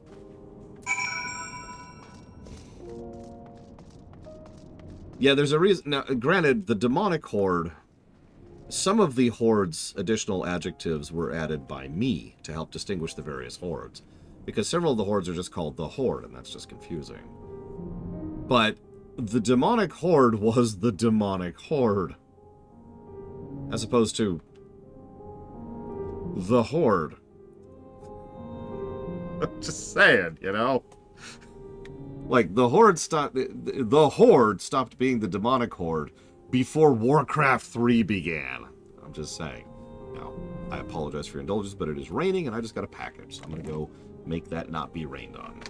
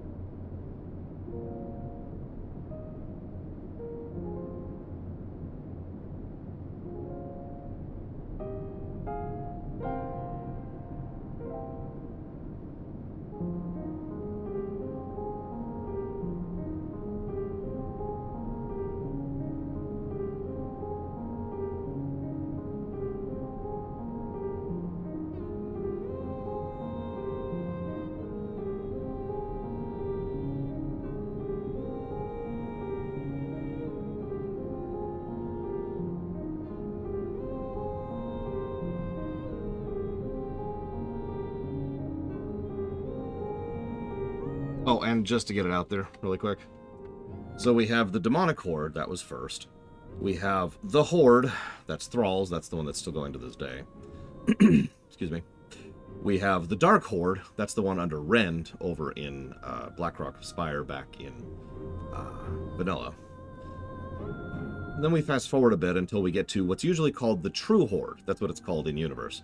I like to call it the disgusting horde. You can also call it Garrosh's horde. That's the orc supremacist group, the Nazis. Then you have the Iron Horde, and then you have the Fell Horde, and then you actually have the second Fell Horde.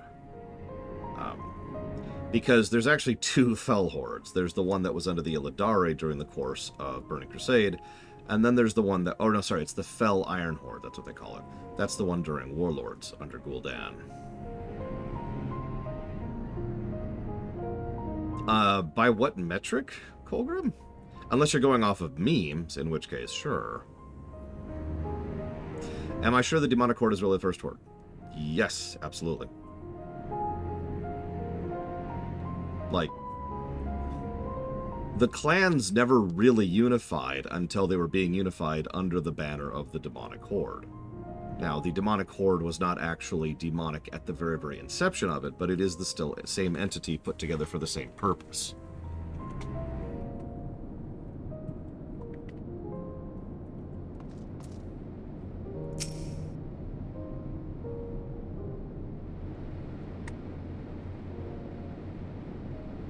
But it didn't, Blade of All. I am more familiar with Warcraft lore than anything. Trust me, there was no horde before the demonic horde. Finished touring the Enclave, have you? What were you able to learn? Yeah, these people are messed. They need some horde. For the horde. It's the same as me, then. They accept the contingent's help out of necessity and harbor resentment. They should have they only have themselves to blame. If they don't like the bargain, they should reject it. Now, that's an interesting conundrum. If a people reject help, which you know will lead to their deaths, what do you do? Bonus question. What if a people's leaders reject help, knowing it'll lead their people to die? What do you do?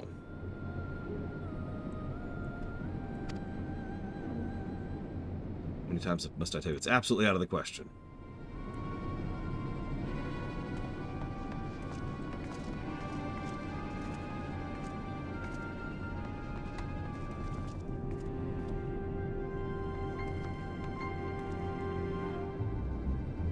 What's going on?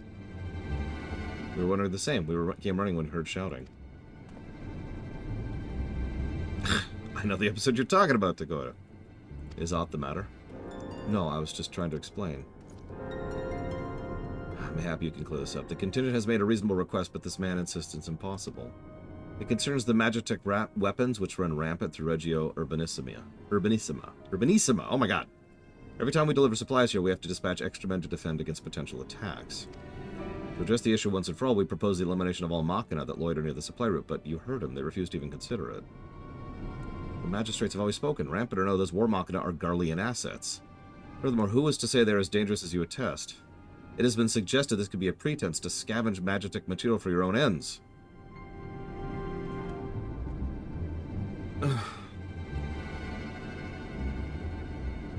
That is impressively stupid. Once again, I feel the need to point out that if their aim really was to salvage Magitech remnants, then they would do it, because there's nothing you could do to stop them.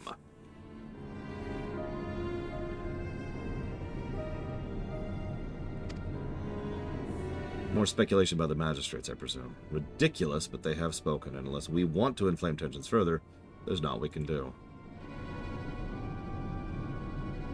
So stop sending supplies.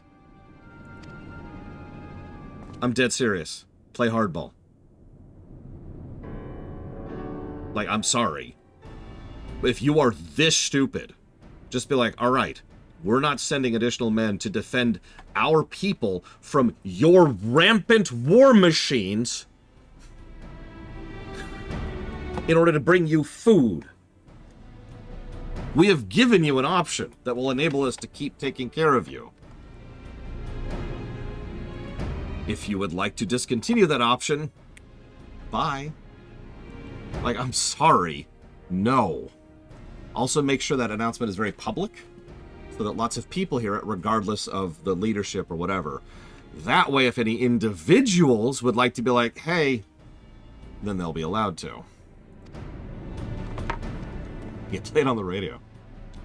Understand the difficulty of your position. As a soldier, we must do your duty and obey your superiors. I have an idea, but I must first speak with Commander Lucia. May I take charge of this matter?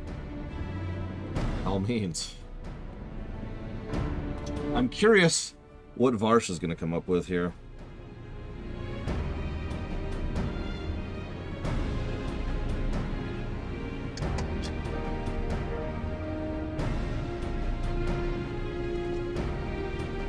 Let us return to Camp Broken Glass, where we might discuss a solution I believe will satisfy all parties. Yeah, exactly, Colgrim. You need to make it nice and public so that the people understand what's going on, whatever propaganda or statements are made by the leadership. Even in fiction, leaders are not necessarily the speakers of their people.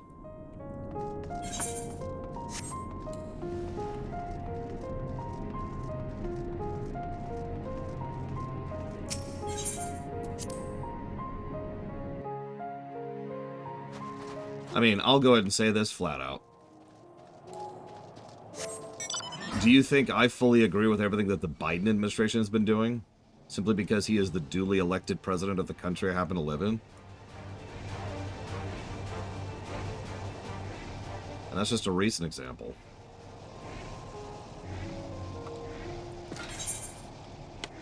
Oh, it's all good. God dang it, I need to be checking the map.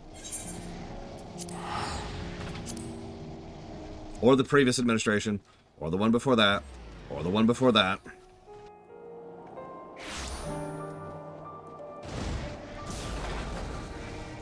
Like, I've spoken on this on Polemic Day. One of the reasons I disengaged from voting for the majority of my life is because there was no point in it.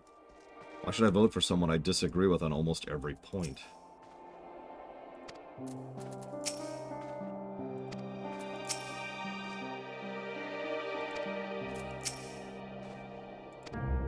Sure, Act.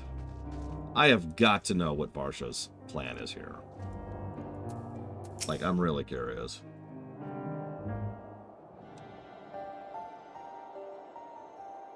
Welcome back, all of you. I pray there's been positive developments. Yes, but negative.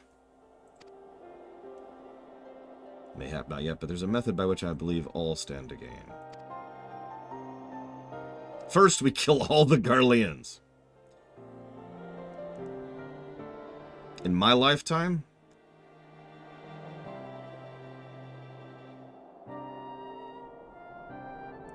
That's actually a more complicated question than it sounds like, because we have to define satisfactory.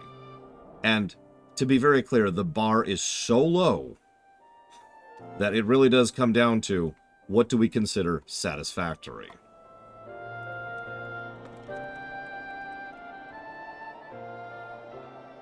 Like, there's just... It's the friggin' floor.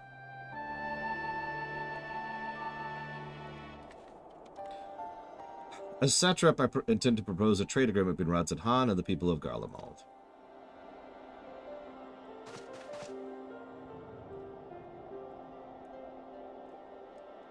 Okay, I actually see where you're going with this. People of this nation have lived through its collapse and more, yet they choose to remain, for it is their home. Because they're dumb.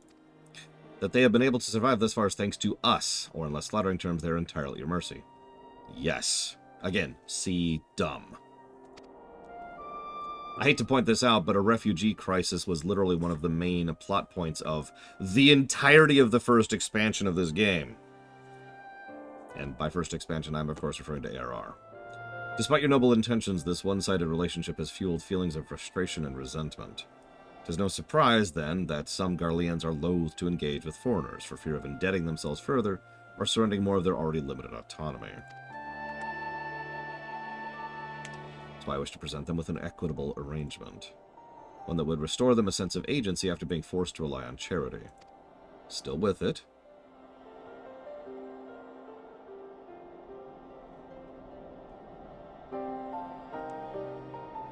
The real problem here, to be blunt, is the Garleans have nothing to offer. Like, I'm sorry, this is a bit of an East Germany problem, you know what I mean?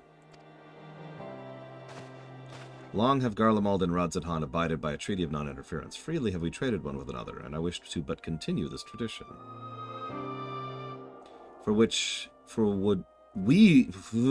Reading too fast. We would provide your people with such supplies as you require, in return for which you would grant us leave to use the Tower of Babel, as well as share your magic resources and expertise. As we become more reliant on your technologies, we will require more ceruleum to fuel them. Thus, this you possess in abundance, and for it you will be duly compensated. Radzat Han's culture will be enriched by your magic wonders, and our ever-increasing demand by which your wares will see Garlemald grow wealthy and prosperous.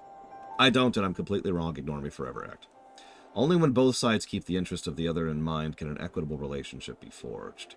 'Tis a principle I once thought I understood, but have come to appreciate all the more in recent days, thanks to the sage counsel of a friend beyond the rift.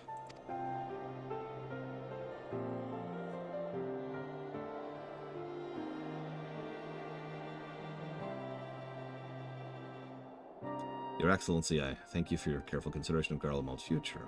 Though I cannot speak for every Garlean, I see no reason to object to your proposal. I mean, to be clear, I want to help these poor people. I really do. That's why it's so frustrating. If I didn't care about them, then I'd just leave and or kill them. Again, basic logic. If I didn't give a damn, I wouldn't be angry. If you see the sense in my proposal, I ask you join me at the negotiations in Tertium. Your support may be instrumental in winning over Lord Neas and Metius.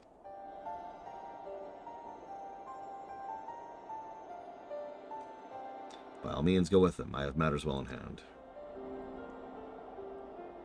I have learned all I have regarding the tower's operation. I too will hie me to Tertium. Yeah, that's actually why I can't whisper people on Twitch, von Falkenstein. Fun fact.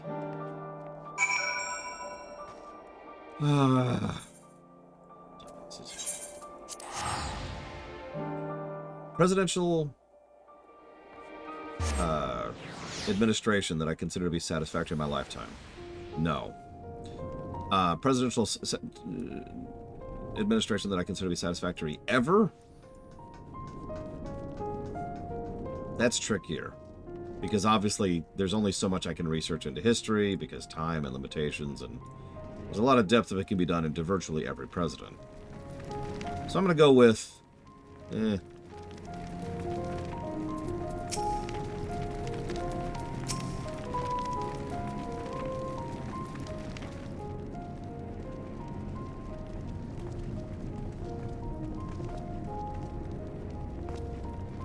A crowd you may have brought, but numbers will not intimidate us. The Tower of Babel is ours by right, and nothing you do will convince us otherwise. Oh, sorry, I was choking on the stupidity there.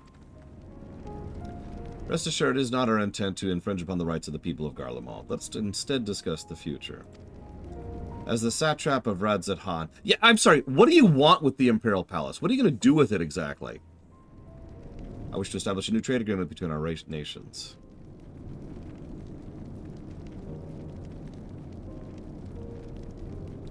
It's literally a cancer.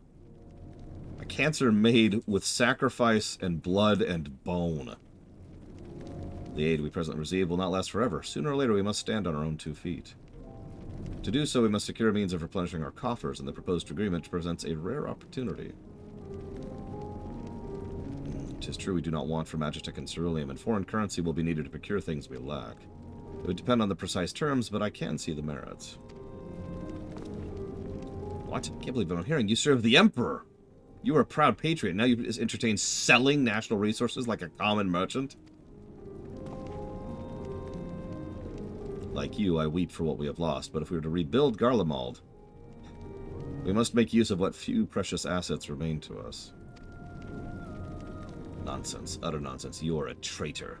And there will be a reckoning, oh yes. When the people of the Senatus learn of this, they will cry out for your blood. But wait, it isn't safe out there. Let him go die. No, seriously. Let him go die. If there's one thing we've seen consistently in this game, is that when the head is rotten, it needs to be chopped off. So let him go die. Now, unfortunately, what's probably about to happen is we're about to go rescue him.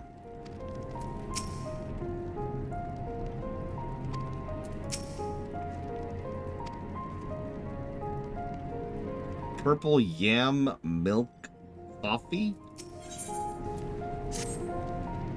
It's too dangerous for a civilian to be alone. We must go after him.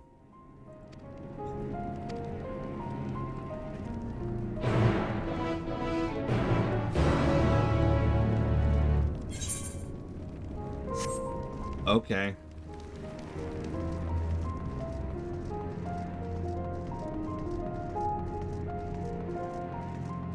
That would be funny. We walk up and he's like currently being attacked by a bunch of Magitech. And rather than jumping in to help, we just fold our arms.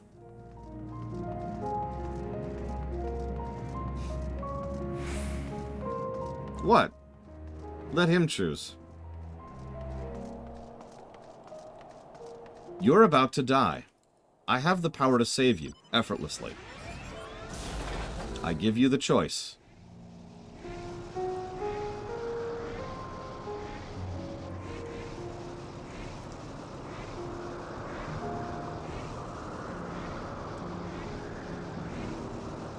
So apparently Snufkin is a character in a Moomin series of books written by the Swedish-speaking Finn Tove Tarsson.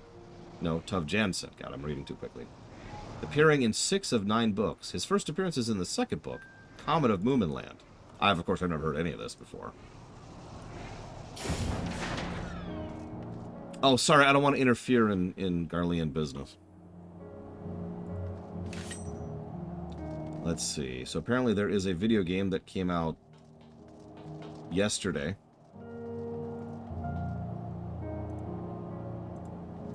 I don't even see what genre it is.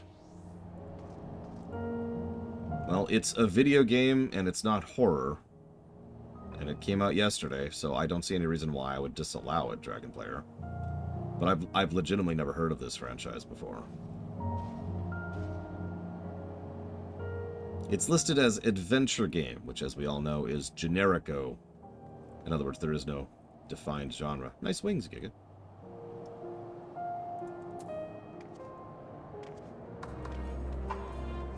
For real, let me zoom in on those. Those are cool looking. Giga's like, no, don't look at my wings. I'm looking at your wings. Alright, I guess I'll save his pathetic life. I mean, do I have to?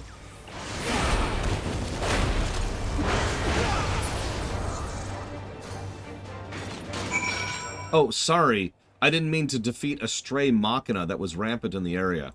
I apologize for infringing on your rights as a sovereign citizen and taking from you that which you rightfully deserve and belong. Next time I will let you sit there and die so that your sovereign blood can paint your sovereign streets, you little pissant!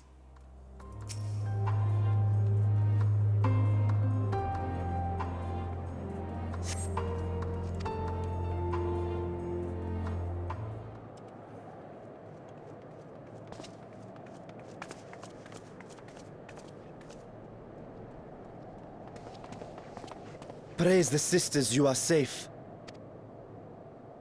Idiot. Don't think I'm indebted to you.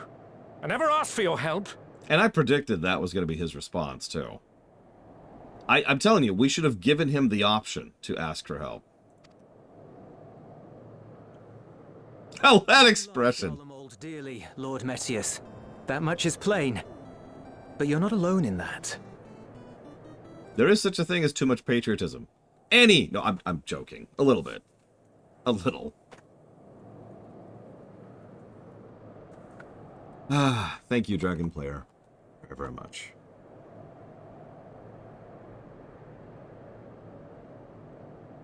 I do always appreciate your support. Yeah, who else is getting Indian for lunch, by the way? Give in. So what's the... I was just looking at... What's the full name of the game? Hang on.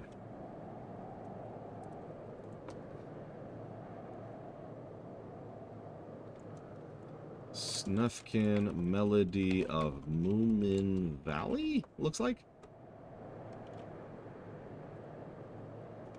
I mean, here's the deal. Let's actually talk about this for a second. I believe very strongly in the concept of choice. I do. Choice and freedom of will is probably the closest thing to something I would consider legitimately sacred. And I fully agree. I wasn't joking earlier. I would walk up and give him the option. I wasn't just saying that to be jokey or memey. Do you want me to save your life? If you choose that, if you would rather die than accept the help of a foreigner, then however much it pisses me off or aggravates me or is extremely stupid, that is your choice. Enjoy your death. And that is legitimately how I tend to think about matters like this. The problem comes from when one person makes choices for another, which is why I've mentioned several times on this quest chain that I care more about the people than the leaders of the people. Why we got drifting off onto presidents for a second.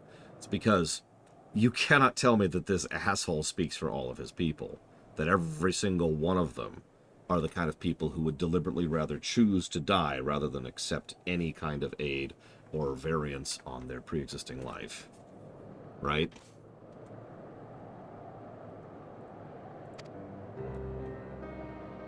We all mourn what has become of our homeland. Bristle at having to rely upon outsiders simply to survive the cold.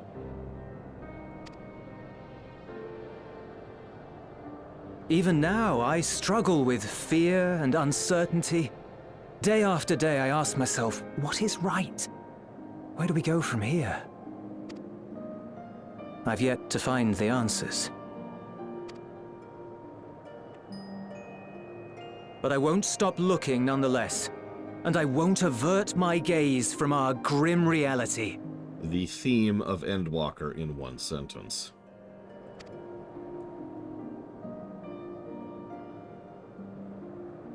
Is there hope for us? That is more dependent on you than you would think.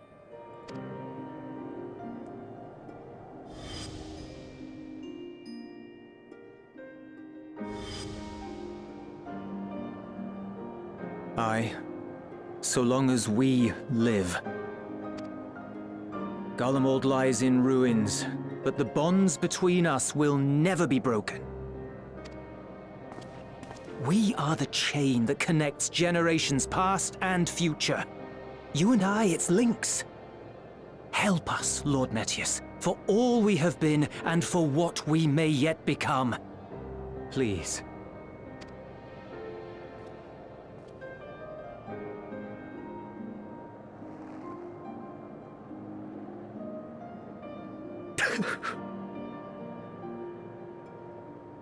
To be lectured by the young, it ill becomes a man of my station. I will rejoin the talks at Tertium. Might I trouble you to escort me?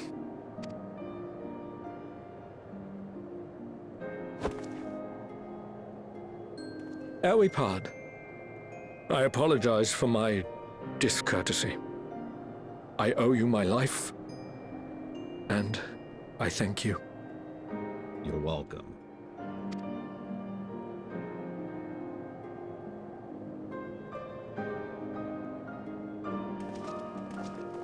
Euless, wait.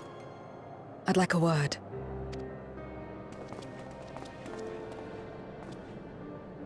With you as well. I'm to stay close, after all. Worry not, we shall see the magistrate safely back to Tertium.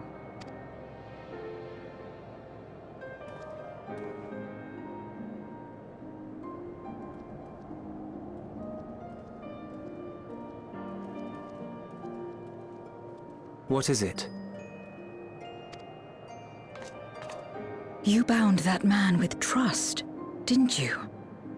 That's why he did not require coercion to return.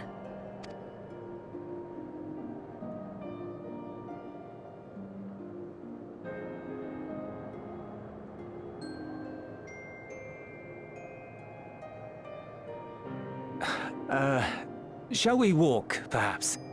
Chilly, standing around here. I mean, this is FF14, which, while it's no, Equestria, it is still better than real life. So that's how Zero came to join you. Still, I'm not sure I'm qualified to explain something like trust.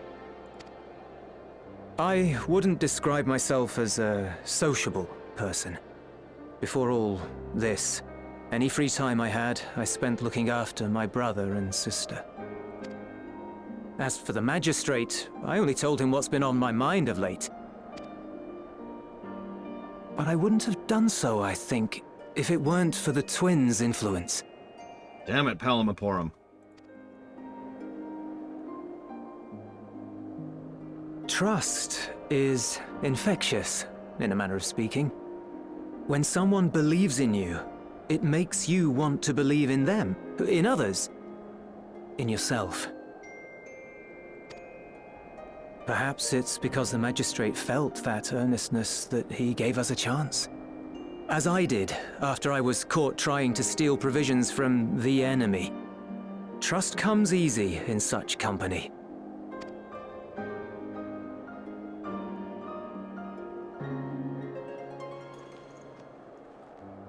Little wonder my world is devoid of it. No one trusts in you, and so you trust in no one. And round the wheel turns. I like the Bajoran earrings.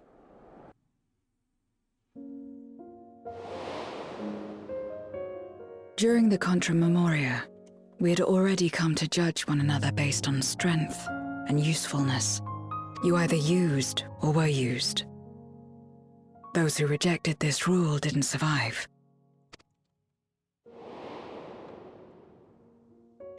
My mother wanted to save the world, to fulfill the hopes of Memoria's good and true. After she died, I carried on her mission alone. Alone? Didn't you have anyone to help you? Almost. 2 men tried just the once. Man named Golbez. A swordsman and a mage, whom I Oh my met god, it is. through a village. They had saved the people there from corrupted Memoriates. When they learned our enemies were the same, they seemed heartened. And the other Cecil, obviously. They claimed to be soldiers of a kingdom called Baron, and were traveling the realm in search of a means to end the Contra Memoria. They invited me to join them. I refused. How could I not, having learned the lessons of my world? Those who would work with others always have their own motives. I would not place myself at their mercy. I would not be forced to submit. I expected some manner of outburst, some show of frustration at having failed to deceive me. But they simply watched me walk away. I didn't know what to make of it then, but now... Perhaps they shared a bond of trust. Perhaps they were the last ones left who dared. Perhaps they hoped I was like them too. Perhaps it was just an offer, and nothing more.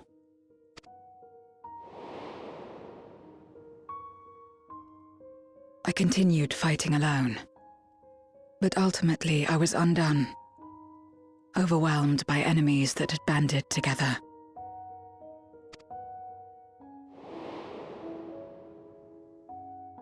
I was cold, in pain, wishing desperately that someone would save me. And as I lay there in solitude, I felt it happen. The breaking of our world. Darkness washed over me, and I was swept into the rift. When I finally managed to return, it was to a world forever transformed. My home, now filled with abominations.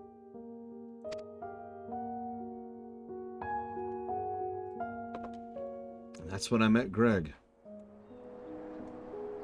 I had a chance to learn about trust, and forsook it.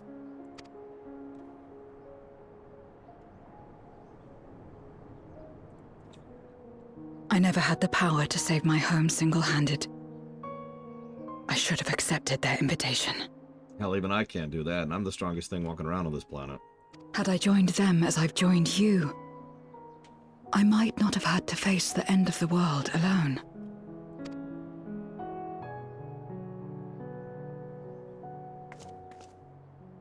But it's all history now.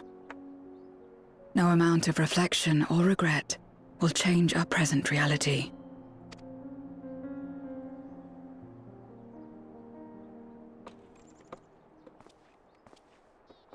Whatever may have happened in the past, you're still here, Zero. Alive.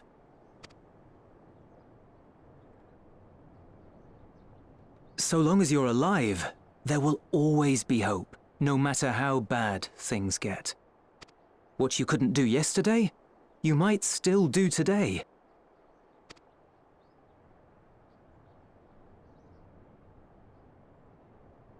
Think about it. It's plain that you've forged bonds with those around you. If you didn't feel that in some sense, would you have risked your life as you did for a meager ration of boots?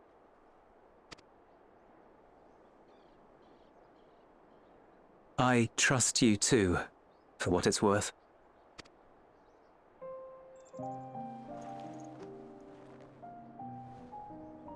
Here it is again.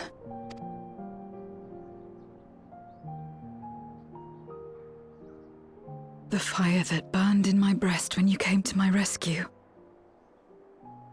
The urge to weep, though there is no sorrow. If this is trust, then what must I do? How do I answer it?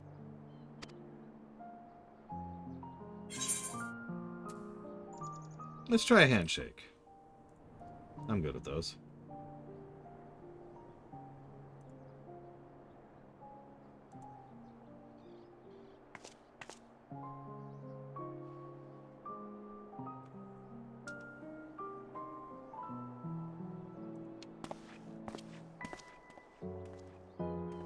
Give me your hand.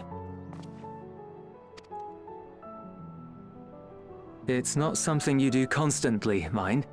A friend is a friend regardless. A friend. So that's what it means. And not what Xenos thought it was. Let's be very clear about that. Someone you trust. Like, you need to not learn that lesson the wrong way, I'm just saying.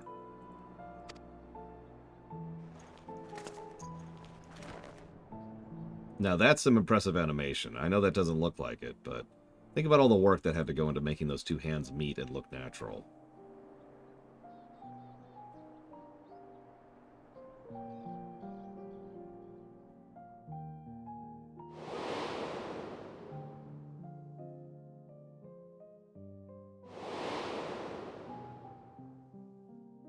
They really have, as Miristar. They're... I say this as kindly as I can. I really don't mean this as an insult. They're catching up to WoW. Like, the current levels of animation are probably about 2 or 3, well, maybe 3 or 4 expansions ago in terms of WoW quality. So I'm hopeful that they'll keep going.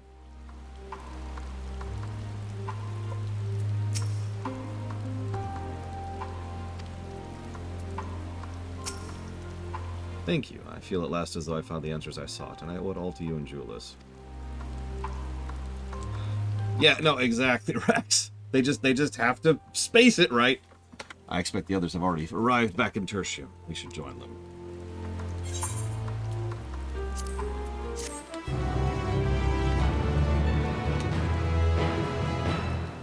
Oh God, yes I do, Dakota. I agree. Square knows what they're doing in terms of their cinematic team. They just need to have a better engine. It just keeps coming back to that, doesn't it?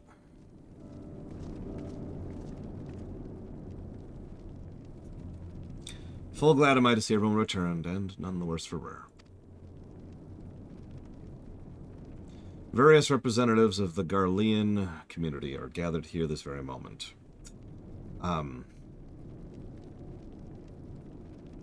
Naboo, Ross. I dare say this is a fine opportunity to announce the trade agreement. You've read the memorandum. I trust you find the terms acceptable? I do, and I pray you forgive my disgraceful conduct earlier. I am ashamed not only of my behavior, but of placing the burden of negotiations solely on your shoulders in my absence.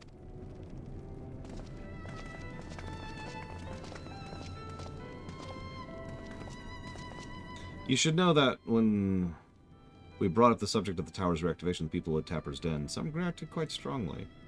Once we explained it was to prevent another Void-sent invasion, they were more receptive. It's fair to say the recent episode is still fresh in their minds. I tagged along to deliver a supply of ceruleum. I have to say, I didn't expect to see such a large crowd. Even the stuffy Imperials who normally keep to themselves in the Sonatas are here. No offense. My friends, countrymen, lend me your ears. Pop, fling, pop, fling, pop, fling. That's disgusting.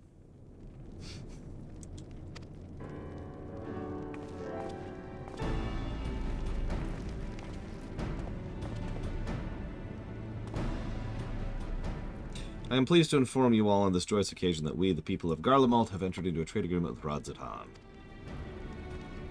To inaugurate our record, we intend to grant the individuals before you access to the Tower of Babel. In return, Radzidhan will provide us with supplies, which will be equally distributed amongst the settlements of our nation.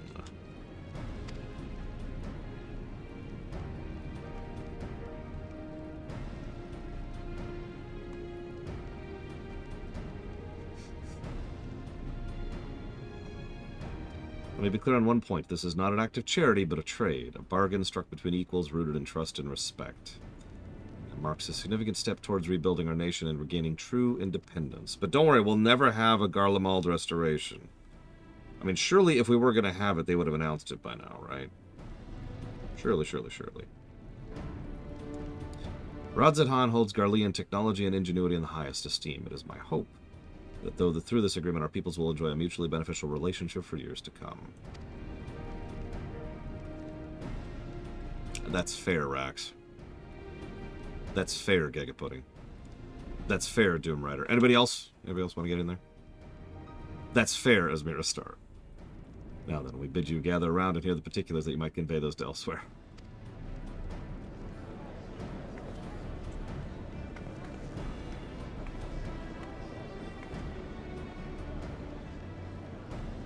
That's fair, little Billy. No, Blade Taval. I know we're getting a Realm class. I know we're getting a Zidane class. I know Solution 9 exists and looks techno, or cyberpunk, depending on how you prefer. Neon. And I think that's the full extent of my knowledge about Dawn Trail. I'm actually pretty blind at the moment.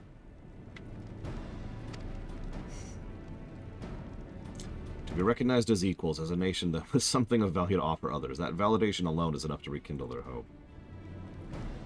They have nothing of value, and they are worthless. They must die. Sorry. Tis by virtue of this partnership we may gain access to the Tower of Babel. Yeah, I hate to say this. We've been in a little bit of a hurry here. Once the tower stores have been replenished, we need but wait Yshtola's signal to channel the energy to the moon, yes? Then you can leave that and everything else to the end on this end to me and Alphino. No need to worry. Devote all your energies to the mission in the void. Oh my god, you're right. They serve purpose to zero. They must live. They have oil. Can we not create the oil industry?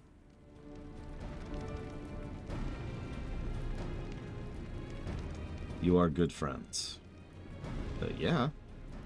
Oh, you mean are we... hang on, that could mean one of two things.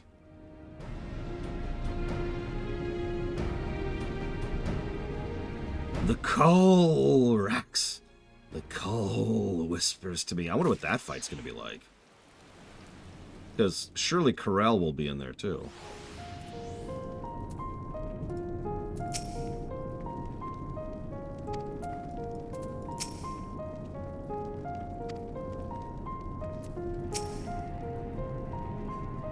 Cole's telling me. Sorry. Garlean technology shall enrich my people's lives and empower them to achieve great new feats. I'm eager to see what our alchemists are inspired to create.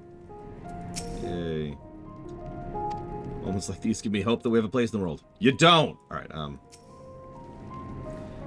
not wrong to call that, am I, friends? Now, you see Giga Pudding over there? Don't call her a friend, because then she'll eat you. Alright, to the moon!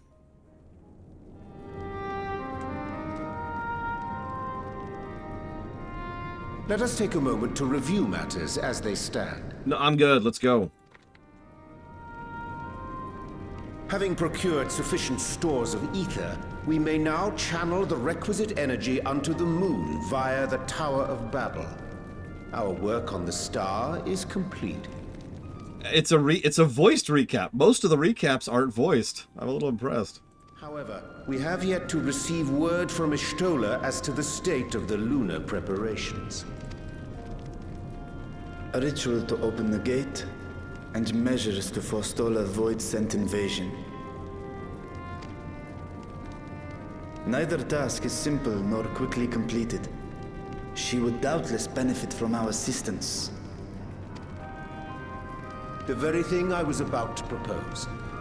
Let us join her above and lend what aid we may.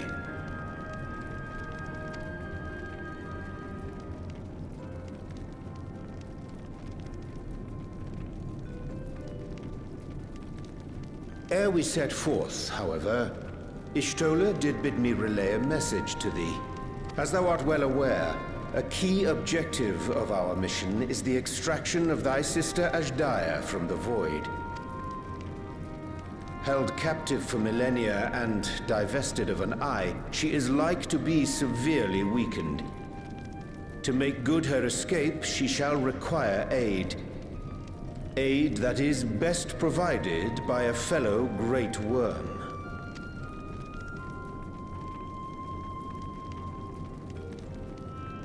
You would have me go in my true form? Very well. Like our sire, we Great Worms are capable of traversing the great expanse. The journey will take some time, but I shall take myself to the moon.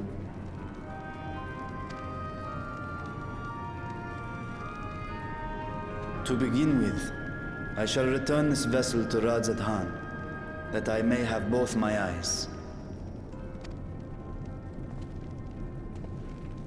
And until such time as we find Ashdaya, I would entrust her eye to your keeping. I mean, it's probably the safest place.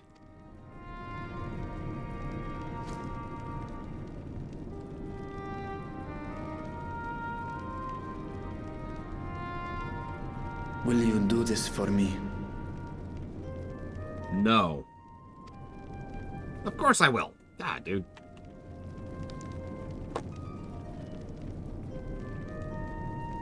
This guy, I swear. We shall contact you via Link Pearl once all is in place on the moon. You need but follow Ishtola's instructions. Understood. We'll be ready. And then I eat the eye. And I just gain 10 levels. Take care, Zero. Okay, valid, Giga.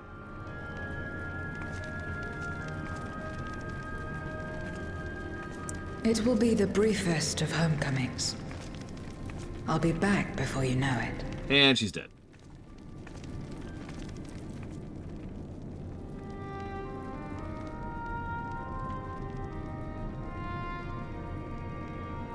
In Mare Elementorum, then.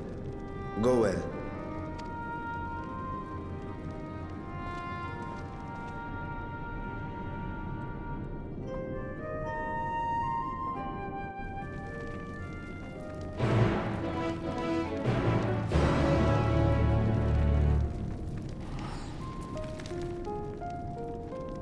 To the moon. Ba ba ba. Ba ba ba ba. Ba ba ba. Ba ba ba ba. Speaking of which, thank you for being part of my show, Giga Pudding. I know I make fun of you a lot, and I appreciate you for being a good sport about it. Because I appreciate your presence, too. I've already jotted it down for Dawn Trail, Hi-Fi Rush, and Guild Wars 2. Good groceries, Bregwin. Yeah, sorry. In the middle of the cutscene, I remembered, because my mind is weird, that my niece really wanted to try out that new Princess Peach game, so I figured I'd start the download of the demo. Speaking of which, there's a demo out for that right now, if anybody cares.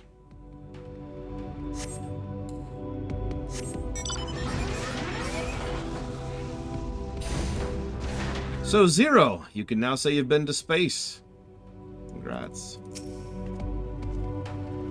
Xenos brought me here. Ah! I remember feeling surprised such a desolate place could exist in the source.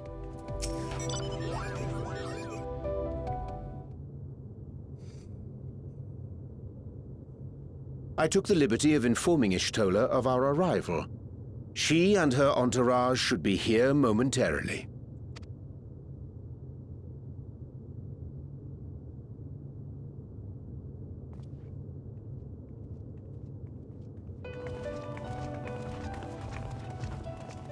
Forgive me. I'd hoped to have everything in order sooner.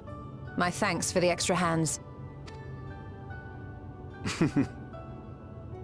Alphino and Alice stand ready at the Tower of Babel. Vritra is also en route. Excellent. You've done well, all of you. For my part, I've managed to prepare the ritual with help from the Watcher. All that remains is to channel the ether from below. This should, I pray, open a gate leading to the moon of the 13th. May I just say how excited we are to be a part of this grand undertaking. The development of the artificial Atomos was one thing, but this is an opportunity like no other. Ishtola even managed to get a loan of elegant treatises on void sense summoning from the prized collection of the Sons of Saint Koinak.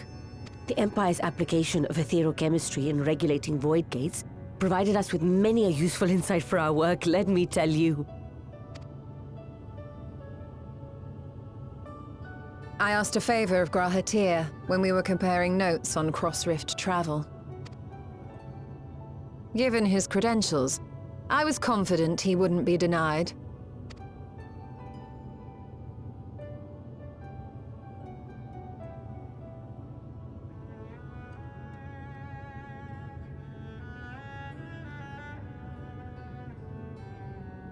The knowledge of our forebears has brought us far, as has our own.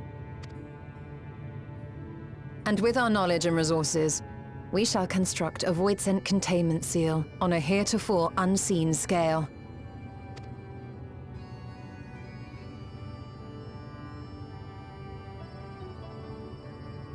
Containment seal?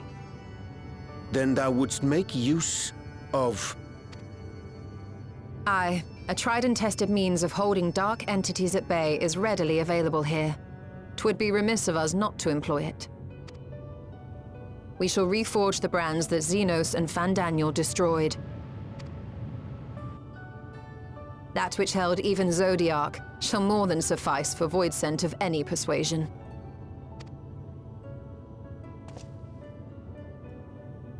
The Watcher is already hard at work, tending to the most critical parts of the brand's restoration. There are, however, a number of concerning factors that remain. With your help, I'm sure we can resolve them. Time is of the essence, so I suggest we continue this discussion as we make our way to the brands.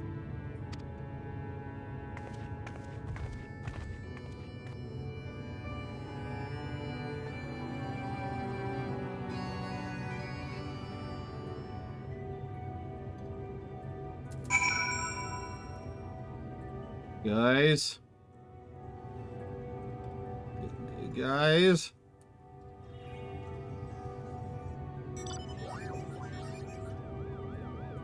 Oh god, they're spreading. They're spreading. Ah! Yeah, time is of the essence. Time for a lunch break. Not yet, actually. Eucrasia, that's the name of the ability.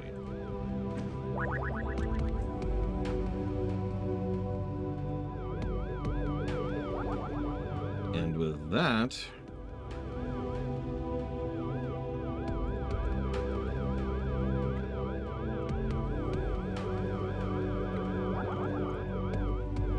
the sound effect sells it. Yep, I cannot escape. Apparently, this is my life now. This is my life.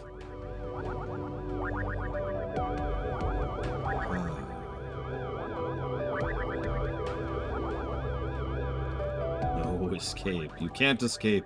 Nowhere to run. Nowhere to hide.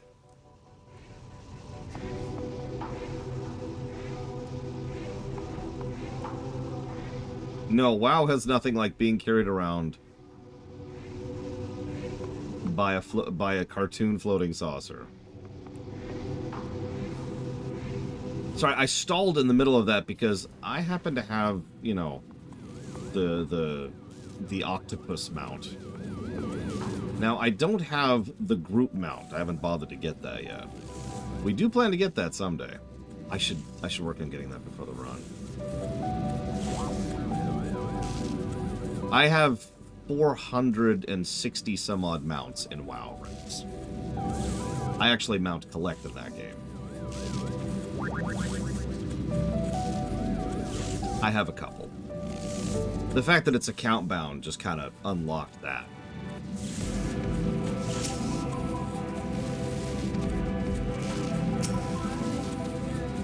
Wait, I hear the voice of my sister. My terrifying, terrifying sister. But she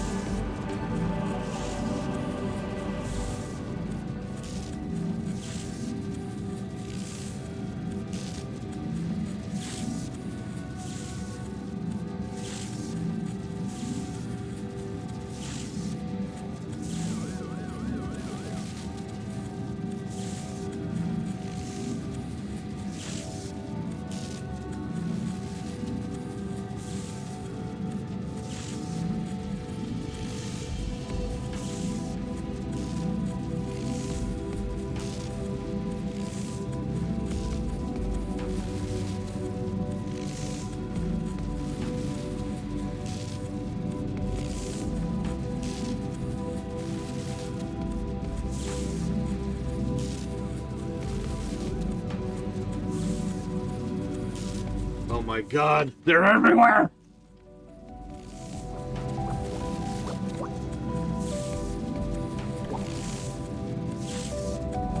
Yeah, the 500 mount is a little bit discouraging. The 400 mount, though, that's a cool one. Now then, to the matter at hand.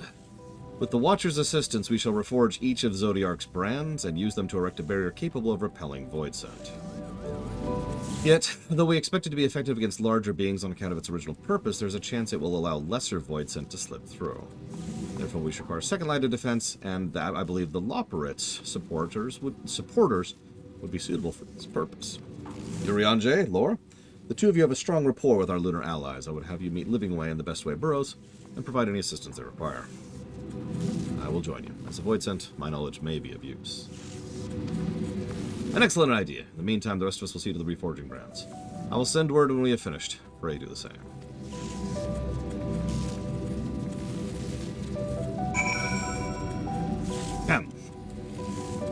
I was honestly Is that a Golbez barding? Oh my god, it's a Golbez barding. I was honestly expecting to be at the next dungeon or raid or whatever next, but it looks like we have at least one more quest before we get there. So we're going to go ahead and pause here. It's lunchtime anyways. And then we'll come back and hopefully push through to the raid.